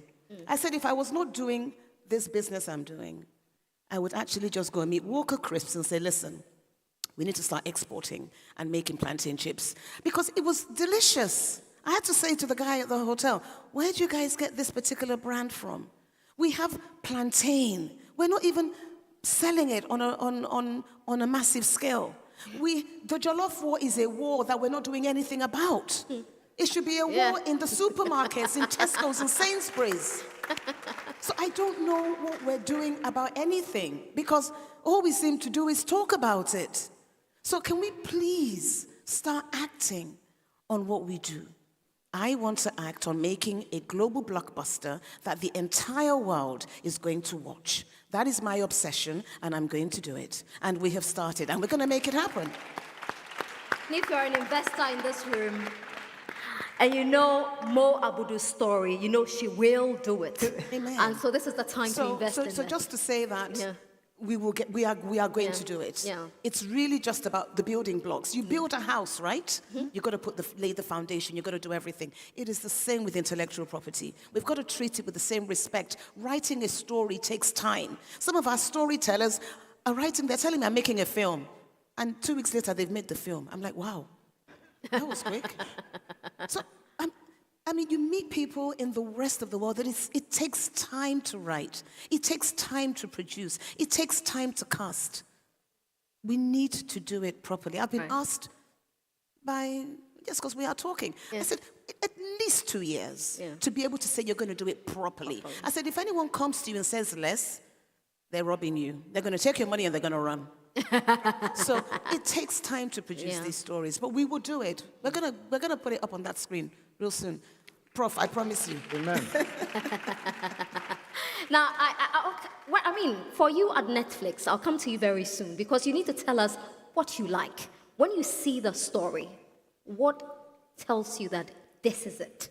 I'll come to you in a bit. But Mo mentioned something very profound, preserving our culture. How are we telling our cultural stories, our heritage? For you in the music industry, I mean, when you hear an African song, you talked about the drum, you can just tell this is Africa. How have we managed to preserve this culture by not losing it completely? But of course, there are some modernization to it. How have you done it in the music industry? That's a hard question, and simply because music always moves, right? Now we're calling it Afrobeat, but when I was growing up, my parents played Congo music. Then there's one time it was Afro Juju, then there was, just different genres. It keeps moving, but you see, what is unique about our music is us. That's the only thing that's unique. And I think even with film, as you were talking about that, the real problem is that we have to do us, but we have to do us globally. And I really want to jump on what she said, because I'm also doing film stuff, just around production. And I find that the real problem is this. The most watched show on Netflix, Shola, is what? Film or TV series. You have some like TV series. Squid Game from Korea. Squid Games. Squid Games is the most watched show on Netflix. First, it was in Korean, right? And with subtitles. And it was a blockbuster around the world. Why? They were originally Korean, but they had world-class production. So I would say that even with music, what changed with music is that before, when you were recording in a band, you'd go to a big place like this, get like a band, and you'd be banging it out 500 hours and hoping to get the right take. Now you open a laptop, say what you want to, get the things choreographed. And so everyone has a mobile studio. So the more ubiquitous these things are, the more the quality raises. The reason why a film production is not where it is because there aren't enough production facilities to do the qualitative stuff that needs to be done. Because once you see once the bar of production is raised, everything goes with it. So there's nothing to change. Like what most things, don't change any story, but let us see a better story. Let's not see when you shoot somebody, then he dies in slow motion. That takes those are the problems that we're having, right? Yeah. So even with music, what has really kept us going is that it is now easy to have access to qualitative production. Right. And in a way, we do not need as much tax incentives and policy and all these other things as film. But what is going to take us to the next level is how we ensure that distribution, local distribution, is in our hands. Because, trust me, 80% of that revenue that you're hearing is not in this land, it's in another land. And so what we need is to keep it internally, and that means we need to get that kind of funding. And the last thing I want to say around the funding part, which is really critical, is that intellectual property is now as valuable as real estate property, if not. Apple is the most valuable, it's an economy. It's basically it's more monetized than America today. And what are they selling? Software. It's nothing physical anymore. So even with the banks and how you guys think about how you take collateral and et cetera, the collateral is actually the real estate collateral, intellectual property. It's the story. Collateral. And that means that if I did 1 million streams with one movie, then why don't you give money to do 2 million streams? And why don't you hold that the revenue streams as collateral so I can go out and be creative? Yeah. That's all we need. Marlene, does that make sense to you? Well, absolutely. That's the approach that we are using. I always say what we want to do is create a vehicle. We want a creative talent. And when I say creative talent, I think that most it is very important. We're thinking about, in the case of film, writing. We're thinking about production, distribution capability. So it's a full value chain, if we will. And what I say is, you bring in that, we'll bring in the money, other things, our relationship, the know-how, we'll get the best lawyers in IP, we'll work with government when IP laws need to be strengthened and protected. I think that there's a lot to be done even within the AFCFTA to ensure that that includes IPs, that people are protected. When it comes to music, I still hear musicians saying, I have a concert here, but I'm not sure I'm going to get my visa. That should go away. People should be able to go and do spectacle and produce. That's a way that we integrate with each other. You mentioned it very well. We need to have artists collaborating, create that momentum. That's what's happening in the US and in Europe. We need to do that. It's starting to happen on an individual basis. We need to push that. So for me, it's very clear that I write the check. They bring the talent. The talent can be monetized today in many different ways, whether it's selling at festivals, selling to Netflix, streaming ourselves on our own platforms. There's so many different ways, and even getting into the secondary industries of animes and things like that. So there's a lot, and so we are very clear on that. Right. Everybody plays their part. Okay. Now, earlier, Shola talked about policies. Are the policies favorable for the fashion industry, Aisha? So, the thing is, when the industry itself is quite young or not as structured, how does one even advocate for the industry? I believe that the initiatives, for example, the Creative Arts Council, we need to guard with our lives and not politicize it. Let's understand that somebody needs to be there, or somebody needs to be there advocating for certain industries that is quite new. It's been seen as entertainment, or just, the number of times we've been asked to stage a fashion show as entertainment, as a serious event. Listen, it's a slap in the face. Not because they want to insult the industry. It's when people are not aware, or they are not aware of how to monetize this industry, or see it as an avenue for job creation and wealth building as a nation. You would have instances where there aren't strict policies actually working in favor of the industry. So I know we like to talk about the money issue, and everybody, it's good. Let's throw money at the different industries, but me about building it in the first place. Because even when you go to FEDA and you're trying to make a business case, you need to show that the numbers make sense. This thing I'm bringing before you is viable. And we are constantly looking outside of the continent for, okay, like knocking on people's doors, accept us, like our fashion, like our art, like our movies. But homegrown, how many are we on the continent? Over 1 billion, right? But I'm not sure how many people have access to Netflix, right? But if they did, imagine if that ecosystem where more people have access to Netflix or even access to some of the goods and services we provide. How are we trading amongst ourselves that I can make my millions even on the continent? And then we're talking to the West, we can back, we are actually peers, speaking on a certain level. So it's the fundamentals need to be strong, the foundations need to be strong, the building blocks need to be strong, building structure into the industry. The policymakers understand that this industry, we cannot sleep on it.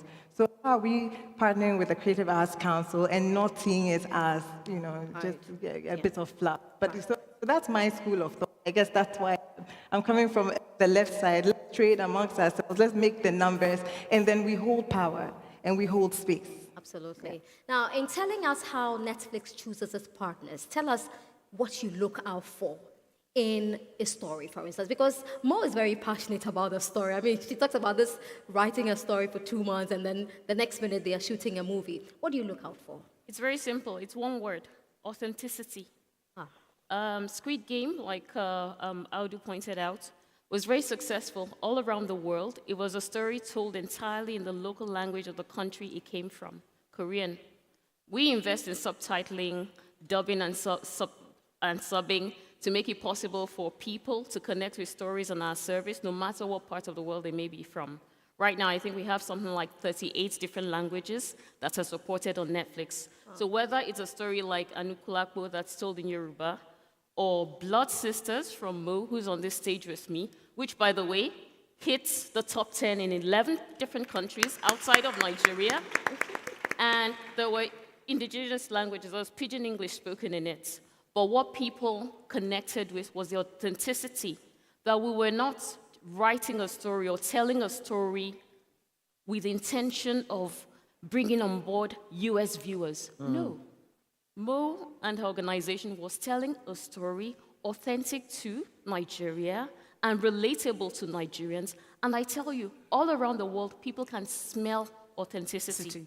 So no matter what language you're telling it in, they will key into it.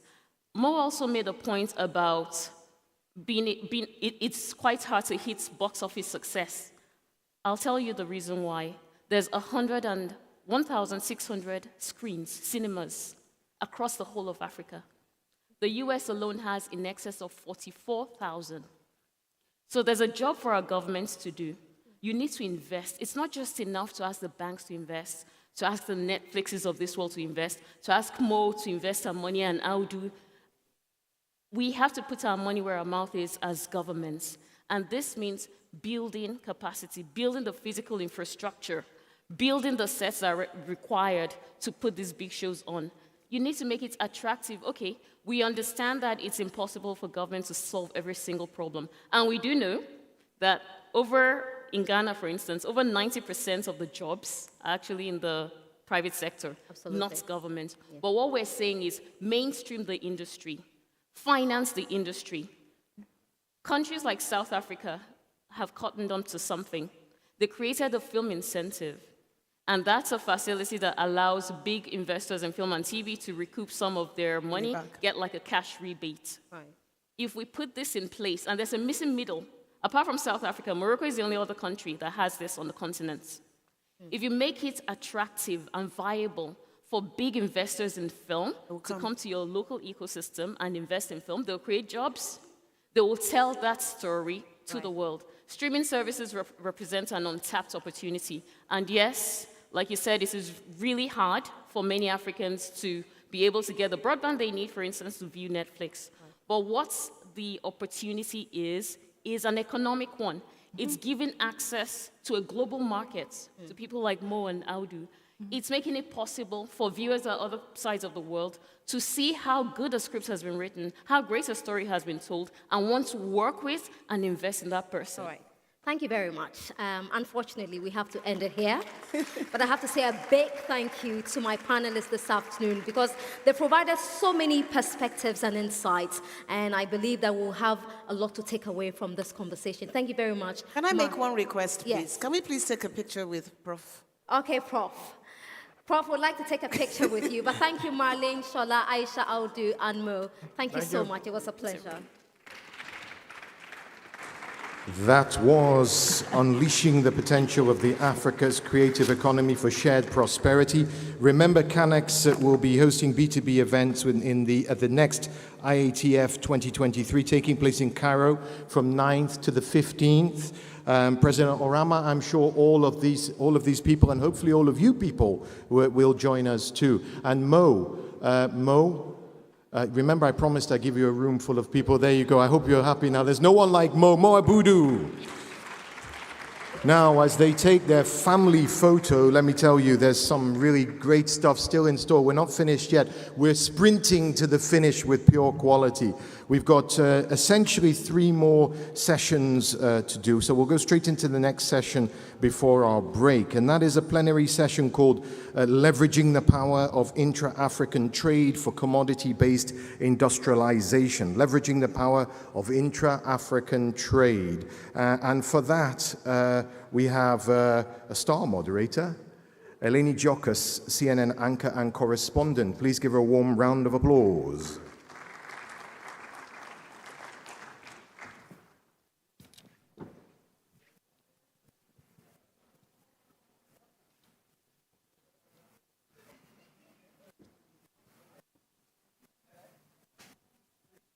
A very good afternoon, ladies and gentlemen. Delighted to be with you today. My name is Eleni Diokas. I'm an anchor and correspondent at CNN. A big thank you to this fantastic panel that's just wrapped up. It was illuminating.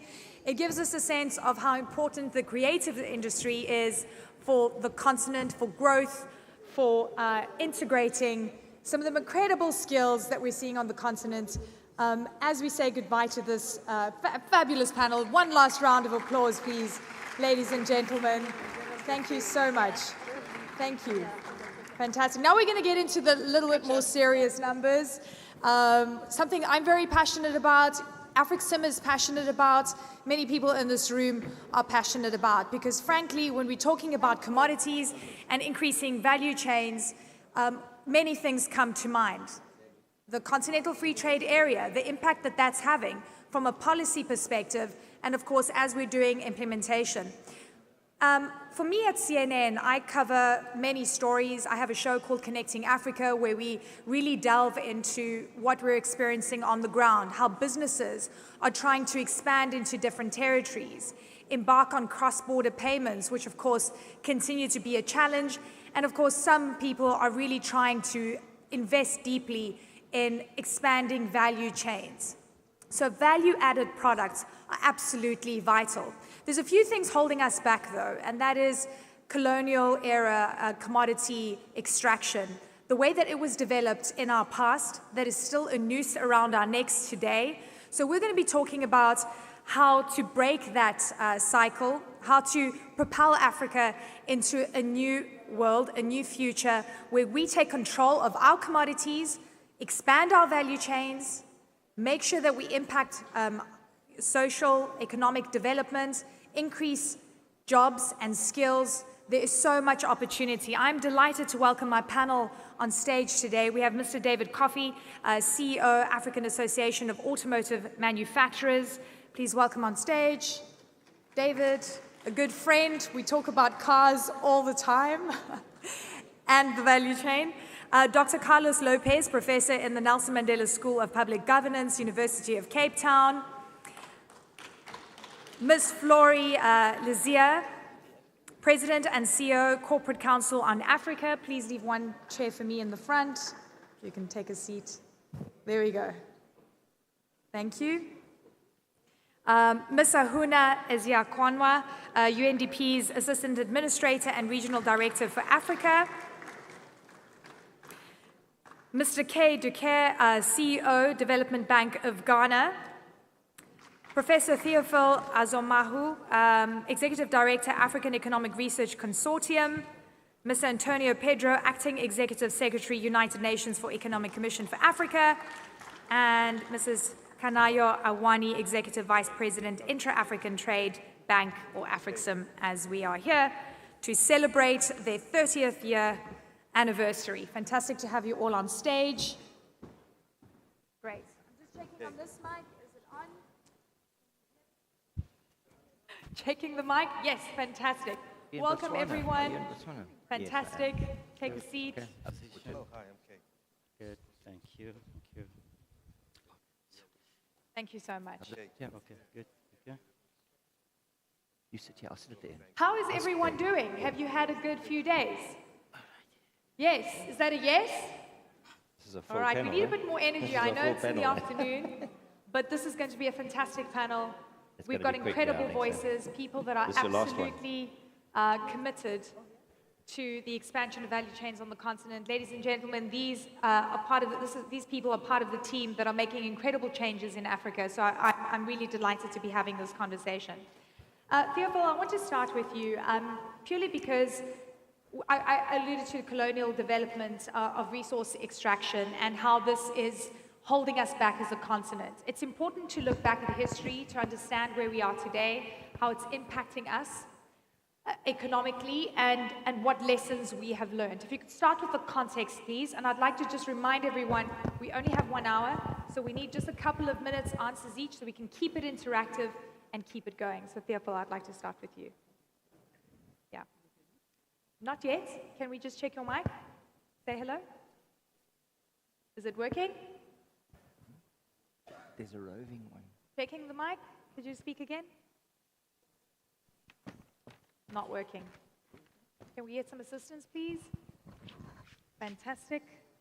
Thank you for saving us. There we go. Okay. There So, we go. thank you, Eleni. Thank you. And I would like to start by, extending my appreciation to the Afreximbank for this invitation to join the panel. And to put the context, let me start by telling a story, a very simple story. Okay, it's the story of an extremely rich country in Africa, so rich. And let me take just one part of this country that we call the rainforest of Congo Basin. Yeah. The rainforest of Congo Basin is the largest in Africa and only second to Amazon. Okay. It's so huge with the biodiversity and so important that yes, yeah, and this forest is so important that most experts, many experts characterize as, a factor of climate mitigating, Yeah. And now, move from this forest to the Congo, the whole country. Yeah. It's a huge country, the Congo. Congo is so rich with a lot of natural resources. It's like there's no limit. We even used to say that it is a, natural scandal. Okay. And now move from Congo to Africa. Okay. From the forest to Congo to Africa. Africa is so rich. Are you in talking natural about resources. Wakanda? Yes. Yes. Yeah, so rich. How it comes that we are sitting in huge natural resources, and yet we manage poverty, and we beg help. When you look at the composition of FDI in Africa, the main focus of the FDI, of this inflow, is resource extraction and less labor intensive. So what is happening is that Africa is at the bottom of the global value chain, with its, manufacturing at only 2%. I think we need, from the past colonial, way of extracting resources in Africa. I remember, 2 days ago, someone said, no good should leave Africa and come back, leaving the capital abroad. And Dangote was saying that we used to import poverty and export jobs. African countries rely too heavily on raw commodities. So we need to add value to each good we produce. So, and we know we need to do this. And frankly, we've been having this conversation for such a long time, but I feel there's something different now. We are galvanized in a way that I have not seen before. I want to bring you in here. The work that you're doing at Afrexim. You don't have a microphone? Let me help you out. The work that we've seen at Afrexim, there we go. The work that we've been seeing that Afreximbank has been doing, and frankly many other institutions, to change the trajectory of what we're talking about with value add, I mean, it's phenomenal. There's so much work that needs to be done. So tell me, where are we now?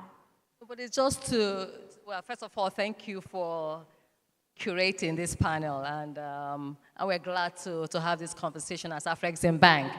But to support what he said, it's coming from a colonial past, the direction of trade, the structure of a trade. If you remember, it is on record that there was a strategy to use Africa for exploitation only and dump manufactured goods on us. There was a strategy that there will be no effort to manufacture at home. There was an effort to ensure that we don't even trade with our neighbors.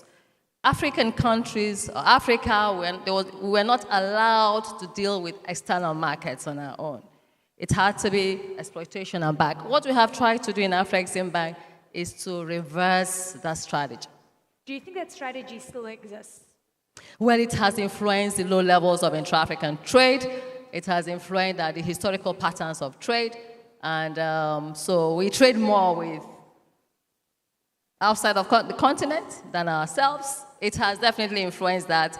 Even the trading routes, So what we're trying to do in Afreximbank is to do a reversal of that strategy. Yeah. And that's when we introduced, a few years ago, what we call our Plan 5, Impact 2021, Africa Transformed. And then it followed it by, in 2022, with the same consolidating on that strategy, which was extending the frontiers, and building on the gains of Plan 5. So what does it say? We'll promote intra-African trade, and one of the pillars of our promoting intra-African trade is creating capacity for processing at home. Yeah. It is to ensure that also industrialization and export development was a big part of our strategy. In any event, we cannot talk about intra-African trade without industrialization and export development, because intra-African trade, that strategy didn't allow us to trade, but intra-African trade means that we have to add value to be able to trade with each other. What's the point of Nigeria selling cocoa to Cote d'Ivoire? What's the point of... It's all interconnected, isn't it? It is all interconnected. Thank you.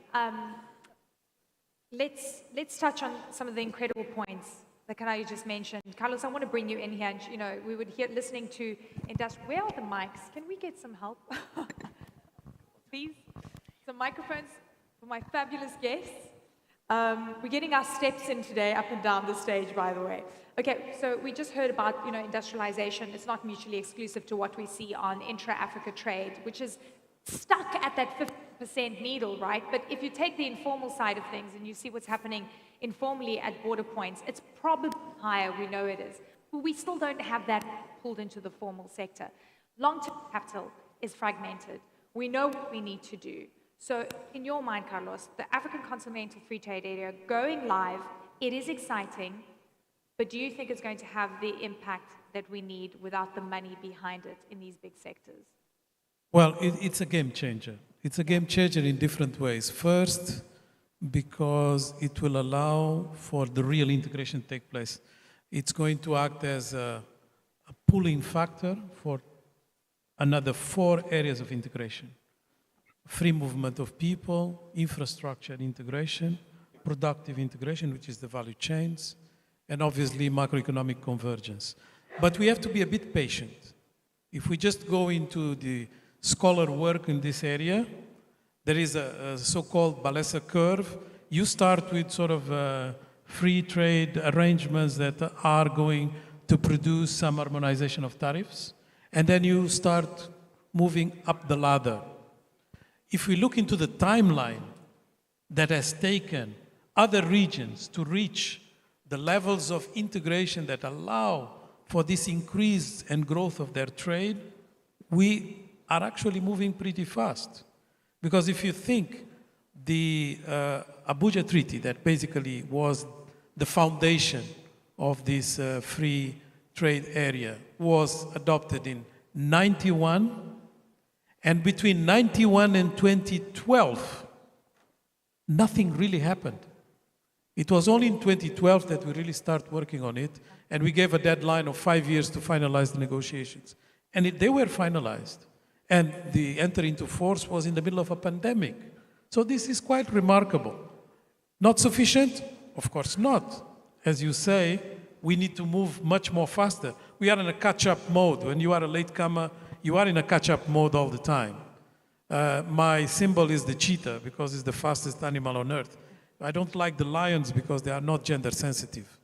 But I think it's very important for us to bear in mind that the reason why you can have a panel of 8 people that probably are going to repeat themselves, or we are going to repeat ourselves, in terms of praising commodity-based industrialization, is because now we have made enough progress for people to understand this is the way to go.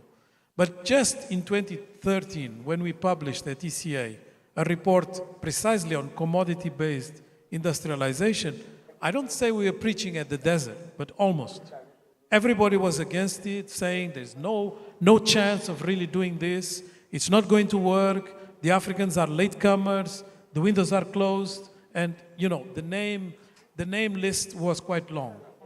And here we are. It's economically unviable to expand on value chains because you're so late. I remember the conversation. Huh? I mean, truly fascinating, Carlos, what you're bringing to the table here. We have another panelist joining us. If you didn't think we had enough amazing voices, we have one more to add. Joining us virtually, Mr. Yofi Grant, the CEO of Ghana Investment Promotion Agency. Welcome, sir. We've been waiting for you.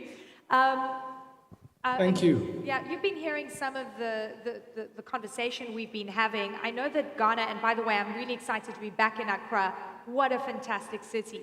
Ghana's really been pushing extensively, right, on industrialization, on value-added products. Specifically, I'm fascinated with what you're doing in the automotive sector. We've covered a lot of what Ghana is doing on my show on Connecting Africa. Based on what you've just heard, where are we right now in terms of momentum and timeline? And how is Ghana reviewing what it's going through economically, right? We're dealing with major economic uncertainty at a global level. We have food concerns. We're seeing inflation bite. We've got currency worries. And yet we have this ambitious strategy, and we must not be derailed. Absolutely not. Thank you very much, Elena. Thank you very much. Absolutely not. We cannot be derailed, and we should not be derailed. And you ask where we are right now. I think there have been some initial, trades taking place. I know between Ghana and Kenya, Ghana and South Africa are very keen to start engaging on trading stuff. But the true thing is that history has not been kind to us, and we all recognize that. And like you did say, we stand the risk of 8 people on the panel repeating themselves. But look at Africa. Currently, what are our resources? What truly is the economy of Africa? And it's been said already, most of our economies were built on the export of our raw materials and resources by others who converted those raw material resources into products. And invariably, most of the time, our own raw materials were taken and we imported the finished goods out of those raw materials. So what the AFCFTA does is to inspire us to take a second look at that. And that is what in Ghana we've started with the one district, one factory policy, ensuring that we add value to our raw materials and resources. But if you look at the whole African continent, I keep saying 90% of the world's deposits of platinum, chromium, and I think cobalt are in Africa. Over 50% of the world's gold is in Africa, not to mention diamonds and other minerals. We supply about 12% of the world's oil. You have 22 countries in Africa that have petroleum and coal. You have 13 countries in Africa that produce industrial minerals like diamonds, gypsum, salt, sulfur, phosphates as main commodities. And then you have 11 countries who are top producers of what I would say some of the most important minerals in the world today. There's gold, there's iron, there's bauxite, there's zinc, there's copper, there's lithium, there's manganese. And so you ask, so what has happened over history? I mean, we have all these resources, and yet we've allowed others to take them away and then sell the resources here. And in the process, Africa has not been able to build any real capital formation. We haven't engineered capital formation, which has also limited our purchasing power. So a wealthy continent, but poor people, because we didn't add value to our raw materials and resources. And we didn't take advantage of the market that we have. Thank you so much for that. And I'm glad you mentioned all those commodities. I was just like, as you were speaking, I'm thinking, what if we take the value chain back of cocoa? What if we take the full value chain of coffee?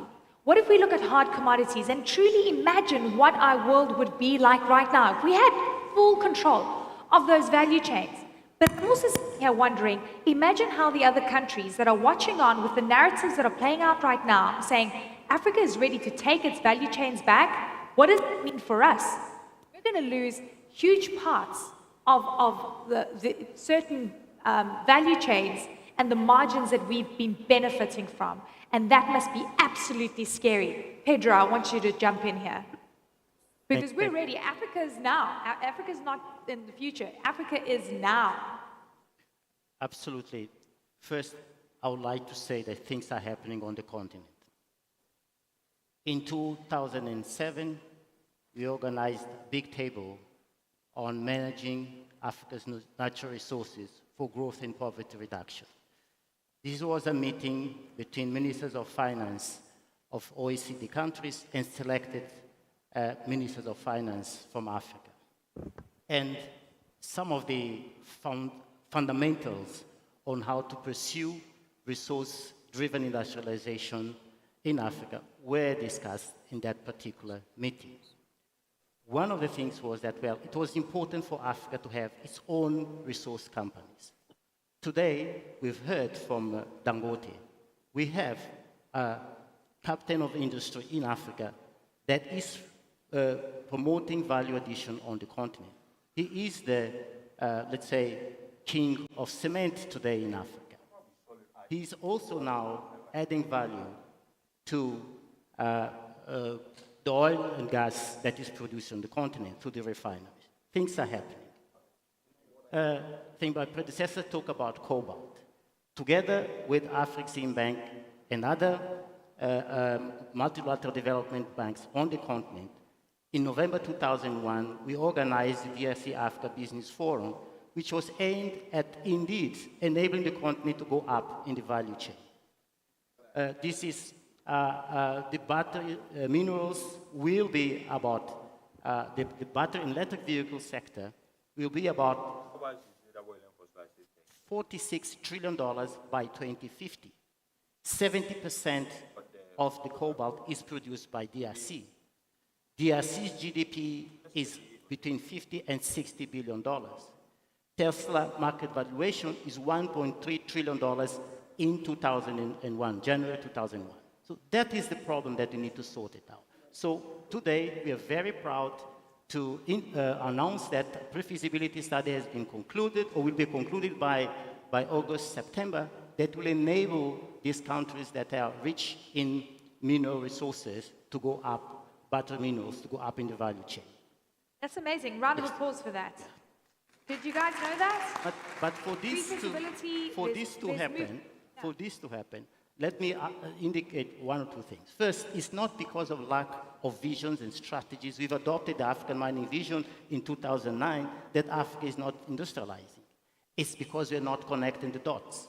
It's not because we're not putting industrial policy at the center of our development policy. And industrial policy is not the business of the Minister of Industry alone. It's the business of the entire government. We need to address, for example, the problematic that Professor Carlos Lopez mentioned earlier, I think, in setting the scene about the economic geography on the continent, that all of our infrastructure was designed to export raw materials from the continent, not internally. So we are talking today, COVID has demonstrated the importance of us develop our own supply chains. Yeah. What we call, perhaps, with others call nearshoring, others call friendshoring. I think we need to promote Afrishoring. That is, to produce for Africa, to industrialize for Africa, moving from resources for infrastructure to resources for sustained development and industrialization. Brilliant points. I have so many follow-up questions, but I want to get to Ahune because, you know, we had a chat before we came on stage. And look, there's one thing I really do whenever I travel is I look at the experience of the woman. And I see what women are going through. And I see that they are the most important person in the family unit in terms of agriculture, in terms of trading, in terms of economic development. And yet women are not really integrated in what we're discussing in terms of industrialization. And yet you are really looking at how that can change. What needs to be done to have women involved in this conversation? Well, thanks, Eleni. I think first we have to promote more women leaders in these corridors. Round of applause for that. All the men in the room, mostly. I think the more women we can have making decisions, the closer we will get to this reality. But I think if you're an African sitting here, you're probably quite tired of hearing about Africa's potential, right? Africa is pregnant with potential, and the baby never seems to arrive. Why? And I don't think we can sit here and blame colonialism, because that is a feature of what happened to many countries, not just countries in Africa. And some of them have moved on, and Africa hasn't. And that's a question that is domestic to the African population to ask. Why is it that our growth, our trajectory is so much slower than other places that also were colonized, right? Why is it taking us this many years to get out of the trap of the kind of export? Why do you think? Yeah, no, I think a big part of it is governance, you know, and politics. You know, you start and you get your industrial policy today, and the next government comes and throws it away and starts a new one. Mm-hmm. I think we're talking about policy integration. It's a part of it, you know, but basically African leaders and governance as a system has to look at this issue as existential, that we need to make this institutionally anchored, not on the politics of the day. We need to ensure that in every country there is a realization that what happened during COVID, where we had this lockdown of the economies and Africa could not bring in anything that it needed to survive because we were not producing locally. And it took a crisis of that magnitude for us to look for us inwards to get the seriously. realization. But getting to women and the role of women in this, I think, you know, AFCFTA is that child that's now been born, right? And it represents a big deal for this continent in terms of getting us to that industrialization reality, as some of the panelists have already said. But it's not going to be meaningful unless we make women the face of AFCFTA. It needs to be feminized, because where you find women is in the marketplace. Yes. Women have always been the traders. They've always traversed borders, not only to trade for economic development, but to trade for education. How many people know a woman who sold akara to send 10 children to school. Many. You cannot leave women out of this equation, Do you feel that women are left out of this? Well, at this stage? you know, it's always an afterthought. You know, after a while, we just think, like a okay, by we the need to way. tick the box and talk about Yeah. gender. But I think upfront, we need to talk about her AFCFTA. And that's one thing that UNDP has launched recently with the with the AFCFTA Secretariat. We launched it in Cape Town last month. Her AFCFTA is about investing in a way that makes the business woman export ready. And that's a whole chain of activities that we need to look at. Thank you so much for that intervention. I mean, honestly, this is not anecdotal. I see it through stories. I speak to the women. In fact, they hold so many ideas and solutions that we need in terms to propel the continent forward. Floria, I want to bring you in here, and I wanted to talk about AGOA. And I think AGOA has definitely been a topic of conversation. It's like, what is the US relationship with Africa right now? How successful has AGOA been? Are we losing, trade with the US? Is our relationship deteriorating because some African countries did not vote to condemn the war in Ukraine? Are we losing that relationship with the West? Are we aligning with different bodies, and how does it impact the likes of AGOA? But, I like to look at the numbers, and I think the numbers are always very telling about reality. So give it to us. So first of all, thanks for having me here and for having a U.S. perspective added to the voices of Africa. We feel privileged to partner with the Africans through a variety of programs and initiatives that the U.S. has. AGOA is certainly the cornerstone of our economic relationship. It acknowledged in 2000 that we didn't want to just focus on aid and development assistance, but that we needed to look at trade. And fast forward to today, we're also very focused on investment into Africa's manufacturing and value addition and beneficiation on the continent of its resources. AGOA was not put in place to help Africans send more raw commodities to the United States. That never was the goal. And so even though, obviously we would love to have a lot more of Africa's products being exported to the United States. We have a huge market. We're still the largest market for a number of key economies and AGOA beneficiaries, the largest single country market. And so AGOA is important, and it is an important opportunity. I think last year in 2022, we had about 9.4 billion in just AGOA exports, and probably another billion or so in GSP exports, so probably about 10.4 billion. And there is a narrative in the US now that we're pushing our Congress to extend AGOA for another 10 years. It ends September 30th of 2025, but we're saying do it now. Do it in 2023 and signal to investors, especially US investors, that this is a program that's going to last for a while.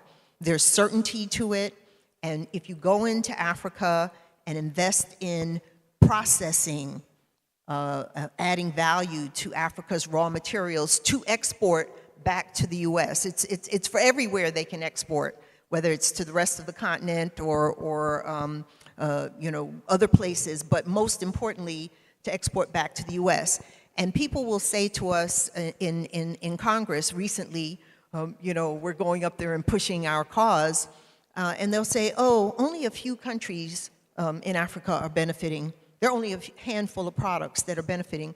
And that actually is not true. They don't have their facts straight. So of the 35 AGOA eligible countries in 2022, 35 of them exported products to the US last year under AGOA. 35, all of them. Of the 35, 19 of them exported over 100 million. And then another maybe 9 or so of them exported between 10 and 99 million. Yeah. The other thing that is happening, and we would like to see a lot more of that, but focusing on the issue of women, I've been in a lot of those factories that had just maybe 10, 15, 20 women. And those numbers, when you look at them, are so small on our end. When we look at them, we basically minimize what it means on the other end. Yeah. And I was sharing earlier Yeah. that we have people who are shipping products, women who are able to now pay the school fees for their children, including girls. Hello. The impact is enormous. And they've never had that before. Yeah. So just we to want to. confirm, I mean, you also said it's important for US companies to come and invest in value-added industries in Africa, right? Interesting. Okay. We've got Kay and we've got Dave left to go first round, and then we're going to hopefully do a second, third round of questions. So we're running out. Okay, Dave, I want to bring you in here. You and I, we've spent a lot of time together. Is my mic out? Yes. Should I shout? Please take this one. 1, 2, 1, 2. Okay. Is this okay? All right. Always fun. We spent some time together. We've spoken about how important the automotive sector is, and it's an exciting sector, isn't it? I mean, frankly, there's so much opportunity. We spent some time in South Africa together where, the OEM market is very advanced, it's mature. Ghana is doing incredible things. But what's interesting about industrialization with using the automotive sector is that really just propels and mobilizes things.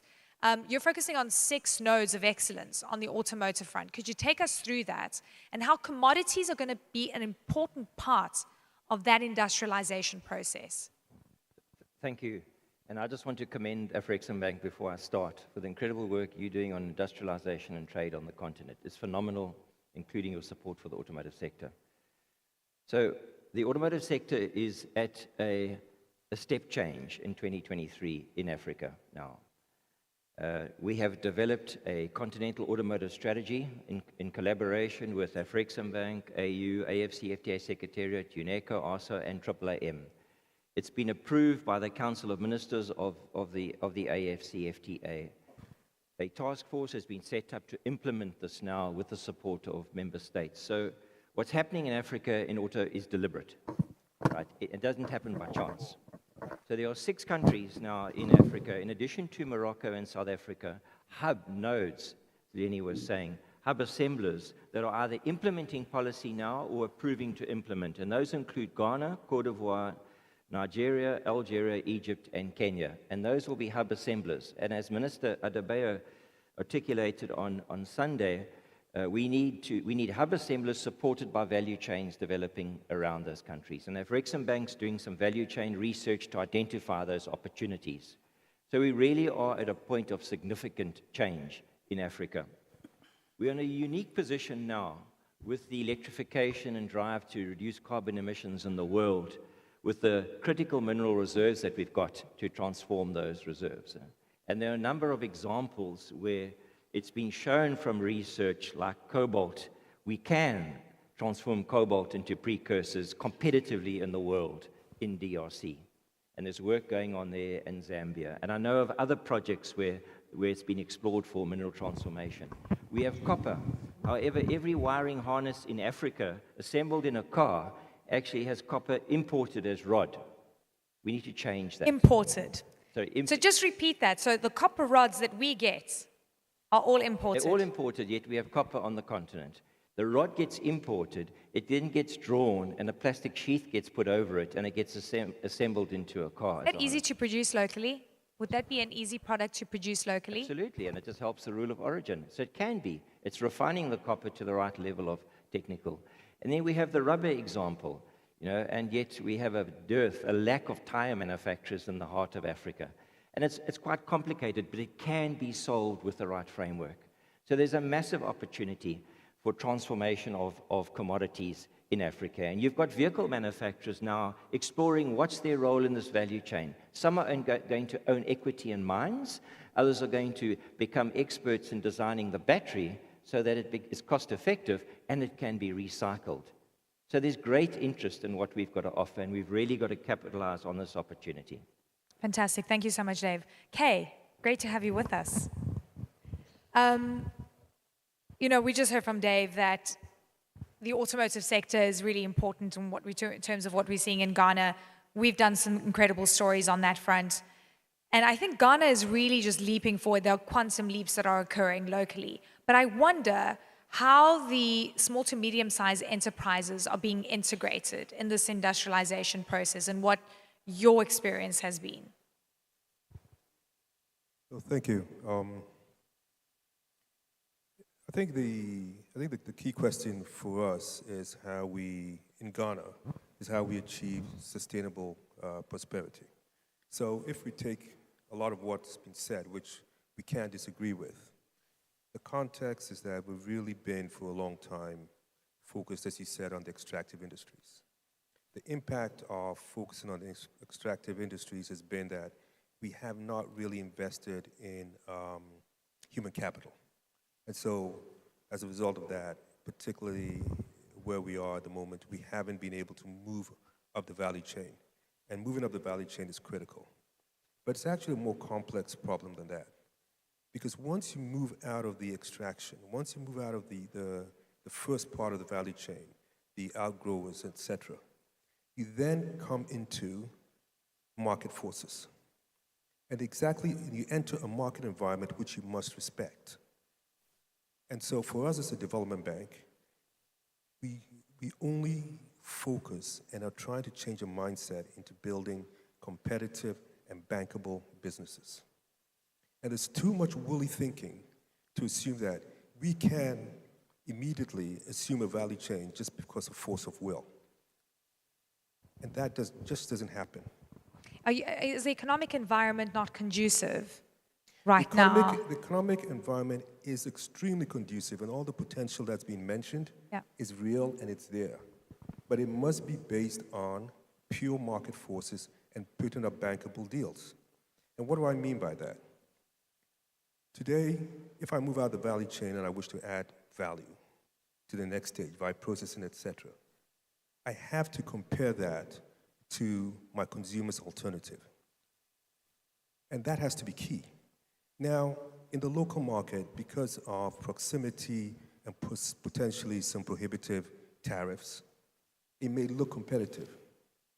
But once I go out of that cocoon, which actually helps me build, I've got to then realize that even with ACFA, which is a game changer, I now have to face full market forces.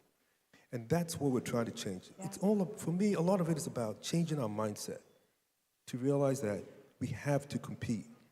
And the competition is not just about building up the value chain, it's seeing how we contribute to You the say we different have to stages of that compete, value but chain. can we compete? Can we? You say we have to compete, but can we compete?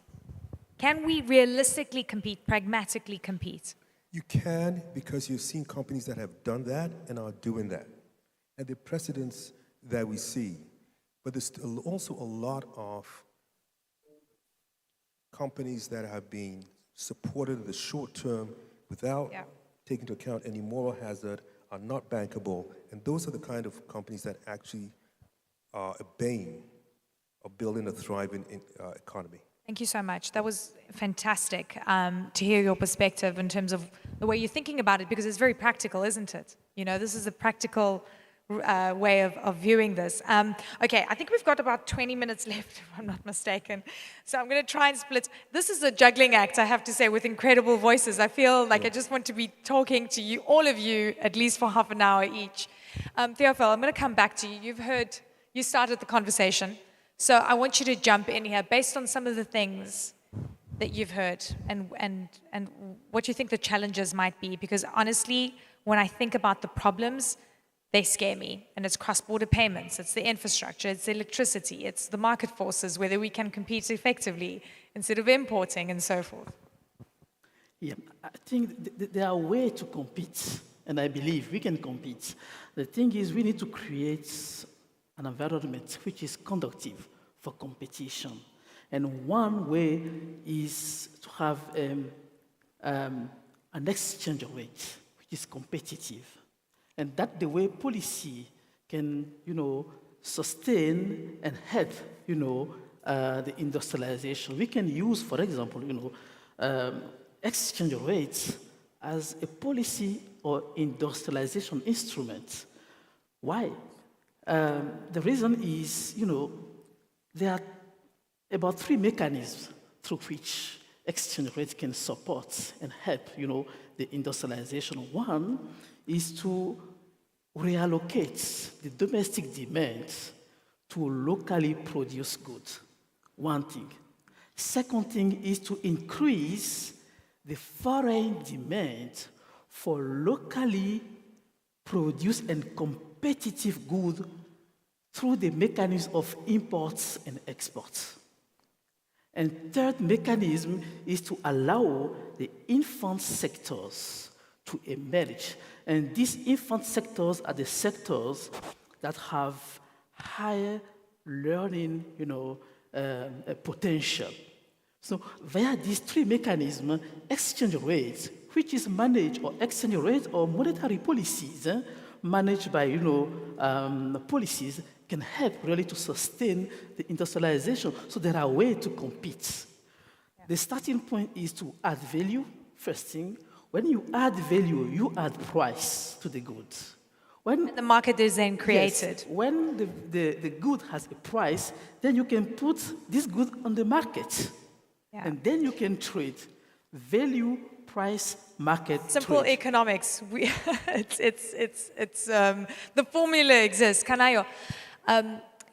One of the things that I spoke to President Orama earlier. One of the things that honestly comes across my desk is payments. That is definitely a hindrance. The movement of goods cross-border, it's easier to bring something in through a port as opposed to look at your neighboring countries that might be, producing the same product. I mean, these big challenges, I know you're working at chipping those away, which is fantastic. But is that holding us back? Well, before I answer that question, and Eleni, you need to give me some time so that I can also tell the audience all the things we are doing in this space. I would like to use that platform and address a few of the comments that I've heard here. Cocoa, right? So that people know that we have a cocoa initiative where we're supporting the cocoa value chain. And in fact, we have contributed to Côte d'Ivoire being the largest, surpassing Netherlands to be the largest producer of cocoa products in the world. And that will actually address the issue of competition. So we've supported special economic zones or export processing zones and industrial parks in Gabon. Today, Gabon, that industrial park is the biggest producer of veneer in the world, exporter of veneer. We've also done the automotive strategy, as Dave graciously acknowledged. And it's not just for the policy interventions, which we did, the automotive policy for the continent. We're also intervening in financing. It's important to know that we're also doing financing of automotive, of that sector. I think Pedro also forgot to mention that we're working together on the battery precursor program in Zambia, industrial parks in Zambia and DRC. And that's to tap into the market he mentioned about, what did you say, 46 trillion, but now it's about 7.7 to ensure that and that's part of our value chain intervention in the automotive sector. And just to also say that we are big on, the reason we're supporting industrial parks is because it deals with issues of infrastructure deficit. So investors can come and plug and play. So we have a whole suite of products from project preparation to equity play. Some of the industrial parks in Gabon, Benin Republic, Togo, and a pipeline of about $2 billion. We've already spent about almost $1 billion supporting industrial parks across the continent. It's just because it deals with issues of delocalization from China so that we can position ourselves to take advantage of at least even the light manufacturers, and also to deal with issues of infrastructure. Let me ask you this, because I think this is important and kind of speaks to what Flori was mentioning, and then Kay had also alluded to this. What kind of money are you seeing flowing into these value-added products and businesses?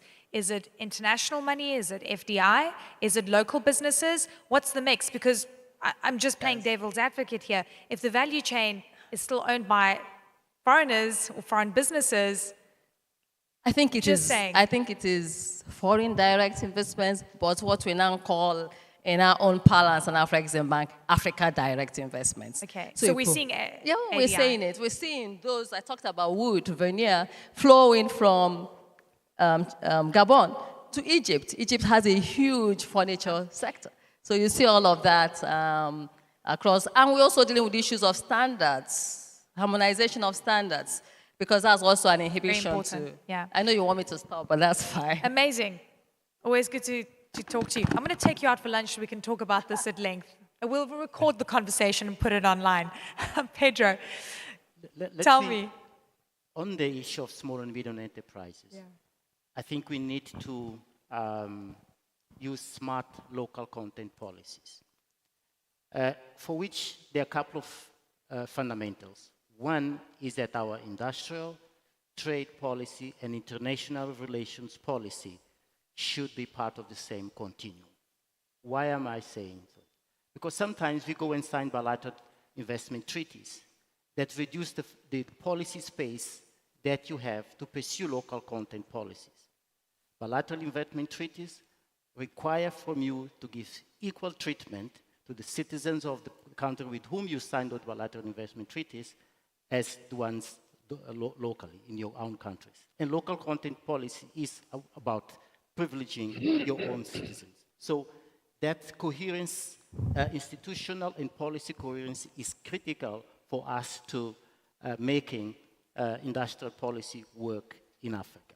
That's a fundamental issue. We have problems there of fault lines between our different policy instruments.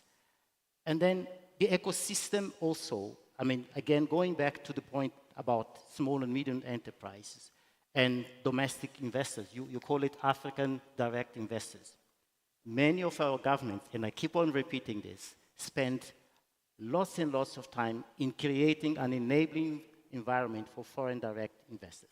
They don't spend enough time in creating an enabling environment for the African direct investors. That needs to be fixed. And last point is really about your point about the market for electric vehicles on the continent. Yes, indeed, currently we might have a market of more or less 1 million or so, but the governments can send the right kinds of signals. For example, now in Ethiopia, the government has quite directly indicated that first, second-hand vehicles will come at a very, very, very expensive cost. So removing that particular aspect is important. Second, that combustion engine, whatever based vehicles will equally suffer heavily, whilst electric vehicles will come almost at a zero sort of tax. That's an important policy signal. And it is, but there's so many issues with EVs right now and the viability on the continent, right? Electricity, absolutely. affordability. The relevant infrastructure so that we have, but that will create jobs so in all of those charging stations and so on. So that the role of state is basically, I'm saying, it's not just about market forces.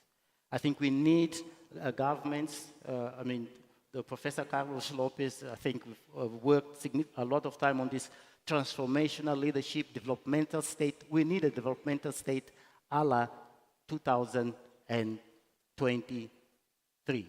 Yeah. Brilliant. Who wants to pick up?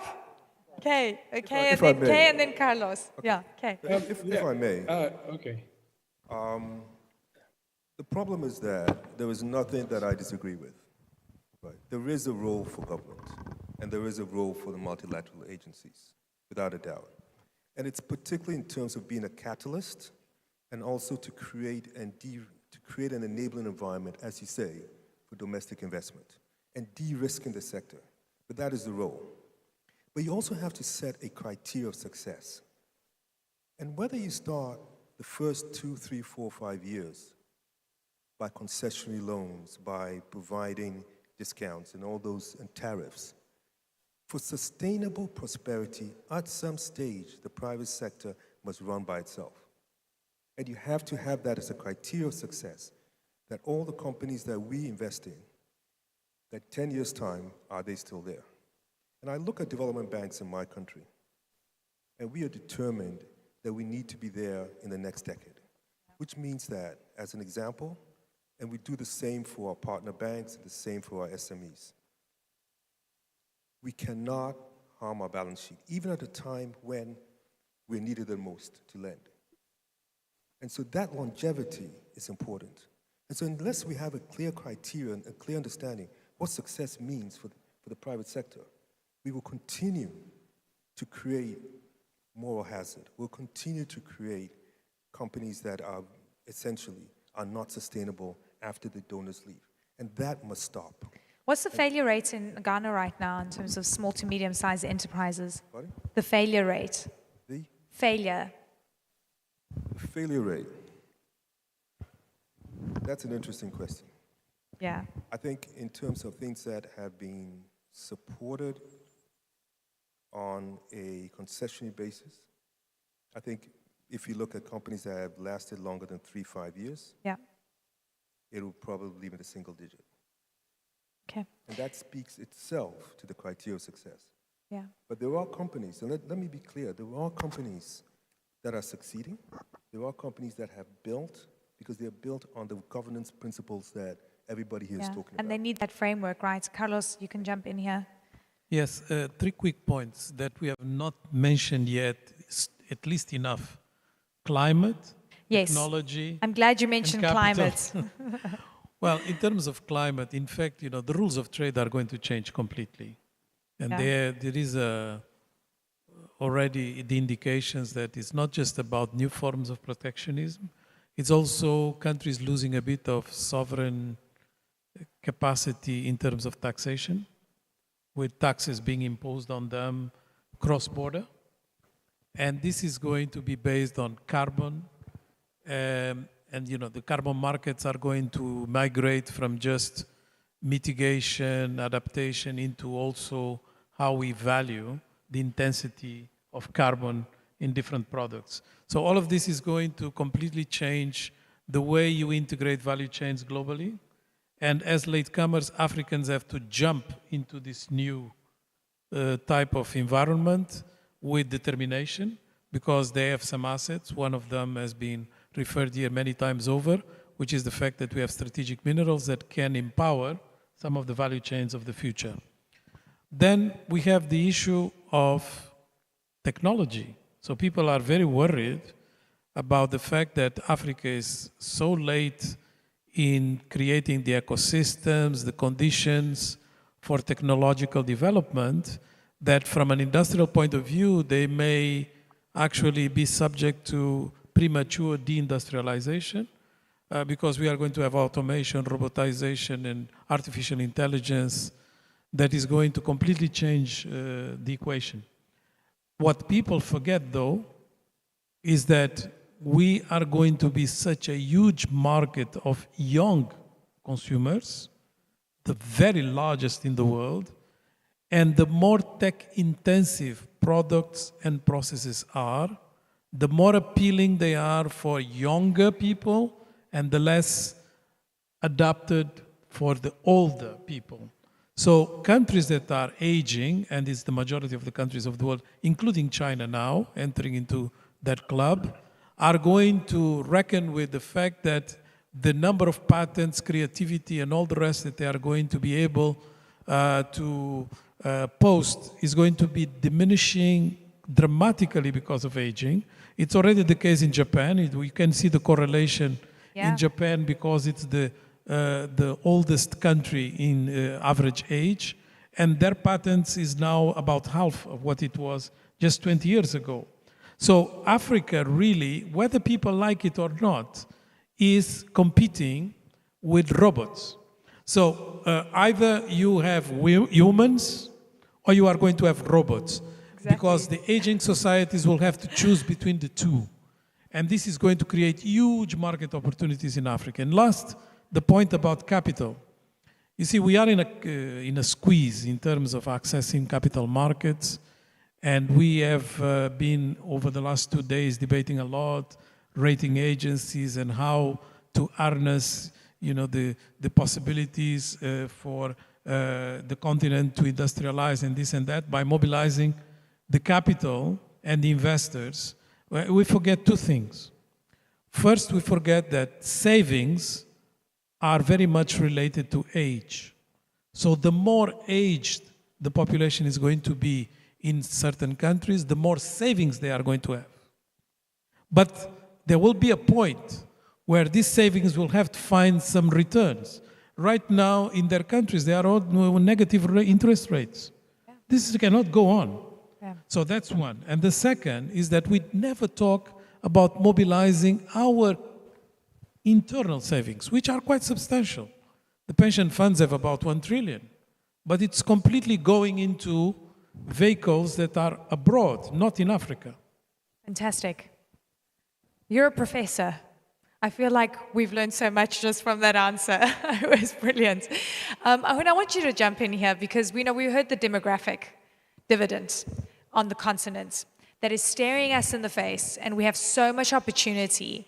But we've also known the converse argument to that is we need skills, we need education, and we need to make sure that this new generation that is going to, I guess, completely change the continent needs to have something to look forward to. And it's up to us to make that happen. Yeah, I actually think if you're a parent in the room and your biggest dream is to go see your child graduate with a cap and gown as a lawyer, not that I have anything against lawyers or whatever profession, you're part of the problem. All of us who only see education in terms of the university rooms are part of the problem. We need to reorient the African mindset. And this is not even copying the colonial systems, because no country in the world emphasizes just white-collar education and jobs as the pathway to prosperity. You go to Germany, a young man, a young woman graduates from high school with a diploma. They proudly can go to a farm to do apprenticeship, to become a farmer, and that is dignified, that is professionalized, that is considered respectful. In Africa, if you're a mechanic, if you're working as a farmer, if you're in any of these professions and you're my child, I don't even own you. I don't own up to you. This is mindset problem. And I think that's where we need to change in terms of education. Then the whole curriculum orientation towards skilling for the market of today, whether it's in the digital sort of technology era or in these areas of manufacturing that we're talking about. But finally, I think governance and leadership transformation that Pedro spoke to. We cannot ignore that in the equation.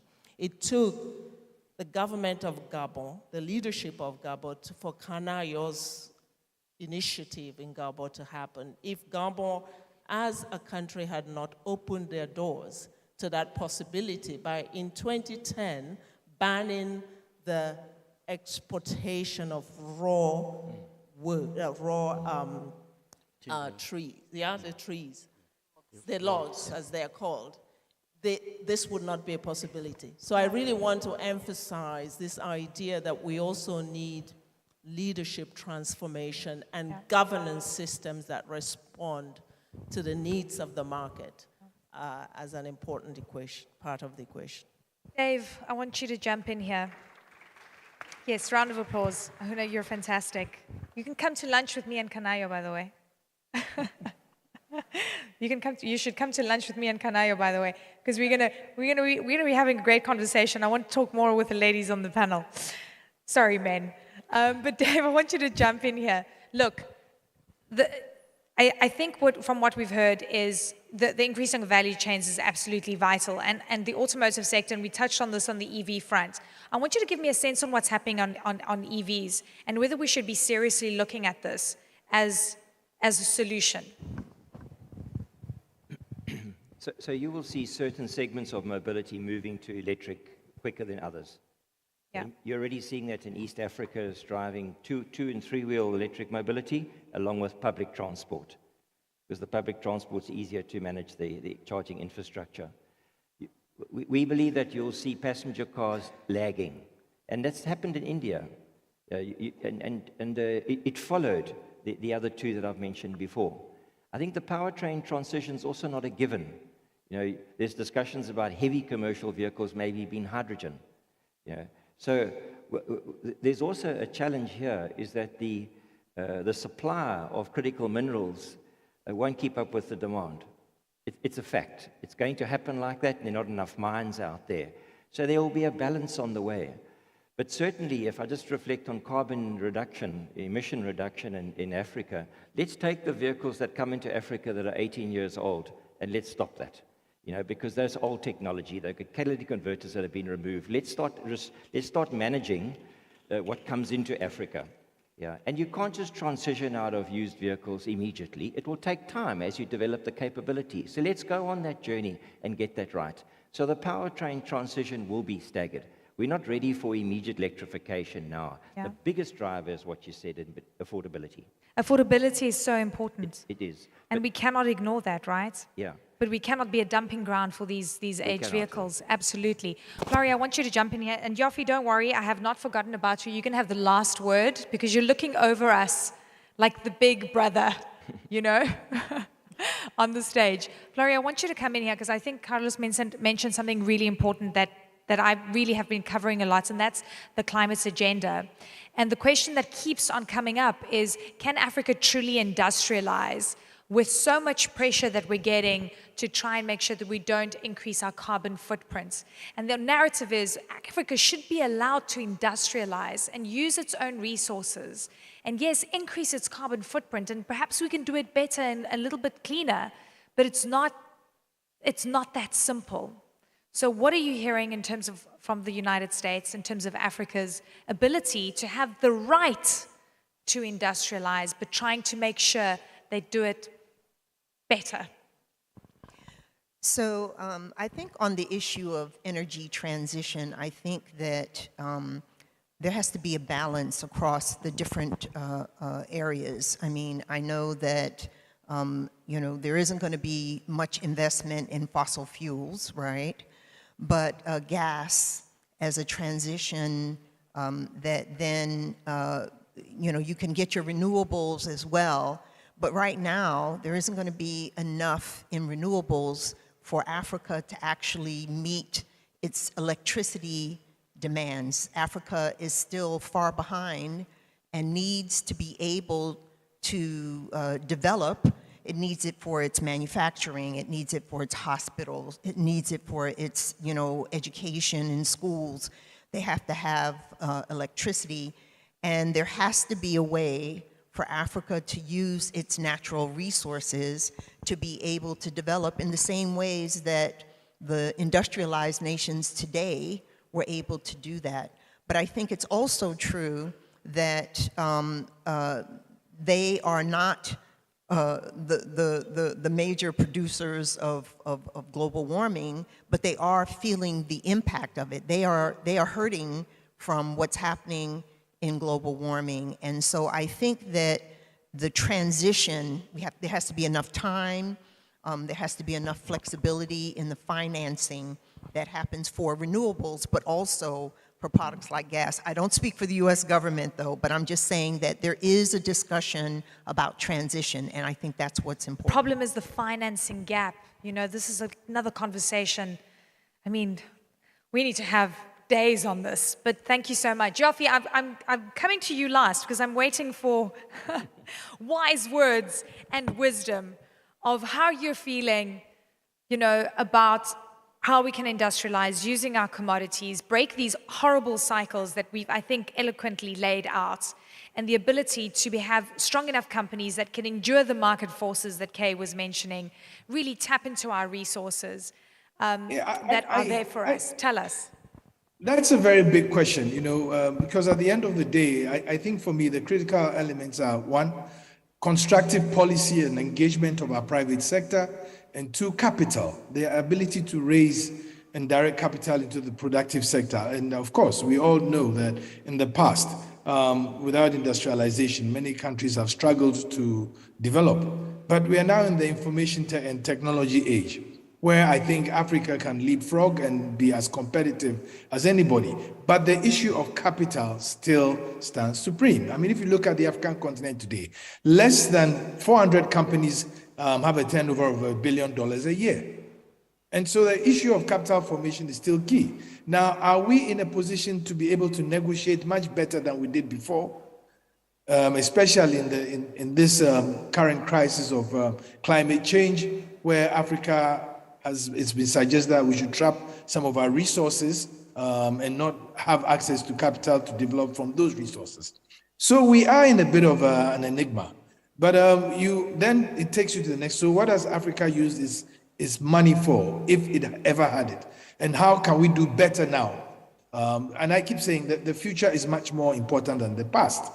So with us in Ghana, at least the GIPC, we are working with Afrexim and AFCFTA to make sure that the Pan-African Investment and Trade Agency becomes a reality.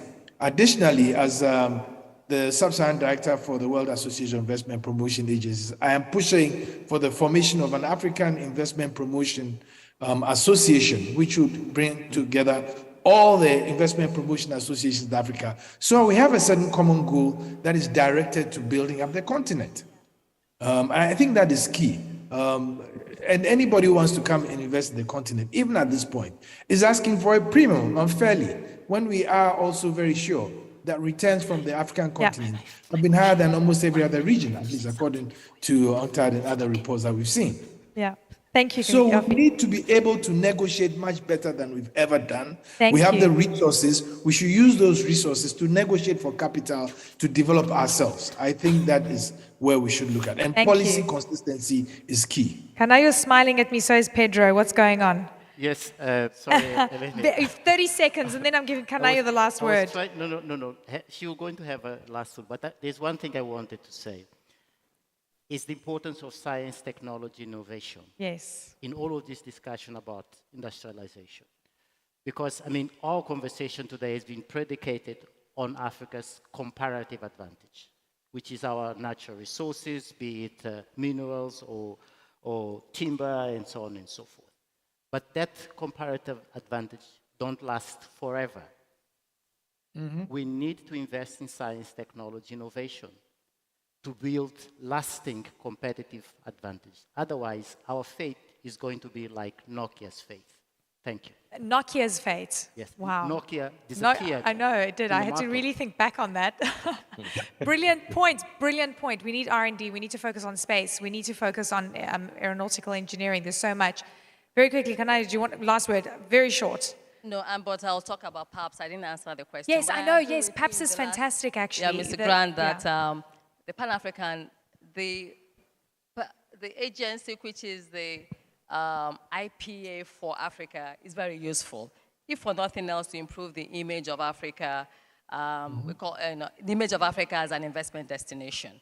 So I wanted to agree with him, but also to talk about, and remember I didn't talk about PAPS. What PAPS will do is to facilitate trade in local currencies. In fact, you're doing it already, frankly. If you're buying something in SEDI, you can, from Egypt, you can settle in local currency. Egyptian receives Egyptian pounds, And today, we launched what we call the Africa Trade Gateway, and that's an ecosystem that connects all our digital technologies. Remember that we believe that digital technologies will break down the 110 barriers that divide us. So we have PAPS, we have MANSA, we have Trader for access to trade and market information. Today we launched the ecosystem and the African Trade Exchange, which we're working together with yourselves in UNECA, which is a B2B marketplace, B2B marketplace, and B2G as well.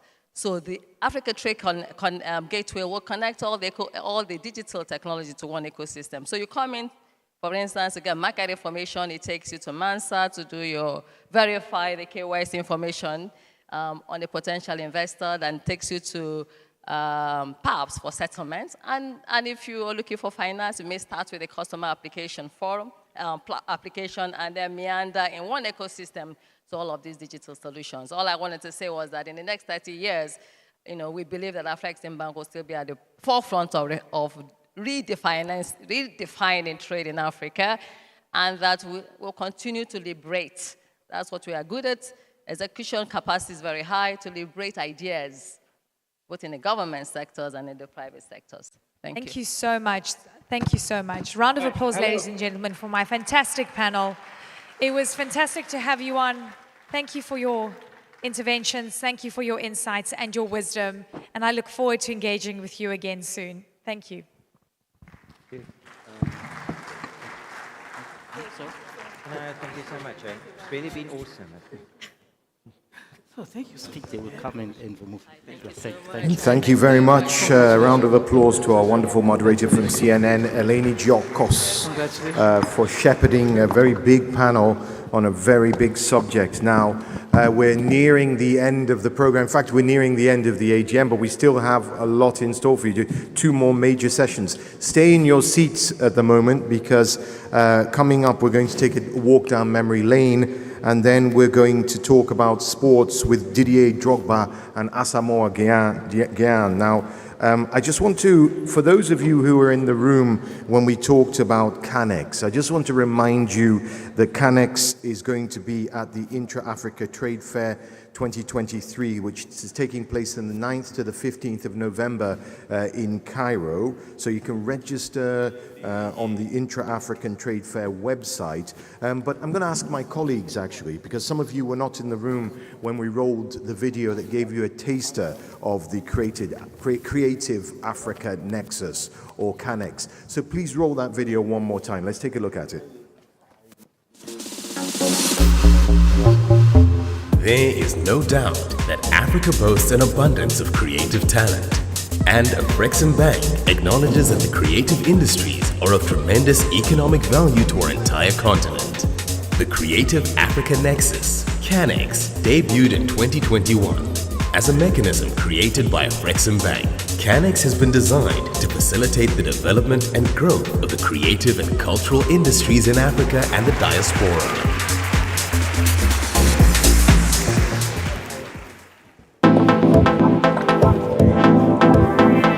The CANEX program is a key instrument of implementing a creative strategy. Quickly, we found out that the creative industry in Africa was crying for a nexus. They are crying to find that point where that you pull all of them together and they bring their ideas and also contribute solutions to the challenges they face. What we're doing is just essentially an extension of what we know to do, which is to support Africa and support African businesses. And in this place, it's particularly important because it supports African youth. We have been able to now begin to grow our film financing. We never had it before. We have a dedicated film production financing product that we use to support those in the film industry, and AAA is one of those that is benefiting, from that facility. For most entrepreneurs in the continent or filmmakers, access to financing is becoming the biggest stumbling block. So it was a painful process going from bank, trying to beg, and then the client said, listen, have you checked this bank called Afrexim? Creative economy has got that potential to have a massive upside. Afrexim understands that. It's got, of course, the return on investment at whatever percentage they give you. But if they come in, even especially when it comes to equity or making sure they give you IP, the upside could be massive.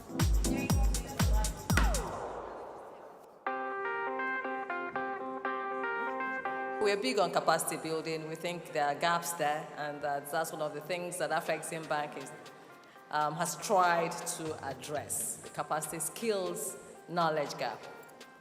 Establishing the design studio of Aza Fahmi that's helped raise the next generation of jewelry markets and designers.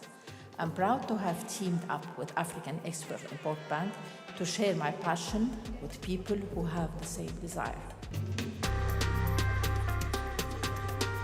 And so we launched the Cookout Africa as a partnership between my company and Afreximbank. We've hosted 10 cookouts across the continent.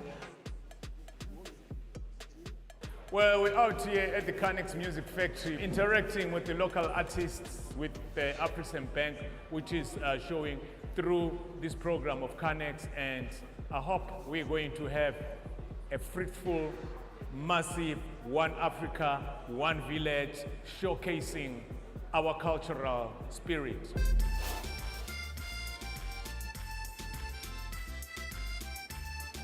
So what has brought us here is an initiative we call Canex Presents Africa, which is an initiative which looks at unlocking market access opportunities for African designers. Being part of the Canex group is really phenomenal because my journey with Canex started last year when we showcased at Portugal Fashion Week. And coming here at Tranoi this year with Canex is really amazing because being part of the designers from the continent is really great because we showcase what the continent has to offer.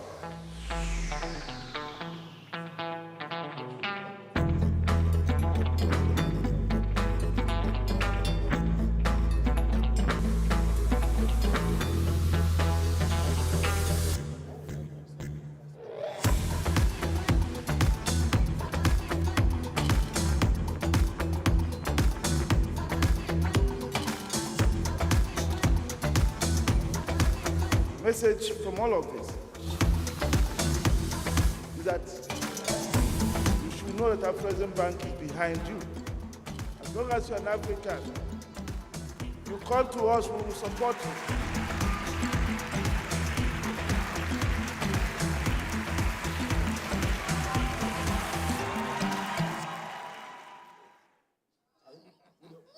So there you have it, Canex. We'll see you 9th to the 15th of November in Cairo for that.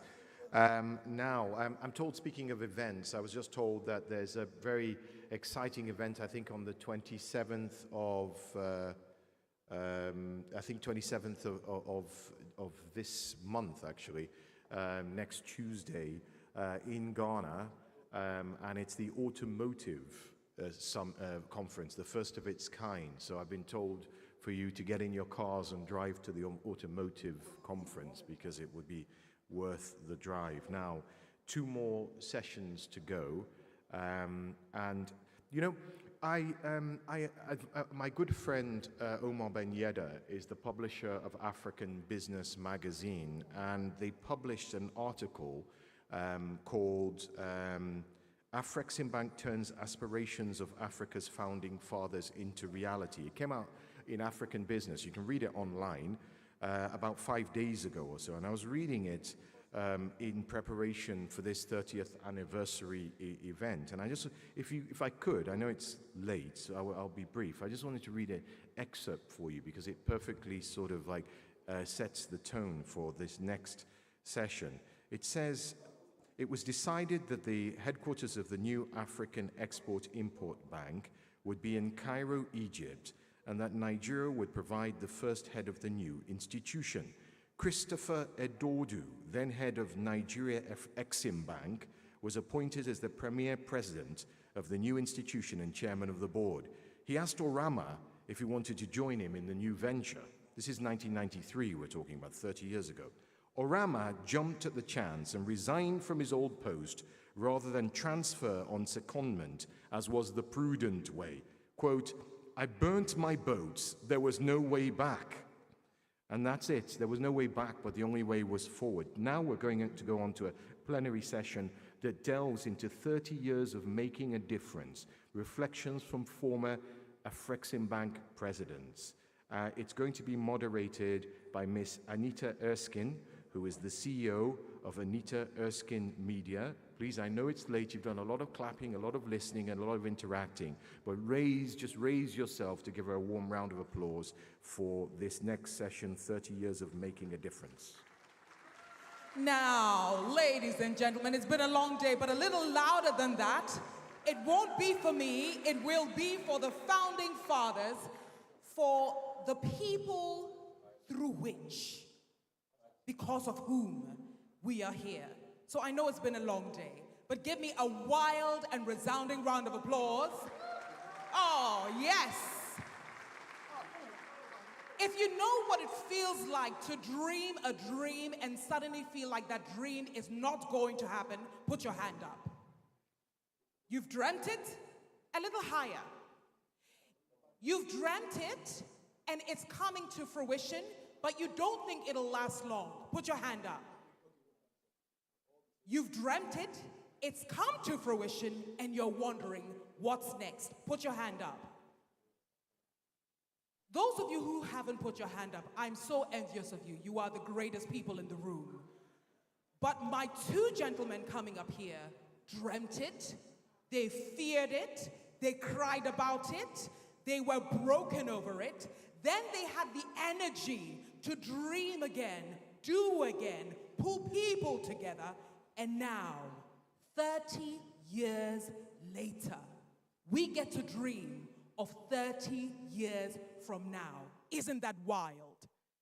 No, I can't hear your energy. Isn't that wild? So I know it's been long, but what is 3 days of deliberations without understanding what were they thinking? And now that we know what they were thinking and we're living their dream, what do they think about tomorrow? Ladies and gentlemen, with a resounding round of applause, please allow me to bring to the stage two extraordinary former presidents of the Afreximbank. Please welcome His Excellency Christopher Edordu. Please welcome him. Joined by His Excellency Jean-Louis Ekra. Now guys, Africa needs to hear you clap because the success of Afreximbank is because of these two individuals.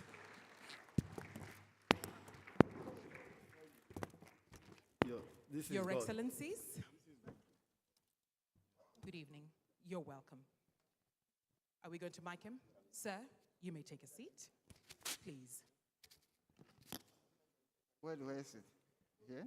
You may sit in the middle. Thank you.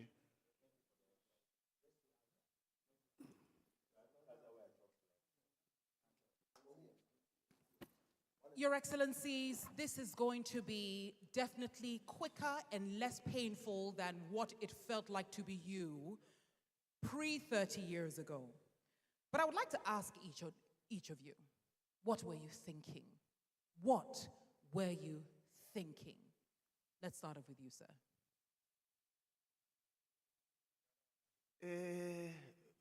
First of all, before I answer, please permit me to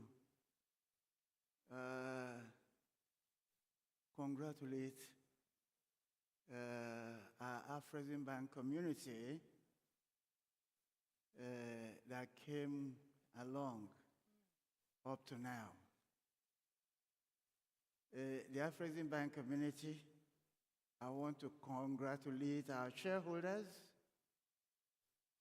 who, in spite of all the difficulties and all the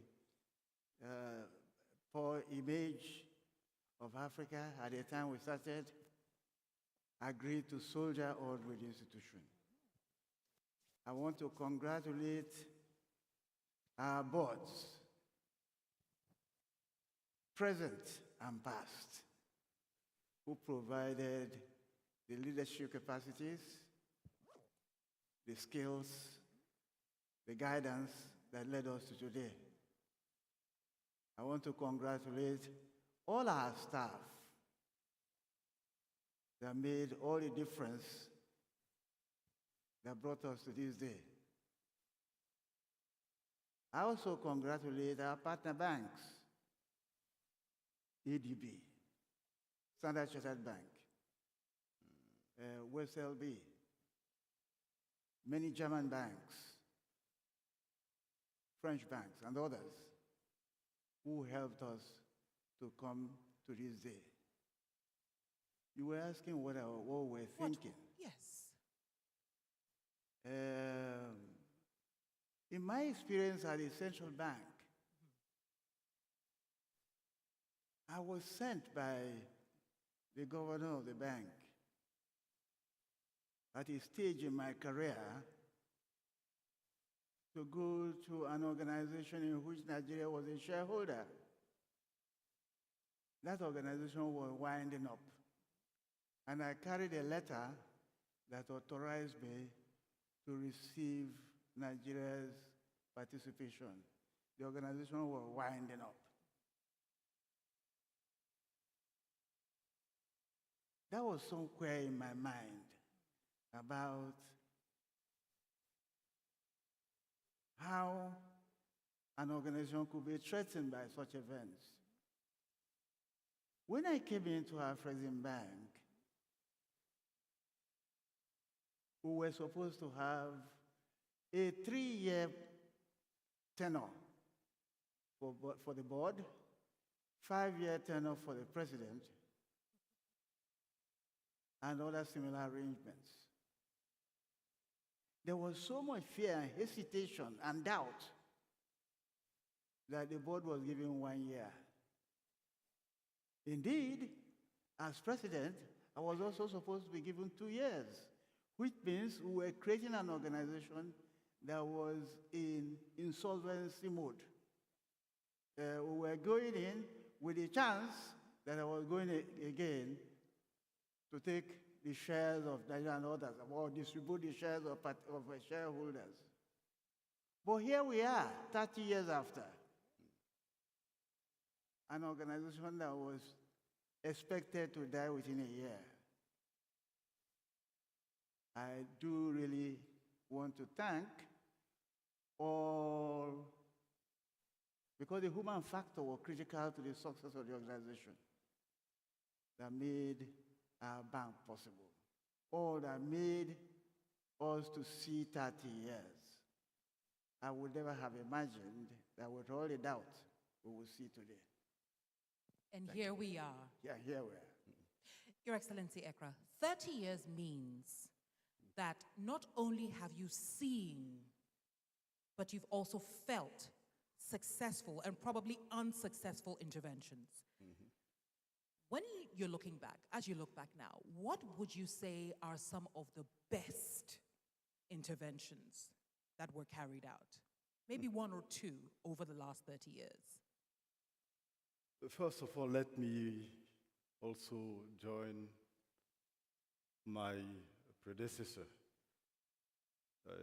He always make my life easier because he leads the way and I have to follow his path. I had some difficulty sometimes to follow his path because his shoes are larger than mine. So I would like to really join him in thanking all who made this possible. I was asked yesterday what I considered the event that I'm most proud of. And my answer was very, very clear. It's the people, the staff that we had at this bank. I've seen some people who joined the bank very young, in their 20s, and who are still around. That is a very important factor in reaching the milestone that we have today. Then I came to Afreximbank, I would say merely by chance.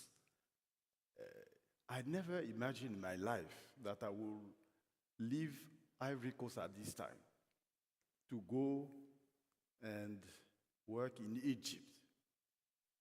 Not even to talk about any other country, but Egypt, that was so far away. The story is that a good friend of mine, a Ghanaian, by the way, called me one day and said, you know, I've seen an advert in The Economist. They were looking for a vice president for Afreximbank. And he said, what I've seen is you. I say, well, you know, I don't want to go out of Cote d'Ivoire at this stage. I have 5 kids, just raising them. He said, you should try. And I did apply, Fast forward, I joined the bank about 8 months or so later. And President Eduardo here, who welcomed me, interviewed me, and welcomed me there, he said, why don't you take the first 15 days to read some documents and look for a house? After 5 days, he asked me, did you find a house? I said, well, we are still looking. He said, okay, but we need you now to start working because we don't have time. Trade finance is waiting for us, and we need to start working. And my term was 4 years. And I was telling anybody, okay, I will do 4 years, we will start the bank, and then I'll go. And I was so immersed in the job that when I woke up, 20 years has passed.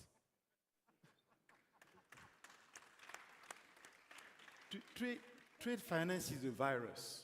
Once you get into it, you cannot go out. The other thing is our continent. If you start getting some passion for the continent, then you hardly sleep.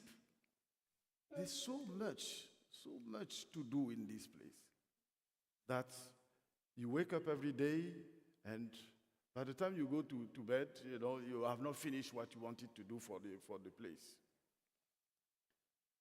Maybe to come back to probably more specific events.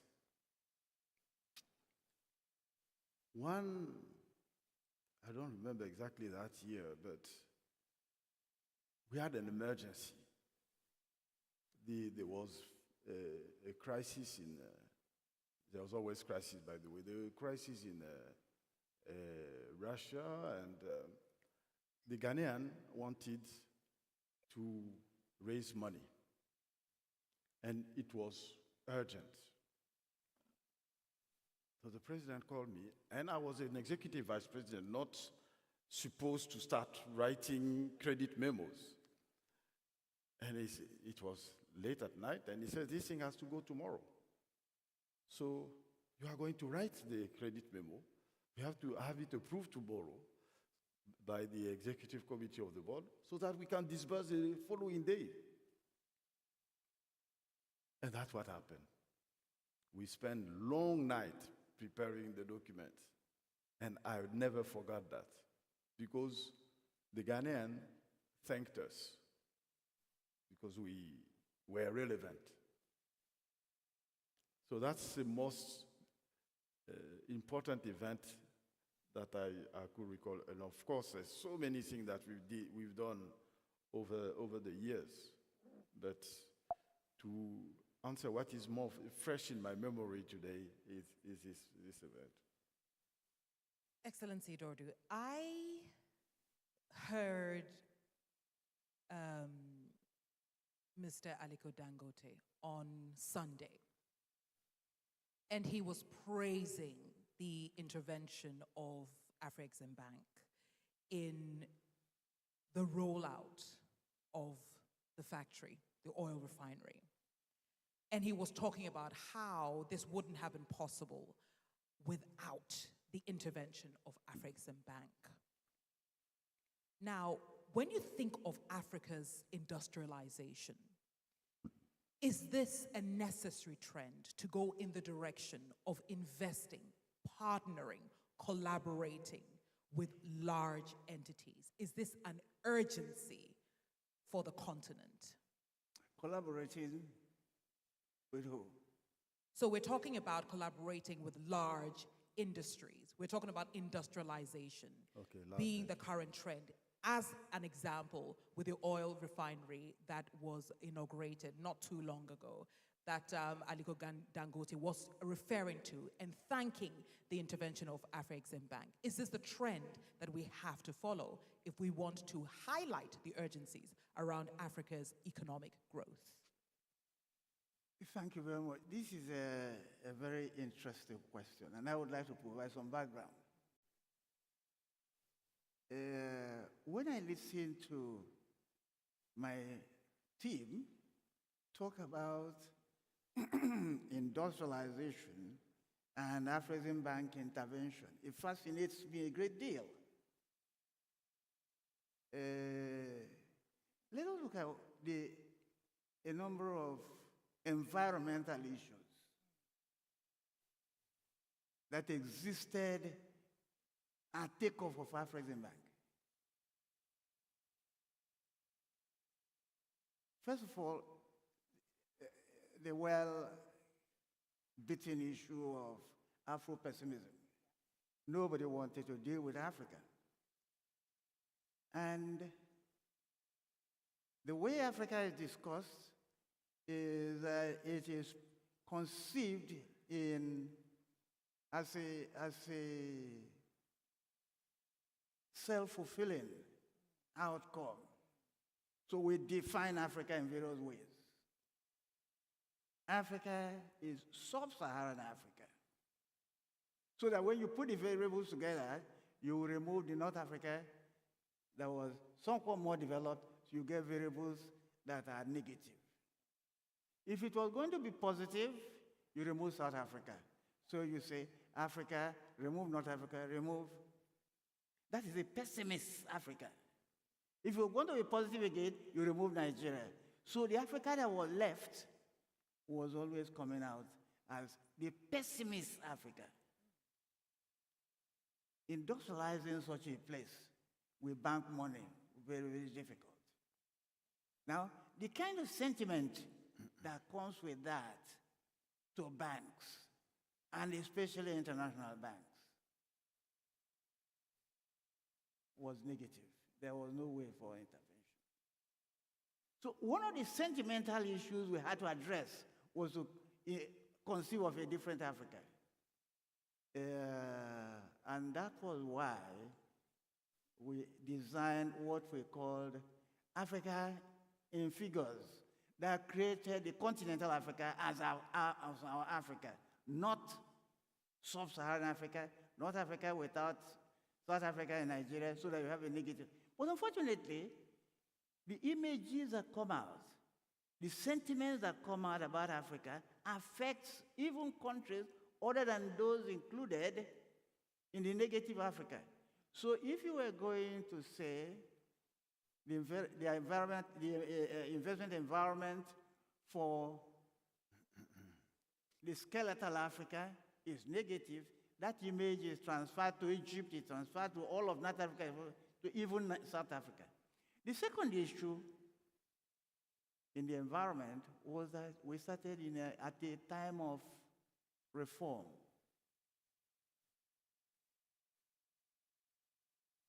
African countries were persuaded to dissolve some of their old trading institutions. Remarkably, Ghana was the only one that did not jump at that recommendation. And that is one of the reasons why our first transaction was with Ghana Cocoa, a stable institution. Further, we had been saddled with images of institutions that do not last very long. The survival term of the new entities coming into trade did not exceed just about 5 years, maximum 5 years. So to intervene in such an institution with industrialization money in the environment in which we were was very, very difficult. I want to point out, it is remarkable that we have transitioned from the pessimist Africa to the continental Africa, and then I look at what Professor Rama and our team have put there, we now have a global Africa. The transition from the pessimist Africa to the continental Africa, a more optimistic Africa. Now, Professor Rama tells us that's not even the only Africa that was possible. You don't have a global Africa. And yesterday, President Obasanjo complicated the matter further. He said, not only are you going to have a global Africa, you have a universal Africa. Yeah. Now, who is included in continental Africa? Everybody that is in geographic Africa. We thought that was the end. Professor Rama included Africa in the diaspora and Africans in the Caribbean and elsewhere. That was now our global Africa. Yesterday, President Obasanjo told us, no, that's not enough. You now have, because all man originated in Africa. So technically, all man is African. So he says, the Africa is the universal African. With these kinds of Africas defined, our intervention, though cautious initially, because of the way we were focused, the way Africa defined itself, we got into industrialization cautiously and slowly. And it's amazing to me to see the kinds of ideas that now come out. But time was up, really, because we now had a new Africa. We now had a better image of the Africa that we have on the ground, which were probably there, but image can be sentimental. Image is something that is in the mind. So that's what I was saying. Well, Your Excellency, I'm going to throw the concept of the universal Africa, use it as a platform, and I bring it to you, Excellency Ekra. Let's talk about the universal Africa, which, by the way, undoubtedly has some capital restraints. Do you find that there is any tension, or there could be tension, between supporting big companies, i.e. industrialization, and supporting SMEs, which are essential for the activation of the AFCFTA? And if you feel there will be some kind of tension, what could they be, and how, perhaps, can we resolve them? I personally do think that there is a particular tension. First of all, the SMEs are and are always been in the value chain. So if you have big companies, it normally means that you have also smaller companies, because big companies usually will not do everything. So it is not mutually exclusive. That's the first thing. Africa definitely needs to industrialize. It does. For survival reasons, if at all, if anything at all, is for survival reasons. We've seen during the COVID period all kinds of nationalism arising from here and from there, which is the evidence that unless you have certain minimum of those products and so on at home, you are at risk. And life is about managing risk. So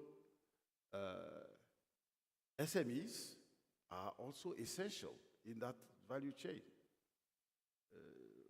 We need to design products so that they could be integrated, and we've done that. You know, when we launched the African Content Support Program, that was exactly the idea, to have certain local companies integrated into the value chain of those extractive industries and so on. So to really answer your question, in my view, they are not mutually exclusive. And if you can also leverage on so many sources of capital that are still untapped or not appropriately tapped in our continent, I think we can achieve a lot. On that note, looking at the glass half full versus half empty, what would you say the bank would have to focus on in order to continue to be efficient, and effective? You mentioned COVID, especially in this post-COVID recovery era. Well, the work, the task ahead of us is so immense, because we are starting from very, very far. And you could see the multiplicity of initiatives that are arising from the bank. Before COVID, the medical program was not what it became when we have the COVID, but we still had a medical program at the time. So the task is immense, and in various areas, you need to be innovative. You see, when people are talking about innovation, usually there is a feeling that you are talking about AI or the like. But innovation is everything. To solve any problem, you normally have to innovate. When we started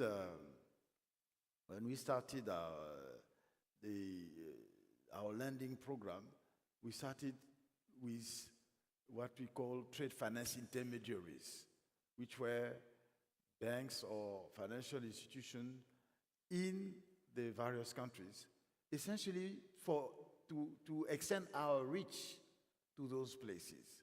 Because from Cairo, we couldn't reach everywhere. So we needed to use those. This was an innovative thinking, using financial institutions on the ground to extend our reach. The same way, today, the Afreximbank was launching yesterday the insurance program, launched so many initiatives, is to address all those needs, and those needs are all over the place.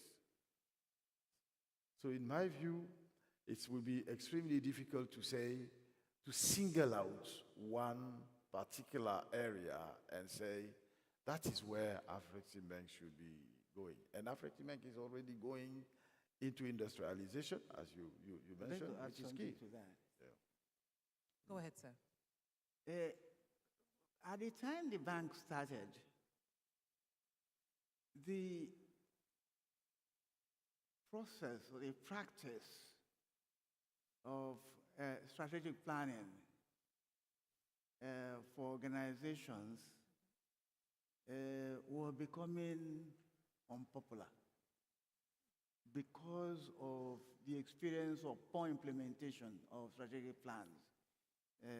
Overall, people felt so strategic plans were made so that they are just put on the shelves and organizations do whatever else they wanted. But when our team started, we thought we could do strategic plans with our intention to implement them.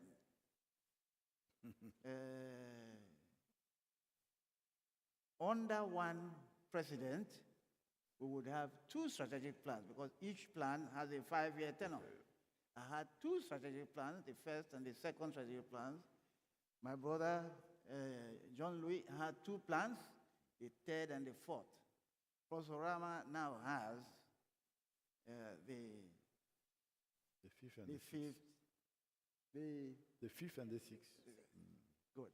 Now, what has happened is that such a planning lays out a program for each president, and implementing the plan, the team, with the leader of the team, has something that they focus on as a compass that leads them.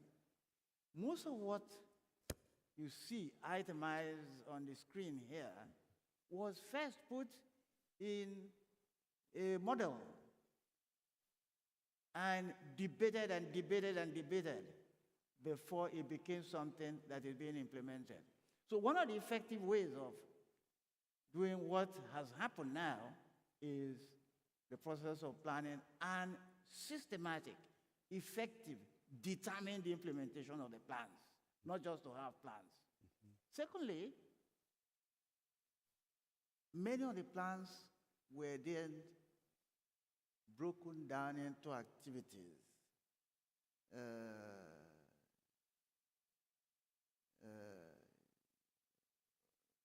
Professor Rama invited us to comment on his plans.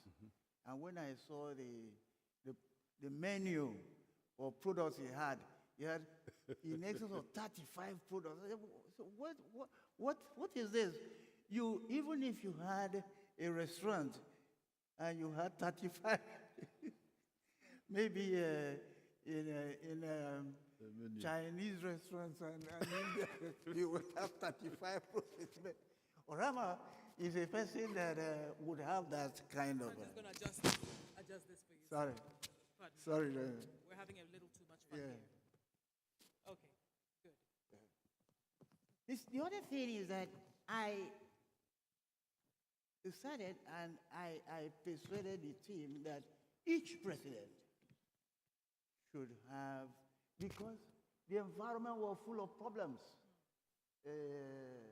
I think a well-known British economist was saying that it was pointless for Collier. It was pointless talking about African problems. Just 1 moment. Stop right there for me. Can we please have somebody to fix his earpiece, please? Can I have somebody from sound to fix His Excellency's earpiece? Because this story is too juicy to lose.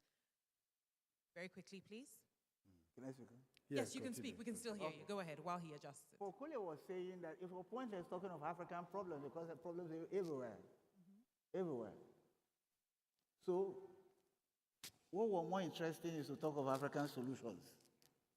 So we decided that each president will choose one of the critical areas of African problems, trade problems, to address. I chose export development. Why? Because from my former bank, I had come with the notion of export development. A good deal of what we did, each president will not finish implementing everything. He will implement something up to where he finishes and the rest will carry on. Jean-Louis chose medical tourism and one other item. We didn't know Rama was going to be president, but eventually he chose intra-African trade. But Rama was remarkable. He was self-critical. He played a major role in designing our previous plans, which had components for intra-African trade. But he turned out, he said, all the intra-African trade we've been doing prior to his time was rather superficial. And I said to him, you are criticizing yourself. He said, what we should do, we can do more. But he has succeeded in doing a lot more in intra-African trade. So that process of strategic planning, each president selecting a focus has helped. Of course, in my time, we started a small venture capital. Our board approved 30 million. Kitomari, you people approved 30 million. But we didn't implement it. We now have a fund for export development, which is a venture capital. The venture capital we started, it will continue to improve. President Ekra's medical tourism didn't finish being implemented in his time. It carried on, and it was now implemented under Orama, whose focus was really originally intra-African trade, but he had to implement any unfinished business that were coming earlier.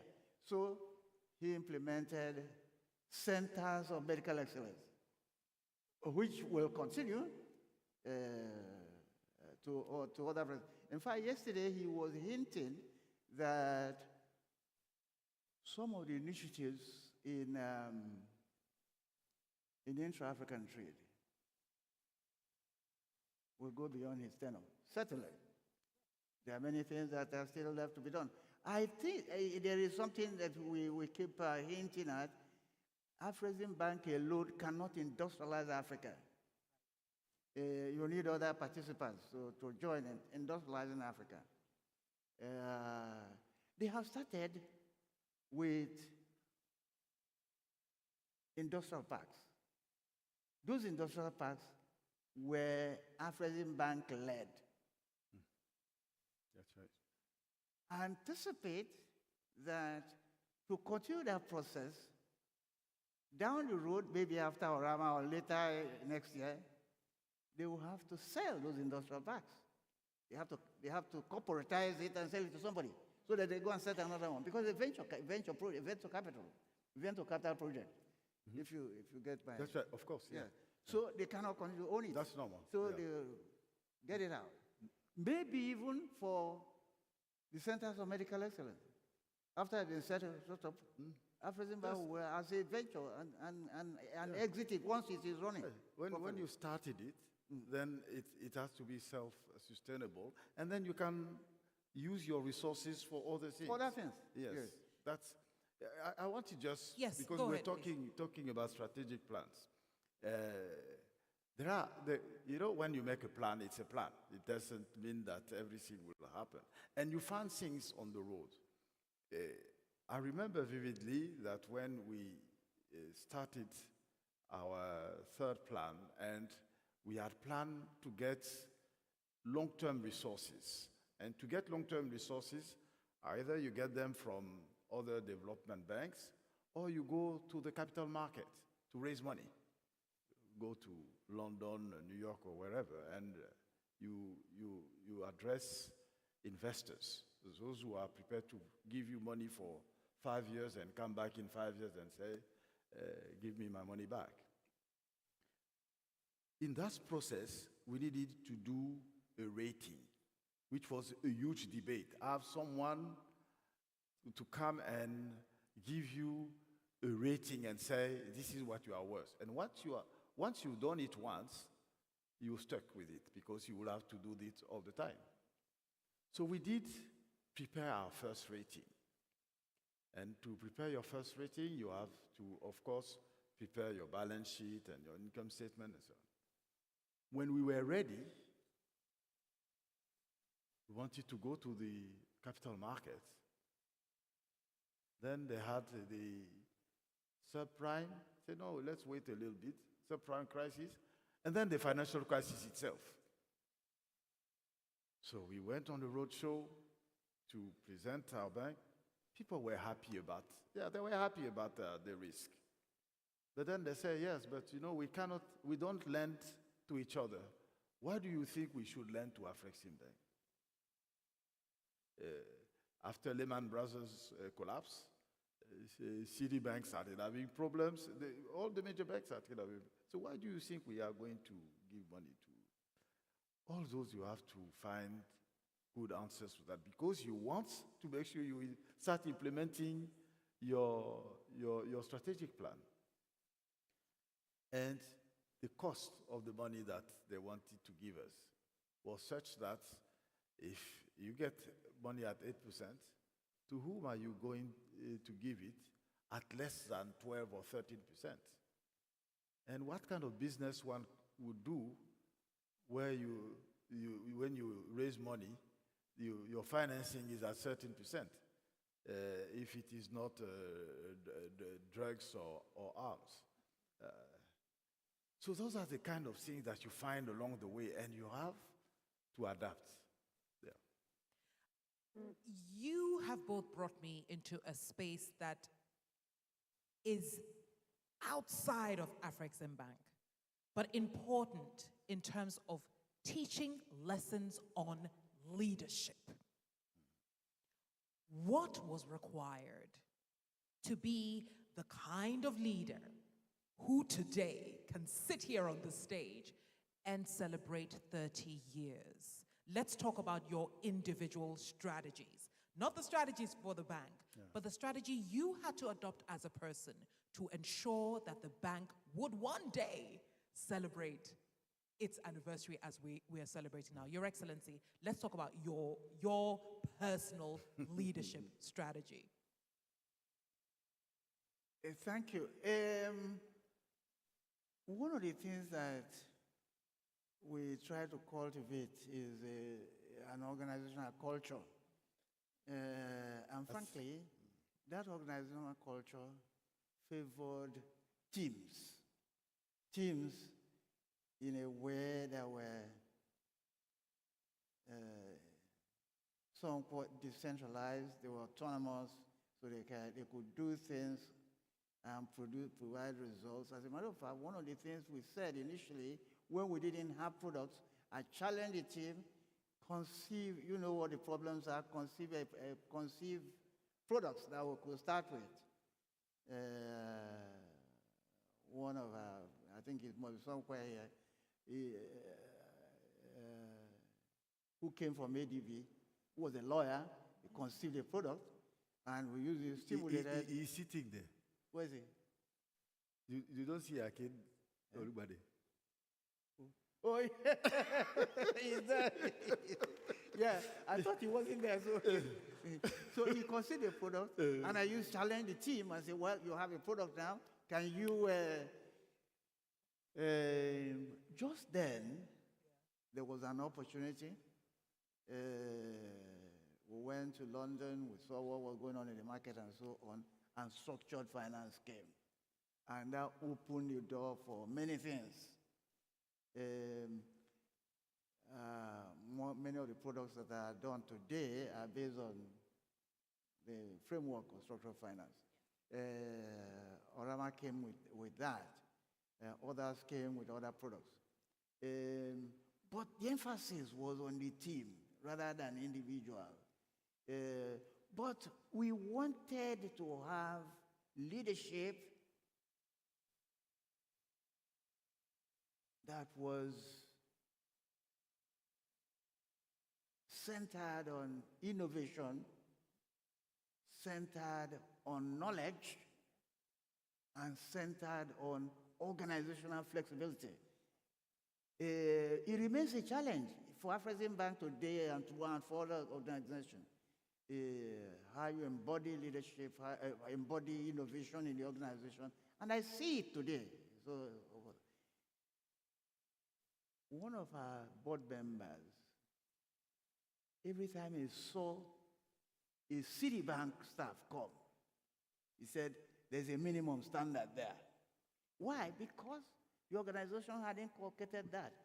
It was my intention that people will leave Afreximbank and anybody looking at them say, there must be a minimum standard there. So, we wanted an organization as a leader now that would have innovation, that's knowledge-driven, that will have flexibility. And we wanted also to provide a leadership that was not based on charisma. Charisma often leads in a direction that is too self-centered. So I had known from my previous bank how charisma can create problems for organizations. I thought elements of servant leadership based on knowledge, based on flexible organization, and the capacity to drive the team. Fortunately also, as our organization evolved, the notion of agile organizations came out. We used to think about the way we started. Very many of our activities were outsourced. Those are agile practices. Those are the practices of agile organizations. We didn't have a whole bunch of people providing us transport services. But we had transport services. We didn't have a whole lot of people. Indeed, at a time, until HR became critical, we had HR done by HR firm. I also wanted to have a good succession. So we wanted an assistant who knew the road. Because the bank was coming on after a long gestation period, minimum couldn't be less than about 7 years. So we could, at the time we were started, the community was already anxious for results, wanted results immediately. So you didn't want people who didn't know the road. You wanted people who hit the ground running. So when I wanted an assistant, a vice president, people asked me, how did you find him? They said, did you use some fetish? But I didn't use anything, but he just came. They also asked me that about Orama. Until yesterday, some friend was asking me, how did you find this man? Maybe if he had been a bad star, they would also ask the same, but he turned out to be remarkable. So they asked me, how did you find this man? I don't know the answer, but if I knew the answer, I would keep it so that if you want to find, you come and ask me. So no, I just would add on the leadership that yes. Policies and procedures are key. If you are a great leader, for me, a good leader is one that can set those boundaries of do's and don'ts. If you have those and you apply them to yourself, people will understand that they are serious and you really mean it. But if you have policies and procedures and you are the first one to override them, then you are creating uncertainty among those people who are following you because they don't know where to go. So in addition to what he said, I think saying what you will do and do what you said is showing the way for good leadership. Is key. Your Excellencies, now that you both have the gift of hindsight and you have the gift of experience, you definitely have also a gift of having a magic ball in front of you. I would like each of you to take us to, what I call the concluding part of this conversation with what the calls to action would be for Afreximbank to celebrate another 30 years. I know that if you both had the power, it'll just be literally a magic wand. But you've given us the gift of wisdom and leadership and strategic planning, and we appreciate that. But take us into the future. What would, in the world as we see it, would Afreximbank need to prioritize in order to see another successful 30 years? Your Excellency Ekra, I start off with you. I wish I could know where not only the world, where Africa would be in the next 5 years or even 10 years. But I think the most important thing, if you want to address needs, is to really be observant of how the continent is evolving and what should be your priorities. Today, people are talking about sustainability, environmental friendly, at a time when many of our countries are now discovering oil.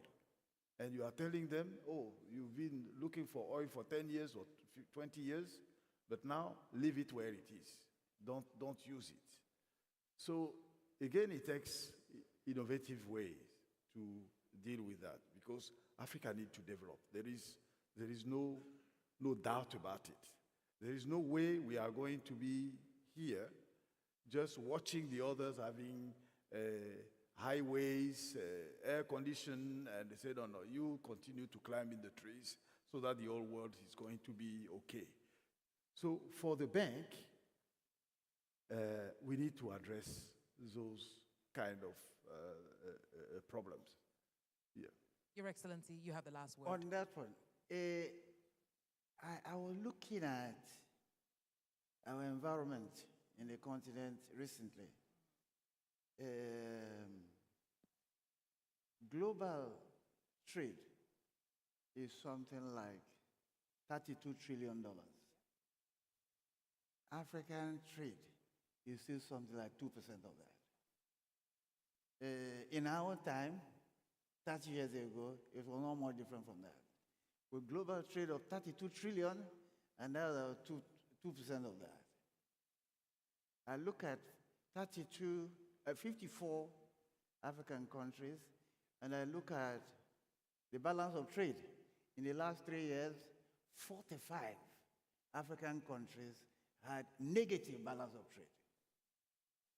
Some, in fact, at our last meeting, a few were already on the way to on IMF programs. So the environment is still very difficult. I asked Orama, how are you going to operate in this type of environment? What I'm amazed is the business is still going on in spite of all the very difficult, very, very difficult environment. A typical traditional banker would say, give up. Because in an environment in which 45 countries are facing negative balance of trade, how are you going to do it? John Louis, my brother here, is a champion treasurer. He knows how to go and get money. But at a point, people are going to be looking at, look at your balance of trade. 45 of your countries, and in fact, apart from those 45, another 7 were already neither here nor there. My point is that problems remain. There will always be. Total trade as a share of global trade is still small. There is opportunity to do things, but finance remains a problem. Individual countries are in difficulty. Some are not able, are defaulting and so on. But what can help us is an adaptive Afreximbank that will continue to adapt to those situations to help them to get out. So we need an adaptive situation. We need an adaptive leader. We need an adaptive and flexible team, including the board, to help us to navigate the path. Can we also talk about the challenge of the African free trade area? Yes, we can do that in one minute. I'm saying that will be the challenge of the bank, to how to make this a reality. Okay, all right. Ladies and gentlemen, the former president, His Excellency Christopher Dordo, His Excellency Jean-Louis Ekra, who have made us understand what happened then and given us the inspiration for what's to happen tomorrow. Mark, back to you. Another round of applause for our former presidents. Thank you, Anita. That was a walk down memory lane, and both presidents, I say thank you to both of you. Now, we've come to the final session of what has been, would you agree, 3 rather amazing days? If you agree with me, clap and let the volume of your clapping relate to how much you enjoyed the last 3 days. Now, as I ask our presidents to exit the stage, we have one final session for you. It's called Sport as a New Creative Industry Opportunity for Inclusive Growth, Insights from Professionals. And boy, are these professionals. Before I invite the moderator on, who will bring on our guests, we have 3 guests, I just want to say that we found a ring. In fact, I'm going to ask all the ladies to look down at their fingers now. Are you missing a finger? No, just kidding. Are you missing a ring? Are you missing a ring? So there's a ring that we found. It looked quite expensive, lovely ring. Could be a wedding ring, whatever. So if your fingers are missing a ring, then please go to the technical booth over there, I think, and they have it over there. And someone has lost their glasses. So we found a ring, and we've lost some glasses. So also, if you've seen glasses around, a pair of spectacles, please also hand them in over there. Without much ado, I said the final session for the final day of this annual general meetings of Afreximbank 2023 is called sport as a new creative industry opportunity for inclusive growth, insights from professionals. Wow, that's an understatement, professionals. The moderator is Miss Mujibade Shosanya, who is the, I believe, creator and the presenter of the Mujibade Show, which is going to air very, very soon, probably across Africa. I'm going to allow her to come and tell you who her amazing final panelists are. Please give her a warm round of applause.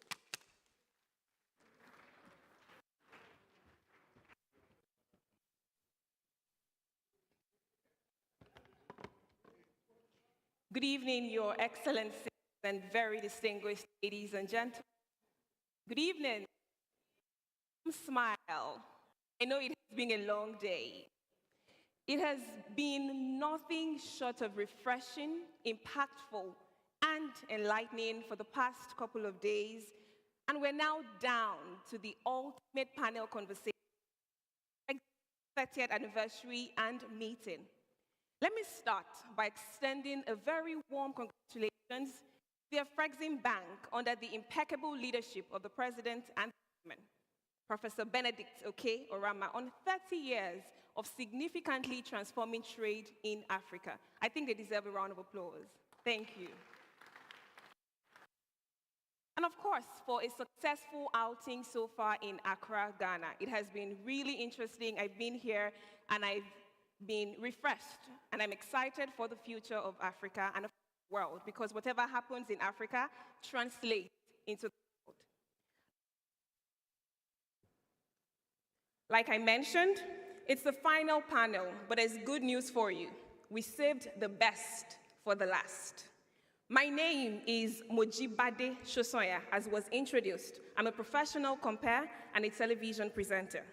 I'm Nigerian by birth and Ghanaian by adoption, so you can call me Akosuya. I'll be excited if you do that. Thank you. I consider it a distinct honor to have been given the assignment to steer this important conversation to score the goal of the 90th minute. And I'll tell you why. But before then, I'd like to specially applaud everyone in the room. I think you deserve a round of applause, so please give yourselves a round of applause. You have stayed up until this moment. You are fantastic, and we thank you. We'll move on very quickly, and I'll be introducing my panelists. At this point, it gives me great pleasure to now make welcome our highly distinguished and eminent panelists. Please give them a warm round of applause as I introduce them, in no particular order. The first is the one and the only Didier Drogba, President of the Didier Drogba Foundation. Didier Drogba in the house, ladies and gentlemen. Please give him a warm round of applause. Thank you. Coming up next to join him, we have a Ghanaian professional footballer. Let's make welcome one of our own, Asamoah Gyan. A round of applause.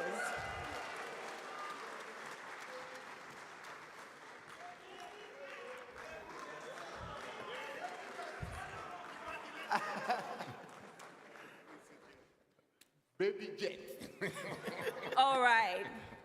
Finally, to join this interesting conversation, please let's make welcome an award-winning British basketball executive and former player. He's Ghanaian, by the way. Let's make welcome Pops Mensah Bonsu.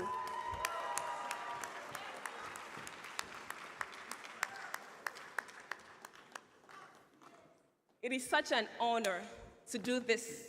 Let's get started. Thank you, bro.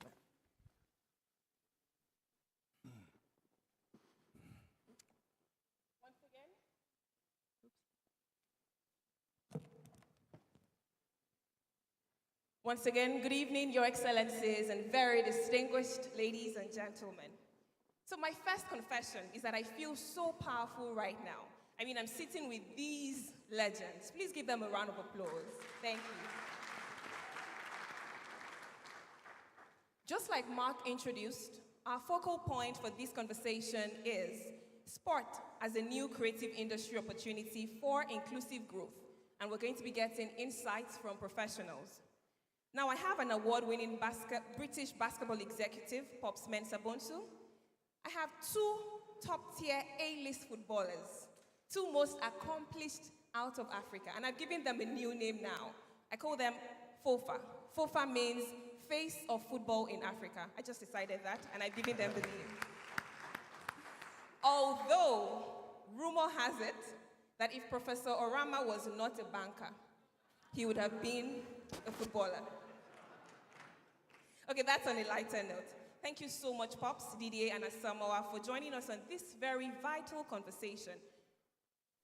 For all three of you, you have done an incredible job placing Africa on the world map. And not just that, I think one thing that is common with all three of you is that you're passionate about social change. So this conversation is putting a round peg in a round hole, and so we're just going to get started now because we do not have time. Now, without much further ado, we will get on with this striking conversation with these striking personalities. If you know, you know. Now, sports can play an extremely important role in creating jobs and positively impacting economic growth, especially in emerging markets. We're seeing the sports industry regularly partnering with other creative industries such as fashion, music, and art to bring people from different backgrounds and cultures together and ultimately creating a sense of community through inclusion and diversity.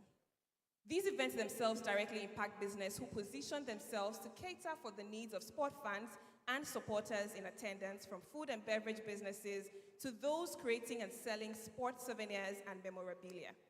Now, we see the transformation that happened in Nigeria right after the creative industry was a matrix used in rebasing the country's GDP.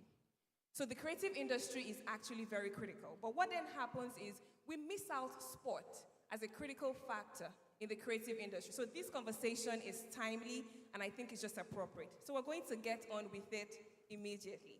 My first question will be to Mr. Didier, right? As a professional footballer, I mean, you've played in that space for a long time and at the highest level. Do you believe that sport can drive inclusive growth, especially in emerging markets? Well, good afternoon, everyone. It's always a pleasure and an honor for me to be back in Accra. I really feel at home, and to be here with my brothers really makes me... No, he's not my brother because he didn't tell me he was in my country, so... Now I remove my glasses. I apologize. Accepted. I'm in your country now. Apology accepted on his behalf. I was asking him, where did he pass? Did he pass through the immigration? Because I didn't know. Ghanaian diplomatic passport, I said.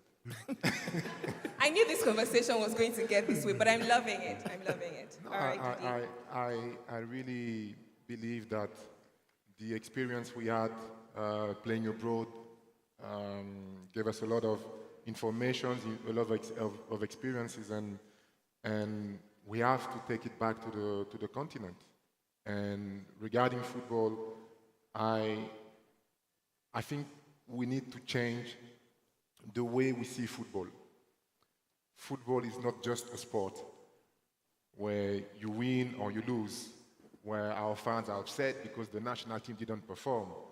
But football is watched, I mean, by millions and millions of Africans. Everybody watched the Premier League, everybody watched the World Cup, the French League, like all different kind of leagues. But why don't we watch our own leagues? How is the Ghanaian leagues? How is the Ivorian leagues? So to bring the attraction to those leagues, we need to think different. We need to change the way we think about football. We need to make it, I mean, sport in general. I'm talking about football specifically because we've been there, but basketball, I think, is the same. We need to bring it to an industry.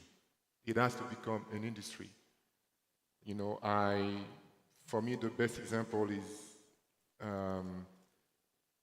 the national leagues who are not competitive enough. Why? Because the players are not paid, because there's no quality of the pitch, because the managers are not so qualified, not as qualified as in Europe, for example, and all these different kind of things can generate growth and jobs. You know, when I was at Chelsea, we had 42 pitches, football pitch, 42. So the first team had four pitch, the academies and the youth, the rest of it. So there's places to play. But who maintained the pitch? The gardener. But the gardener was not working alone. He had 15 workers with him. And those workers were paid. So you create jobs. So instead of seeing our kids walking in the streets, standing there like, you know, begging for help, for food, but for help, you know, this is an opportunity also for them to come back to a proper living, you know, having a job. So there's a lot of things that can be done. There's a lot of opportunity that can be created by moving toward this direction of bringing a creative industry, sports industry. Absolutely. Thank you so much, Sidi. I think you have talked about thinking differently and bringing attraction to our own sports. Thank you very much. But I'm going to ask you, Pops, right? So you've played professional basketball at the highest level. What are your own thoughts? What do you think about, you know, sports driving inclusive growth, especially in emerging markets? Wow, well, excuse me. First, I want to say thank you to Afreximbank for putting this together, and my brother Didier and Asamoah for allowing me to join this panel. I'm a Tottenham fan by nature, but watching Didier score the penalty to win the Champions League, I was African, you know? And obviously, Asamoah, everything you've done, thank you, thank you, thank you. So, I think Didier said something very important. My parents migrated from Ghana to the UK 40, 50 years ago to seemingly provide a better opportunity of life for their kids. And now we went to the West, we're all accomplished and, you know, have our successful careers, but it's time for us now to come back. Time for us now to come back. When you go to the West, yes, you pick up some of the practices, you learn some of the ways, but you don't learn it to keep it. What's the point of having knowledge and experience if you don't share it? But you're supposed to share it at home. And so for me, being one of only 3 players to ever play in the NBA from Ghana, I've always felt it was a social responsibility to come back and present myself as a symbol of success, to show these kids that somebody who came from where they came from, somebody who looks like them, can achieve something. And we're looking at 2 of the greatest symbols right here. So we have to keep creating those symbols and providing this access and opportunity. One thing that Africa has, I'll say this quote, Africa has often been about what it needs. It's time to show what Africa has. And similar to the natural resources that Africa possesses, we have one thing that the rest of the world doesn't have, and that's the human capital. You know, they often say Africa has natural talent physically, natural athletes and whatnot, but what they don't have is the infrastructure and the resources to build on that. We go to Chelsea, we go to the West and see, you know, the NBA teams and see all these resources that they have. We have to level the playing field and provide that here in Africa. Thank you so much. I think thank you, a round of applause. I love that you have said so passionately that it's time to come back home, because like we often say, the solutions to African problems lie within Africa. So the onus is on us to actually provide those solutions that we are looking for all the way out there. But thank you very much. Now I'm coming to you, Asamoah.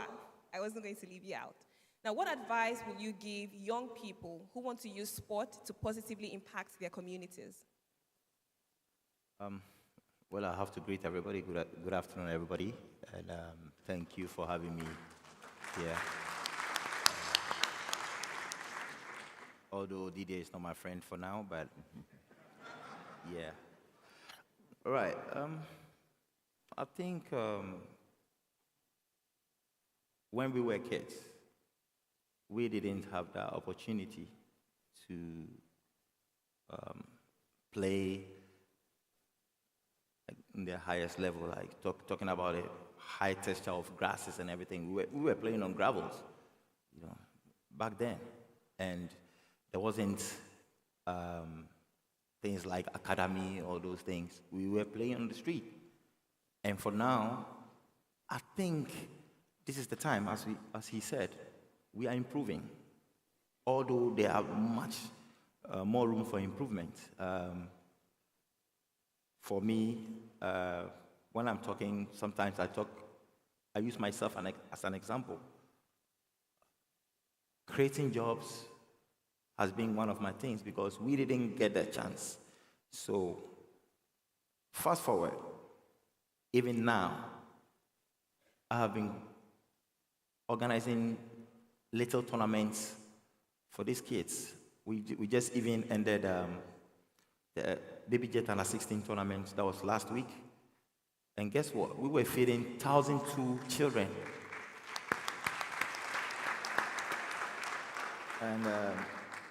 And this takes kids off the street. Education is key, all right? Education is key. But sometimes, where are these individuals who take their kids to school? Because of that, they just sit down, the kids end up becoming illiterate. But at least, me being up there, being an idol, being a role model to these kids, why don't I take them off the street? And guess what? Thanks to DSTV, Supersport, we spoke to them, and then we gave them the exposure. Some of the games were telecast live on TV. And just watch these kids who have their parents in the village. They don't have to watch their DSTV, but when they realize their kids are playing live, sometimes they have to just travel, pay the travel like 30 minutes just to go watch their kids live on TV. And this brings positivity in the sport. I know there are a lot of questions coming, but what I want to say is sports, it's now creating impact a lot in this upcoming generation. And somebody like Didier has done a lot for Africa. When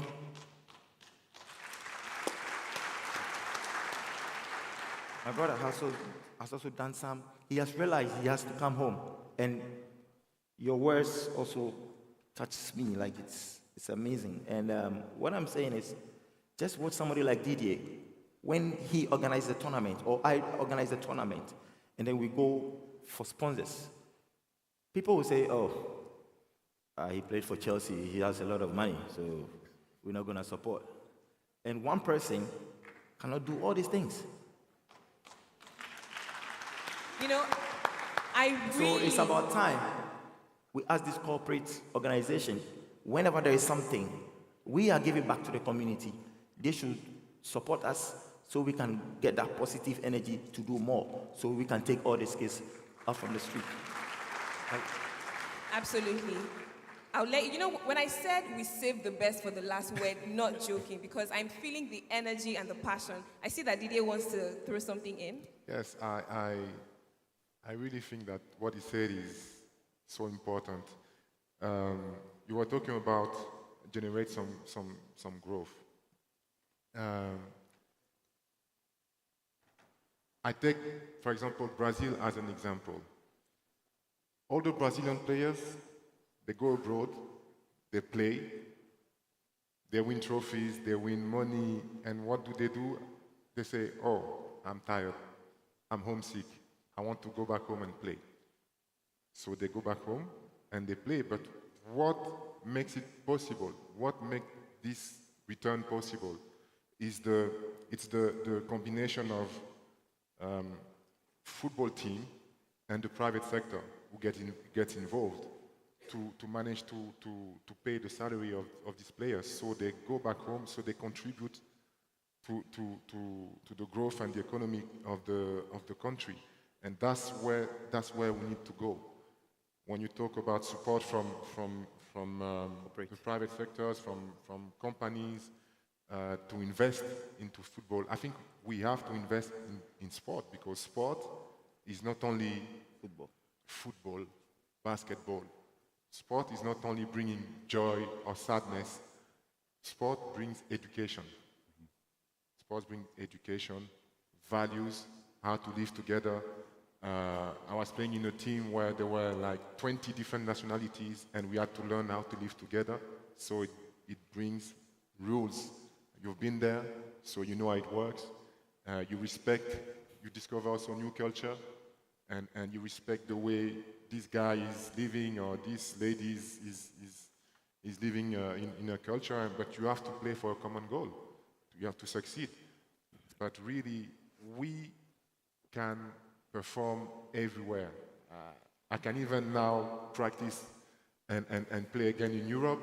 He can do that, you can do that, but when we come back, we still need the support. It's not because we've been successful that we can do everything.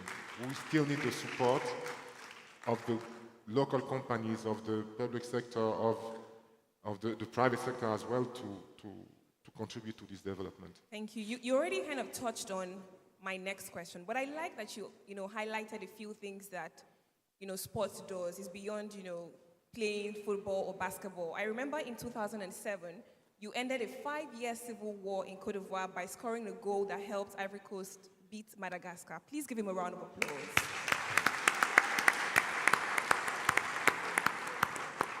Thank you. So just to touch on my next question, which you already highlighted, but I would like you to give us pragmatic steps that local businesses and the private sector can take to get involved in using sports as a tool for inclusive growth. So actual steps that it can take. You were talking about emerging countries. I believe Africa is an emerging continent. So I take, for example, Nigeria as an example. In the 2018 World Cup, when they launched the new jersey for the World Cup, it went sold out straight away. So there's an economy there, there's a demand there, and countries like Ivory Coast, like Rwanda, has used sport as something to bring inclusion. Yeah, so I think it's the parallel can be made within sport and those countries. I'd like to ask you, Pops, thank you, Didier. What are your own thoughts on the pragmatic steps that local businesses, private sector can, take to actually help to promote this inclusion that we are talking about? I would say strategic and significant investment. I think, we have to speak about the elephant in the room. We're here for a reason. And for years, I've done these panels, I've sat on these stages and talked about how Africa is coming and Africa is next. Let's talk about action and execution,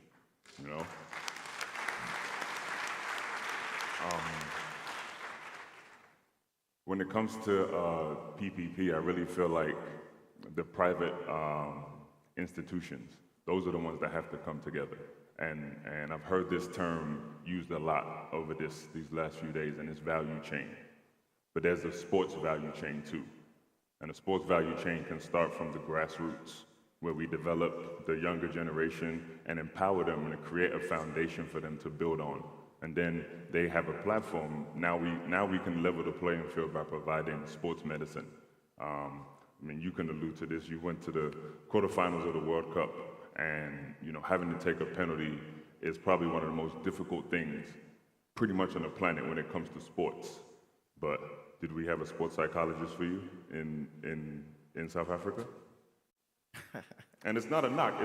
It's about leveling the playing field. Most of the teams, I think I would say 95% of the teams don't have psychologists in their national teams. Because when we talk about psychologists, people forget it's very, very important for us. Mm-hmm. Everybody has his problems. Just imagine what you said, the penalty miss and everything. Mm-hmm. How did I survive? The backlash. You understand? Yes. That's true. Yeah, but thank God that time, we had a psychologist who was with me throughout the night. Although I'm somebody who is mentally strong, but I cannot do it by myself. So what you're saying is right. Yeah, so we have to provide these platforms to provide this younger generation access and opportunity, like I said. And then with this value chain, then comes infrastructure. Infrastructure when it comes to facilities. If you look at Rwanda, which is led from the top, they have pushed the tourism and the sports industry. The president there said he wanted to have an arena. He built it in 6 months. Now, any major sporting event, they directed towards Rwanda. You know why? Because they invested into this. So it's not only the private partnerships, but it's public too. The government buy-in, and I think our parents also, when it comes to the kids. For me, I left my parents when I was 16 to go to the US to play basketball. And I told my mother, they had never seen me play basketball, by the way. They knew I was over there in the US playing the fool or going to school, one of the two. And I called my mom on the phone and told her I was going to enter the NBA draft. She had no idea what I was talking about. She probably thought I was going into the military,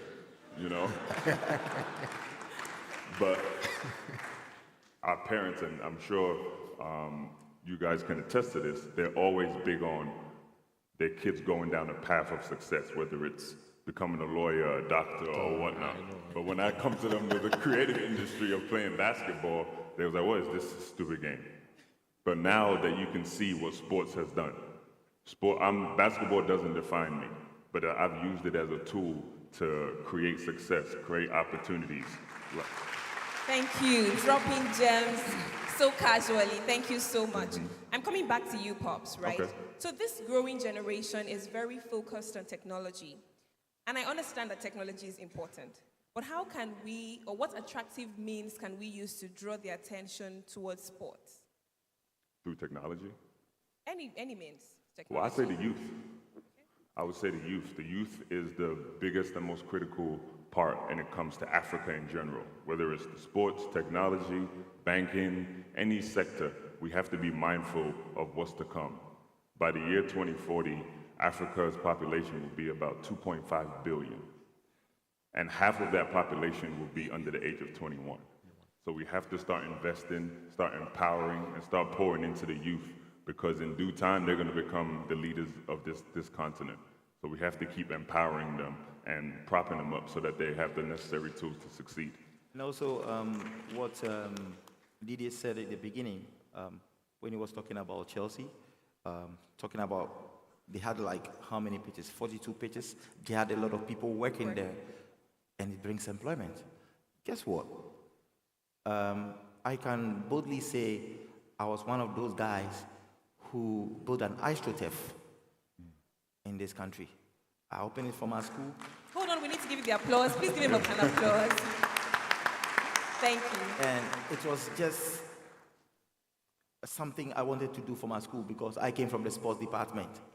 And now, I would also like to recommend the president because for now, I think he's done at least 120 AstroTurf in the country right now that people are benefiting.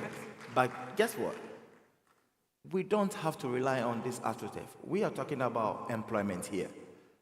Sometimes AstroTurf is done and it takes how many months to maintain it, the maintenance and everything. We need a natural grass. That is where we started playing football. Something that we can have people working each and every day. Maintain it. At least to maintain the field and also to get employment. True. When we come to Ghana or any sports, people sometimes feel like they don't purchase their things and then they rely on the sports day. Whenever there is a sporting activity, whether it's football, whether it's basketball, they go to the stadiums to sell something. So whenever all these things happens each and every time, you see there will be a lot of employment. For example, somebody even selling groundnut in Cartier, groundnut. It feels like, hey, when there is a game, that is when everything gets finished. and he or she gets something to go home. So in sports, we can create a lot of these opportunities and also to create employment for this generation. And as he said, the youth is what we are looking at. That they are the future generation. So we have to think about them. I absolutely agree. Thank you so much. Please give him a round of applause. Thank you. Now, Didier, I know that you're very vocal about criticizing the ills, especially in sports. I saw on your social media recently that you spoke about, racism. Why is this very important to you? I think it's a subject that I don't really want to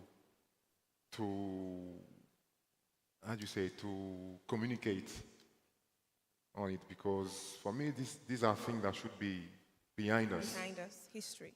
But unfortunately, in what you see in sport is the mirror of the society.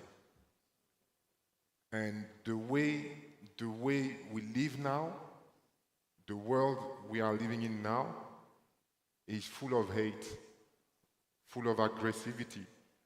And when those people go to the stadiums, they express that. And they forget that football players and sportsmen, sportswomen are only human. And they have emotions. You were talking about a psychologist.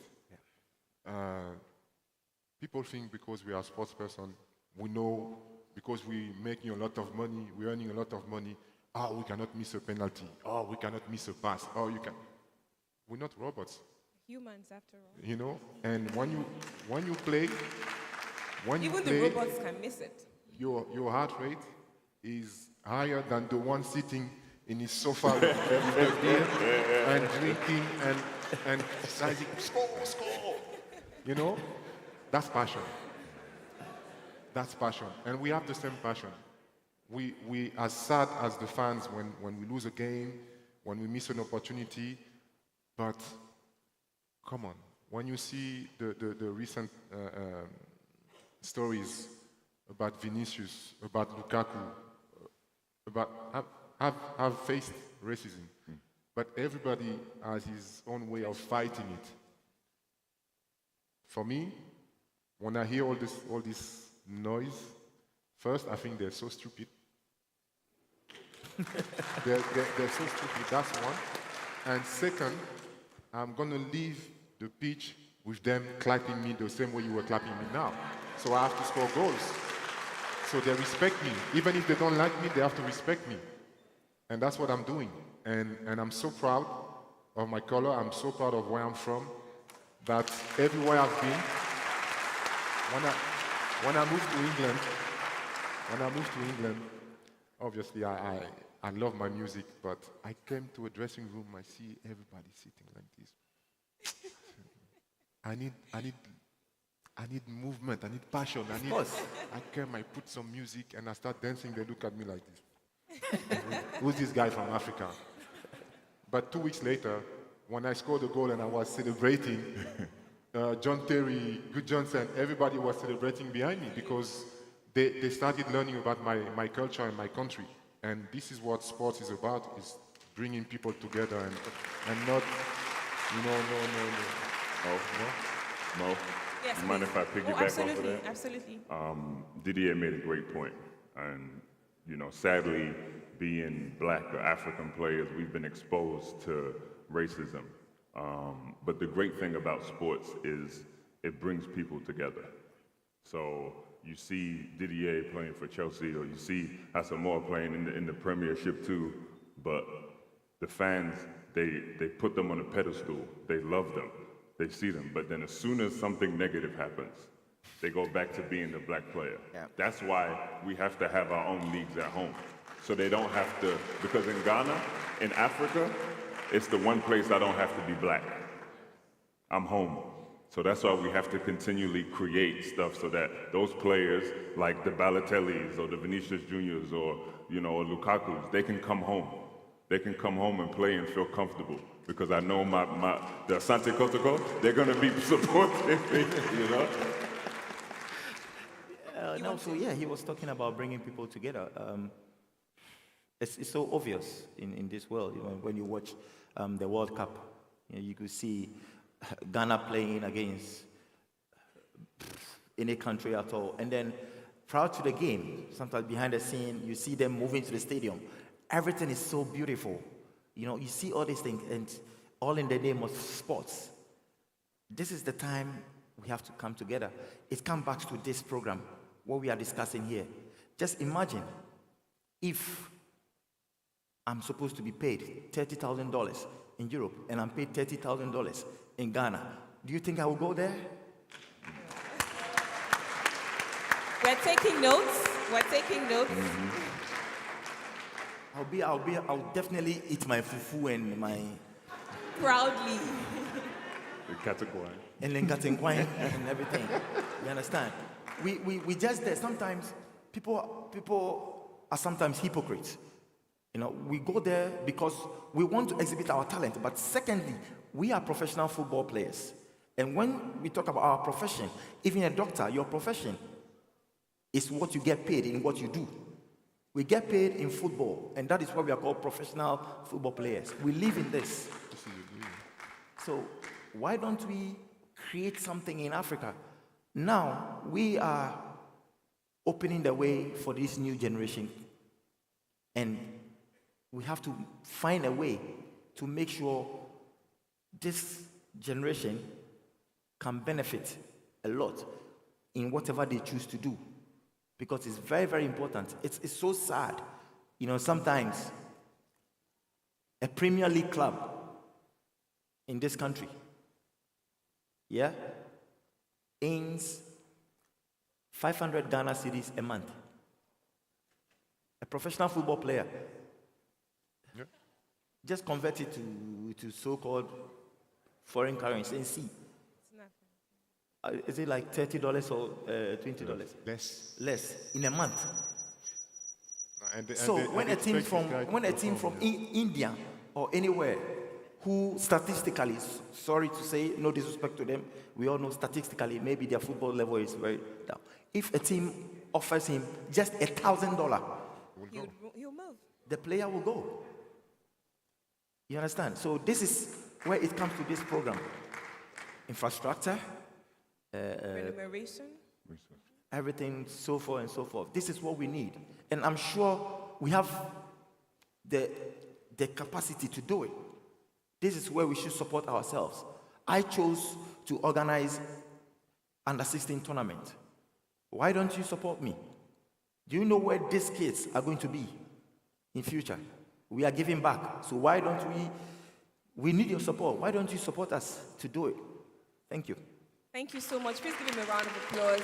I'm thoroughly enjoying this conversation. We'll wrap up very shortly, and we can take only 2 questions from the audience if there are any at all. All right, so this is for you, Pops. When we talk about the creative industry categorically, most people don't recognize sport as such. Why do you think that is, and how can the narrative be changed? Well, I think first, yes, you're correct in changing the narrative, but there's acceptance. The acceptance too, I think, from the top down, like I said, my parents too, or our parents. When it comes to acceptance, when it comes sports in general, we can't heavily depend on government funding.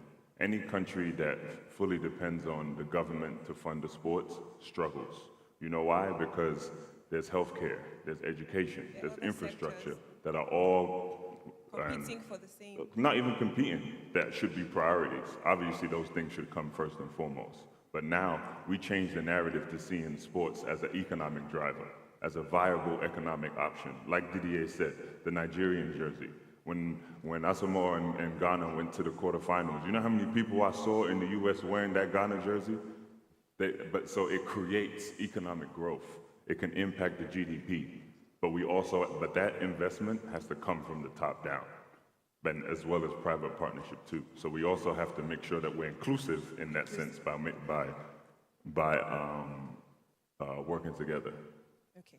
So one final question for you before we take it to the audience, because I see that people are eager to ask questions. For you, Pops, would you categorize sport as part of the high-growth sector of the world economy? Yes. Okay. Very much so. I'll give you one example. In China, there are more NBA fans in the country of China than there are people in the United States. Oh, wow. Wow. More NBA fans in the country of China than there are people in the United States. That's why the NBA is fully vested in making basketball global sport. Why do you think the Basketball Africa League is here? I don't think they're doing it just to empower the soil. They're doing it because we have the talent. The last few MVPs, Giannis Antetokounmpo, Joel Embiid this year, they're African players. And the world is taking notice to that. But we have to also take notice and pour into it too. Otherwise, what happened 400 years ago is going to happen again. Thank you so much, Pops, for that articulate answer. So we'll take questions from the audience now. Oh, wow, so many hands up. Yeah, lots of questions, yeah. But actually, I was speaking to the new chairman of the Nigerian Exchange right here. He's Alhaji Umaru Kwairanga. And as he was listening, you know, he's saying, well, sports is a commodity, right? It's something to be traded and something to raise funds. So he has an intervention or a question, but please make it short because there are so many hands. Okay. Thank you very much, Mark. My name is Umaru Kwairanga, the chairman of the Nigerian Stock Exchange and Chelsea fan for life.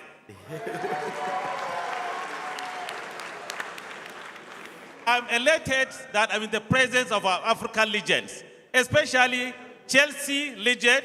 You people are not only African legends, we are world legends. Thank you. And I want to use this opportunity with this platform being given by the Afreximbank to assure you that we in Nigeria, the way that you have mentioned all this, and most of the African continent, we are ready to support you as the way you have said. I believe the Nigerian Stock Exchange will have over 250 companies quoted with a 32 trillion market capitalization. We have a lot of stockbrokers here. We have a former DG of SEC here. You'll be rest assured, once we are going to package something that will have a value addition, we are going to have the platform to sell it to most of the companies that are there, and we can work with you, the DDR, the Asoma, the Okocha, the Amokachi, the Kadus of this world. Lastly, my own question is to you, the legends. How can we bridge the gap between the seeming success of our junior national teams in the African continent and the performance of those senior national teams when the junior teams have graduated to that level, especially at the World Cup level? How can we bridge the gap between the success of our junior national teams, either in Nigeria, Ghana, or Cote d'Ivoire? They are doing well at the 17, under 20. But by the time they graduated to the national team, especially at the World Cup level, we are not doing well. How can that be bridged, please? Thank you. Okay, thank you very much. And then he scored the goal. Passionate conversation. Listen, so passionate. Okay, write that question down. Okay. I will take two more. Okay. This is how we'll do this quickly. Sure. Remember it and then ask it again. I'm going to go over to Kanayo Awani. Okay. No? Yes? Okay. Okay. There's Ladies, a beautiful no. lady over ladies. there, please. I was told A little ladies. bit of sense, Ladies, man. ladies. Okay. Are you a lady? No? Yeah, that's what I thought. Good afternoon or evening. My name is Palisa Ryan. I work for the Development Bank of Southern Africa, looking after social infrastructure projects across the continent.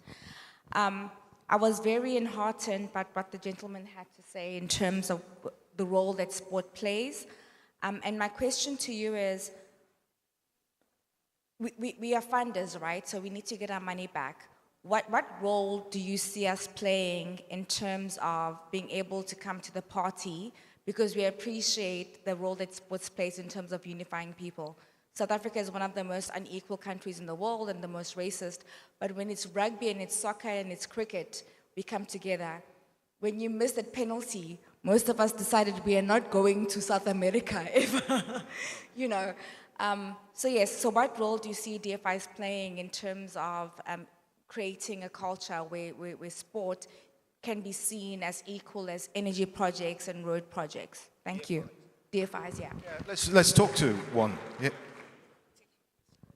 Thank you very much. My name is Temwa Gondwe. I'm from Afreximbank, working specifically on the Creative Africa Nexus program. My intervention, yes, I can answer that question.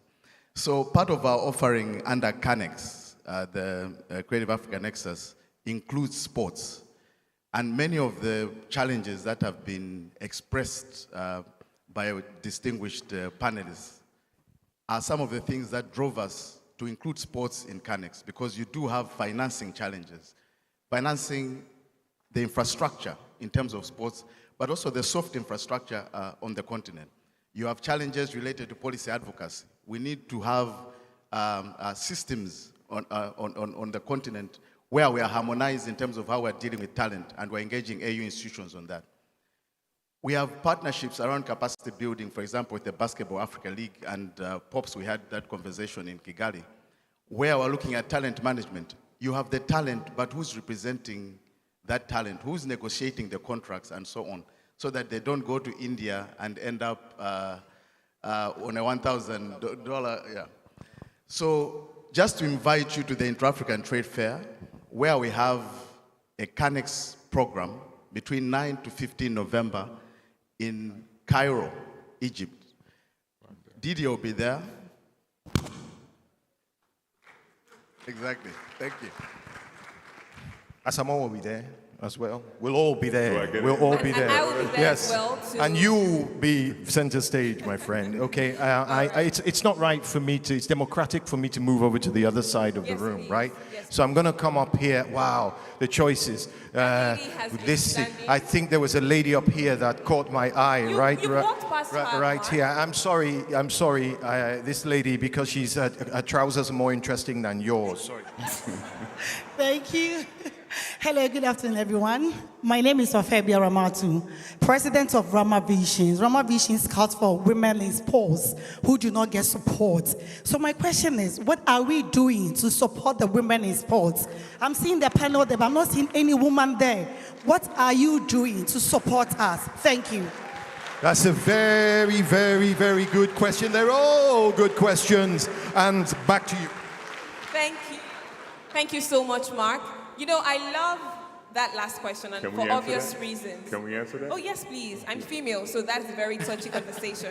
So what are we doing to support women in sport? Who's taking this? Oh, they both looked at me, so. And I'm looking at you as well. No, because you say, can you answer? Women in sports. But anyone, I mean, you can all chip in. It's true. The question she asked, you know, is the 100% truth. Because sometimes I sit back and then I watch, what are we doing for the women? You know, sometimes they end up discouraged, and then they stop it. Quit, yeah. If one of them could remember, I remember I was with the national team, the women football team were playing, and guess what? Sanitary pads was a problem. I was touched. I had to even donate, was it $10,000 to the captain to buy all these things for the people. And this is coming from an individual. When you talk about women football, for example, just let a lady go to a company and say, there is a women athletics. Nobody will mind her because they feel like maybe they will be thinking about their products. They'll say, okay, people don't go to the stadiums, so why do you think we should support you? And all these things, they end up getting demoralized and then discouraged, and then they go, listen, when we support these sports, not talking about football, even personally, I'm even a boxing promoter. As a professional football player. Why? Because I want to help develop the sport. And sometimes it comes back again to this program. Because we are football players, we are legends, we are icons. When we go ourselves and they see us, sometimes we get the support we want. But when we send our team, nope. Nobody gets the support. Unless maybe 90% comes from our own pocket. and then 10% comes from the companies, which is, I think, it's a bit bad. And talking about the women, I think this is the time we need to support them. And we shouldn't discriminate. Let's support them, because there will be other kids coming up who wants to be a sprinter, who wants to be a footballer. Sometimes you have a lot of sports activities here, or sports personalities who are growing up. Maybe they are 12 years. They see what is going on. They'll be like, okay, then I'll go to another country. I'll go to another country because I'll get more money there. And then we end up going to Olympic Games, and then we come back with 0 medal. So this is the time we need to support all the sports, not talking about only football, all the sports. I think my colleagues can chip in something. I don't know. Pops. I mean, I can only speak to what I'm doing. I did my first camp in 2019 in Abosu Okai, not too far from here. And it was supposed to be for 100 kids. Over the course of 2 days, 400 players showed up. Wow. And thank you. And as great as that was to see, that was alarming. It was alarming because there was no infrastructure and resources. And I remember going to this young lady and asking her when she fell in love with basketball. She said, today. Whoa. You know? And thank you. And all of the endeavors, we now have 1,000 kids under our academy here in Ghana. And it doesn't work. Like, we don't do anything, we don't move forward with anything if there isn't an equal or an excessive amount of women or young ladies involved in this. Because, like Didier said, sports does more than just allow you to play a game, especially team sports. There's confidence that it exudes. There's the teamwork that you have to build. And most importantly, the leadership qualities that once lay dormant in people, especially young women, because we know everybody's not going to make it to the NBA. But if we provide the different avenues and pathways like media, broadcasting, operations, showing them that there's other avenues of success, we're going to be able to empower them to want to pursue these dreams. But we have to continue to provide that platform for the young ladies too. Thank you. Didier, do you want to chip in anything? Yeah, there's many things I would love to talk about regarding women in sports. But I'm going to focus just on one example. Just to say that I agree with you, and as an ambassador for the FIFA Women's World Cup, it is a good platform, a good moment for me to speak about that. The TV broadcast, so the next World Cup is in Australia and New Zealand, Women's World Cup. So in July, this next July. And the TV broadcast they've decided to pay, I think 1 or 2%, I don't remember the numbers of what they should pay to broadcast the games. And in the last World Cup in 2019 in France, I think the numbers were multiplied by I think 50 or hundreds. So there's a big difference just because it's in a country that is not so-called a football country, but if it was a men's World Cup, it would have been different. So I think I speak about that because I'm one of the ambassadors, and I've seen the evolution of women's football and women in sport, how sports empowered women, and it's so beautiful to see. I'm talking about football. When I watched the World Cup, I was amazed to see the talents, and trust me, some of them could even play in the best Chelsea at the time. Because they have quality. So we're not looking at she's a female. No, we're looking at the quality, and the way and the facility for them to understand the exercise, to understand the game, to read the game, and they learn quick. I believe they learn quicker than some of my fellow teammates it's a reality, and I think you have to give them respect for that, because not only because they are good and they know how to play, how to perform, but because they have different fights than we have.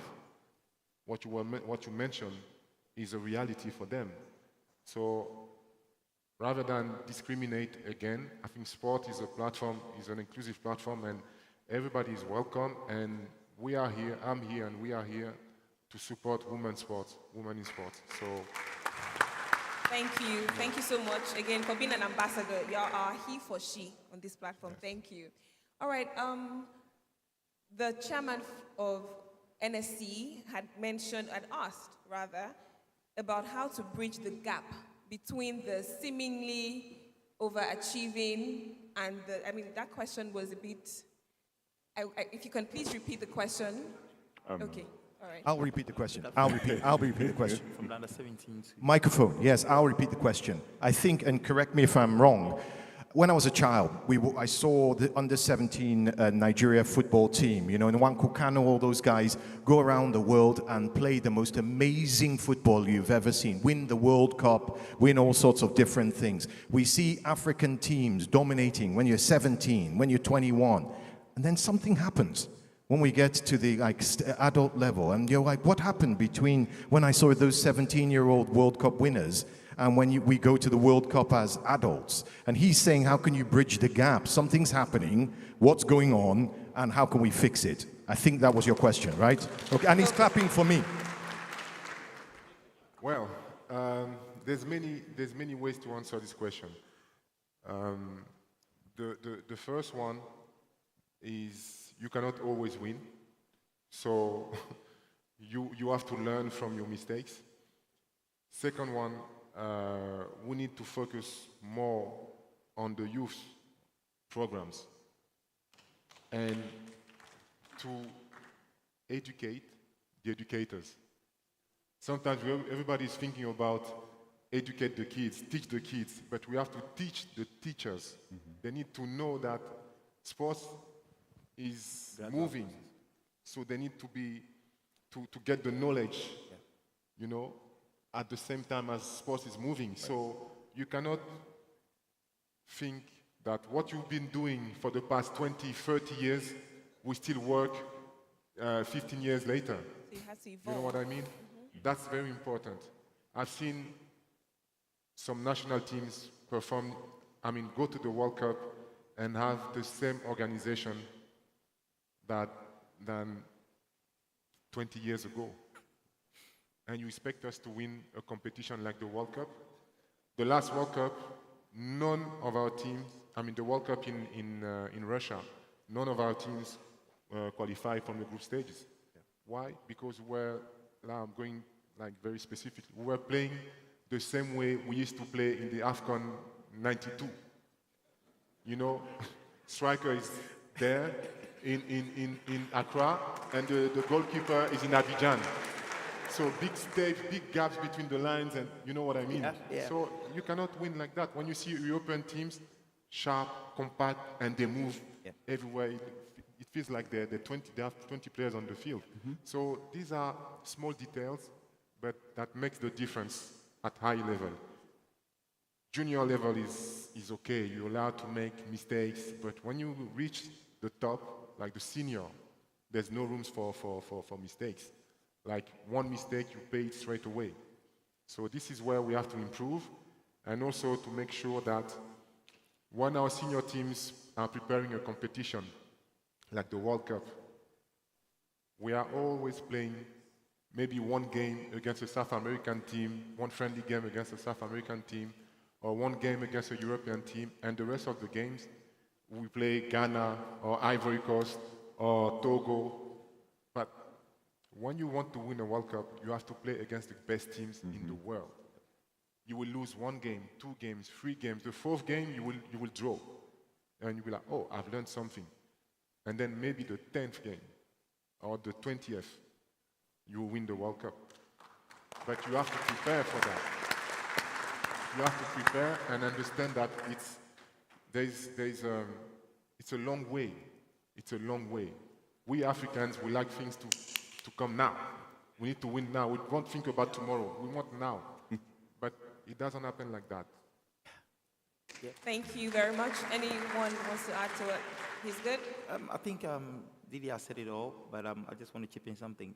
Sometimes we need to limit our expectation and have a plan, a development plan. As he said in the closing stages of his speech, he was like, the first time Ghana qualified to the World Cup, everybody said we are going to win it. Like us. And sometimes we have to face the reality. I was part of the group. I was happy. That was my first time going to a World Cup. And when you have that pressure at home, even ourselves, even the fans are involved. Everybody is involved. We need to have a strategic plan. Like, hey, in 10 years, we are winning the World Cup. Limit the expectations. And then we see in 10 years. Yeah. So...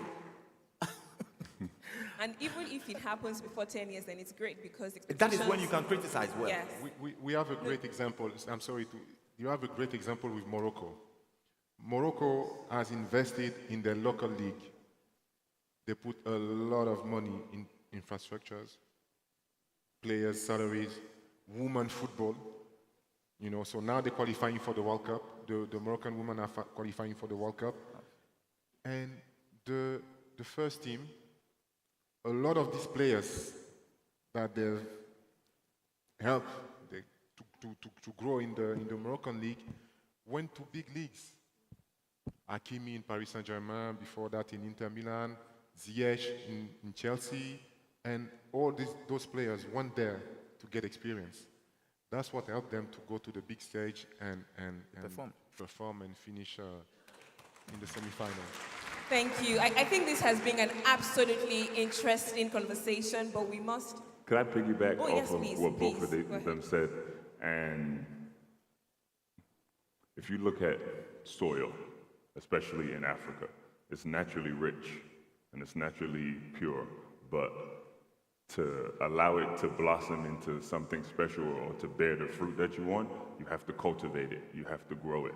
So in the under-17s, even Ghana a few years ago, we might have had one of the best teams in the world in the under-17s category. But a lot of that is the natural talent that we possess. But we have to continue to cultivate that talent, like Asamoah has said. Create a 10-year plan. Create a 10-year plan and say, okay, this group that's in the under-17s, by the time they reach 25, 26, we would have put things in place. And by the time they get to a certain age, they would have grown together and developed. Thank so you. we have to Didier continue to cultivate them. Okay. Didier wants the last Give us word. 2 minutes and we'll be done. It's important. What I'm going to say is very important. I'm talking about Ivory Coast, but it's the same example for all our... It's the same everywhere. Don't worry, you can talk. We hire a coach, national team coach. We win all the qualifying games for the World Cup or for the African Cup of Nations. We win all the games. We go to the African Cup of Nations and we lose in quarterfinal. The next day or the next hour, the manager is out. Wow. and we hire a new manager. With no succession or anything, So, no plan. This guy is coming and he knows that, for example, in Ivory Coast national team, you got Yaya Touré, Kolo Touré, Salomon Kadou, Zokora, Drogba. He's watching the Premier League every weekend. He's not going to think much. He's going to play the same team. Otherwise, for him, it's easy to put the same team. You know? And we go like that, same circle. 2 years later, he's out. You don't build nothing hiring like new managers. Give them time. Look at Didier Deschamps. He's been with the French national team for, I think, 8 years, 9 years. Almost a decade, yeah. Almost a decade. That's how you win the World Cup. And you won the World Cup. He lost the Euro in 2016 in France. Can you imagine if this happens in Ivory Coast or in Ghana? And we wish we had 8 or... You lose a big continental competition at home. But they kept him as the manager because 2 years later there was the World Cup. And guess what happened? He won the World Cup because he learned from his mistakes. Very good point. give time to those people who want to work. We're going to have to wrap it up, though, here. Can I ask all of you to stand, and this wonderful moderator, can you stand up? I wish I had a football now. We could have just... Yeah, so come, where's our photographer? Sleeping? Awake? Is the photographer asleep? Before the photograph, can we please give a befitting round of applause to my distinguished, amazing panelists? I did say that we kept the best for the last, and this was the best. Okay. I told you I needed some 2 minutes of your time, right? My colleague has retired, right? He retired from football. If I remember well. Retired, yeah. And there is this thing, I just want to ask you, when you saw the ending part of your career, how did you do it? I think everybody should sit down and listen. All right, so Mark, just 5 minutes. Just a few minutes. Easy. I'm sorry, but this is maybe the only time where we're gonna be able to speak about that. I mean, I've played so many games, won so many trophies, but then when your career is about to end, it is very difficult because one day you stop waking up to go to training. Nobody's there to clean your boots. Yeah. Nobody's there to bring your bags to the game. There's no manager behind you. Hey, come on, you need to perform. So this is where, and nobody teaches you life after sport. Nobody. So you're on your own. And if you're not strong here, and if you're not smart enough like those people, you go down. And so this is an important question, and really just go on. Just be there. And it's been echoing in my mind for the past a year and a half. Sometimes people see me and they're like, "Have you retired?" I was like, "Nope." I still think I have something to offer, but I've been contemplating on it, and I think I'll use this platform officially to tell everybody it's time. No. Hold on. What? Hold on. What? Are you? Wait. What I'm hearing. Is he saying that he's coming for the African Cup of Nations in Ivory Coast? Then I'm coming out of retirement as well. It's time to tell everybody I've officially retired from football. Oh! And very, very emotional, as he said. It's a very, very difficult moment. It's something that you love, something that you've it's our dream. Done since your childhood, and then living it at this moment. And I'm very happy. I'm very happy to use this platform. And it's official right now. All the journalists, everybody.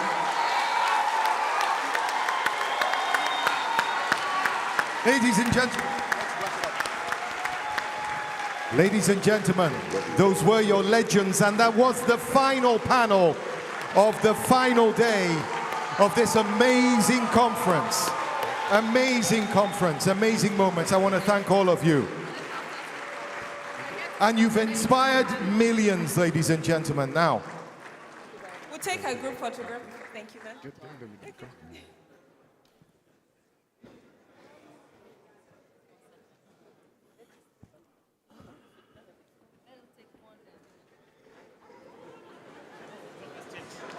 I'm sorry, the conference isn't over yet. We're closing the ultimate panel, but Mark will take over the conference. But thank you. I'm from Côte d'Ivoire, so I'm here. Mon grand frère. okay, ladies and gentlemen, we're going to have to let them go now because I know that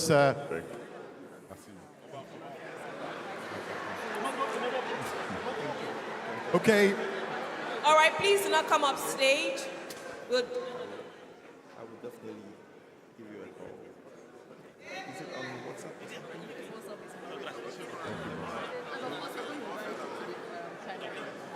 Oh, yes. Yes, sir. He's the reason I'm here. Yeah. D'accord, d'accord, à tout à l'heure. Yes. Okay, as they exit the stage, I just have to say that that concludes the conference for 2023. All that's left is for me to invite the Afreximbank creative team to the stage to take some photos. Kanayo, you're already there. You'll lead them to take some photos. There's been a lot of work that has been put in to make this this a reality. On behalf of everybody, I want to thank the technical team who've done a superb job.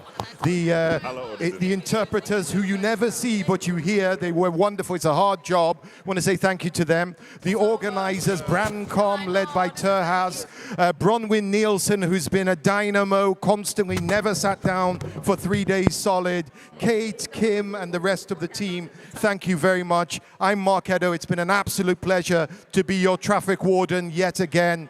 Good night.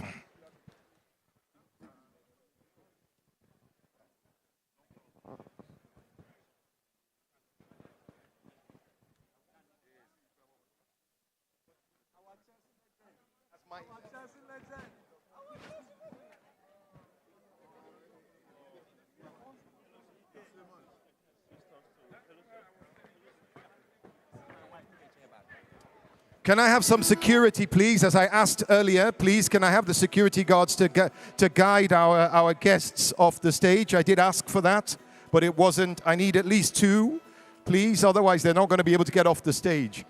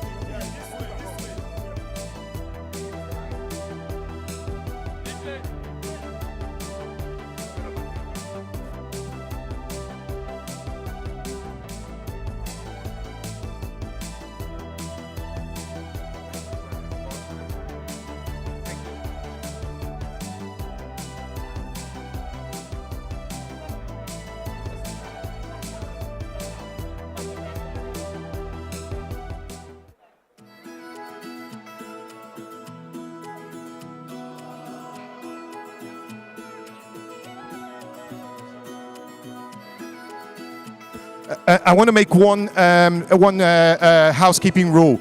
Do not take the interpretation headphones and sets. They're absolutely useless, right? So please don't forget and have them in your pocket. They need them back, so leave them on the chairs, please. Please do not take the black headsets home or don't take them out of the room. Thank you very much. It drives factories and industry and empowers innovation. It keeps us connected and enables science and exploration. With it, we give and receive better healthcare, and our standard of living in every aspect of life improves. Energy really is the cornerstone of the African economy. But what will we do if this precious resource runs out? How can we protect and develop this lifeblood of our beautiful continent? The African Energy Chamber will host African Energy Week at the Victoria and Alfred Waterfront in Cape Town. The interactive exhibition and networking event will run from 18 to 21 October. The 4-day conference will unite Africa's energy stakeholders, drive industry growth and development, and promote Africa as the destination for energy investments. Recognizing that energy transition is shaping global conversation, the week promotes the continent's position and the future of its energy sector.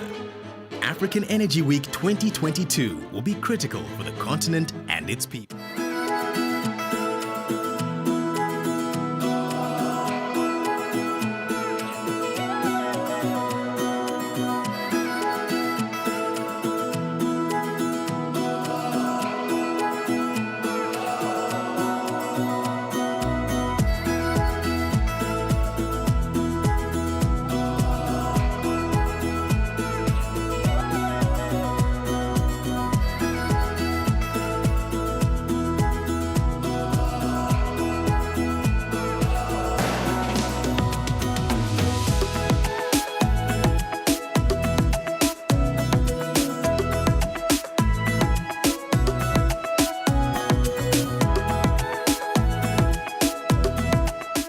Africa's premier trade and investment event, IATF 2023 is expected to attract over 1,600 exhibitors from more than 75 exhibiting countries and over 35,000 attendees, and is expected to generate up to $43 billion in trade and investment deals. IATF 2023 will once again consist of a trade exhibition where countries, large corporates, as well as small and medium enterprises, SMEs, can set up pavilions and exhibition stands which will enable them to customize their exhibition to fit their unique requirements. This offers private and public entities opportunities to showcase their goods and services. Trade and Investment Forum, the 4-day conference, will feature leading African and international speakers and a variety of sessions dealing with African trade and investment issues. Specifically, the conference will feature dedicated sessions on trade and investment opportunities under the AFCFTA and will also include training workshops covering exporting, standards and marketing. Creative Africa Nexus, CANEX, will showcase Africa's creative economy in fashion, music, film, art and craft and sport.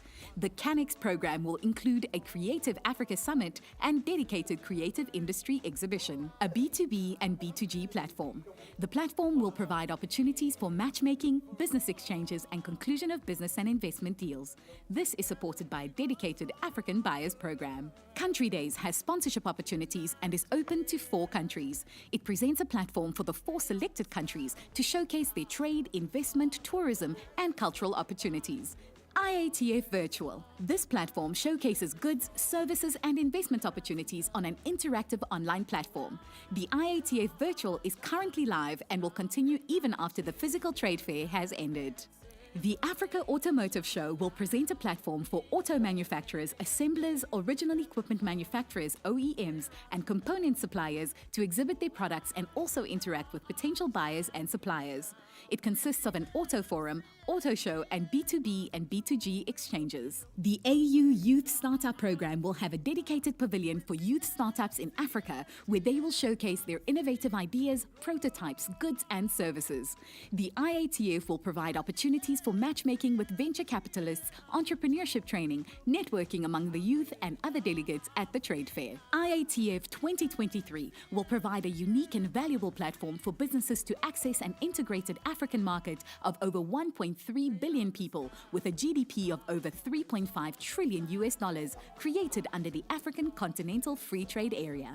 The African Export-Import Bank, African Union Commission, AFCFTA Secretariat, and our premium partners invite you to join us at IATF 2023, Intra-African Trade Fair, connecting African markets. For more information, visit www.intraafricantradefair.com.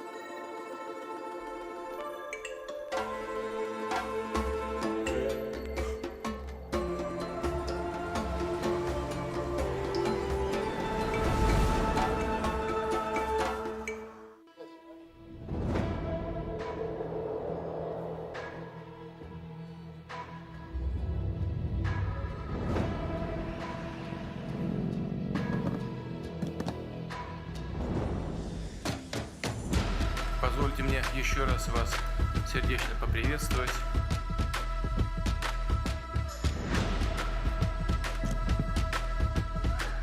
Это действительно первая встреча такого масштаба.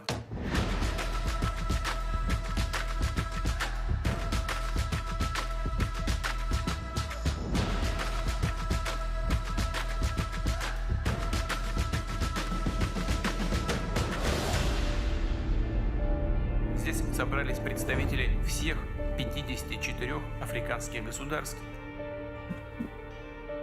и ведущих региональных организаций.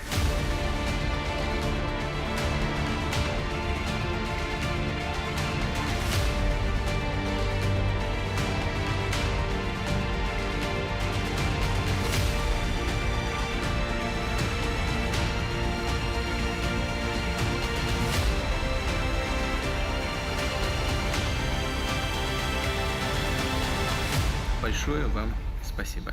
До встречи.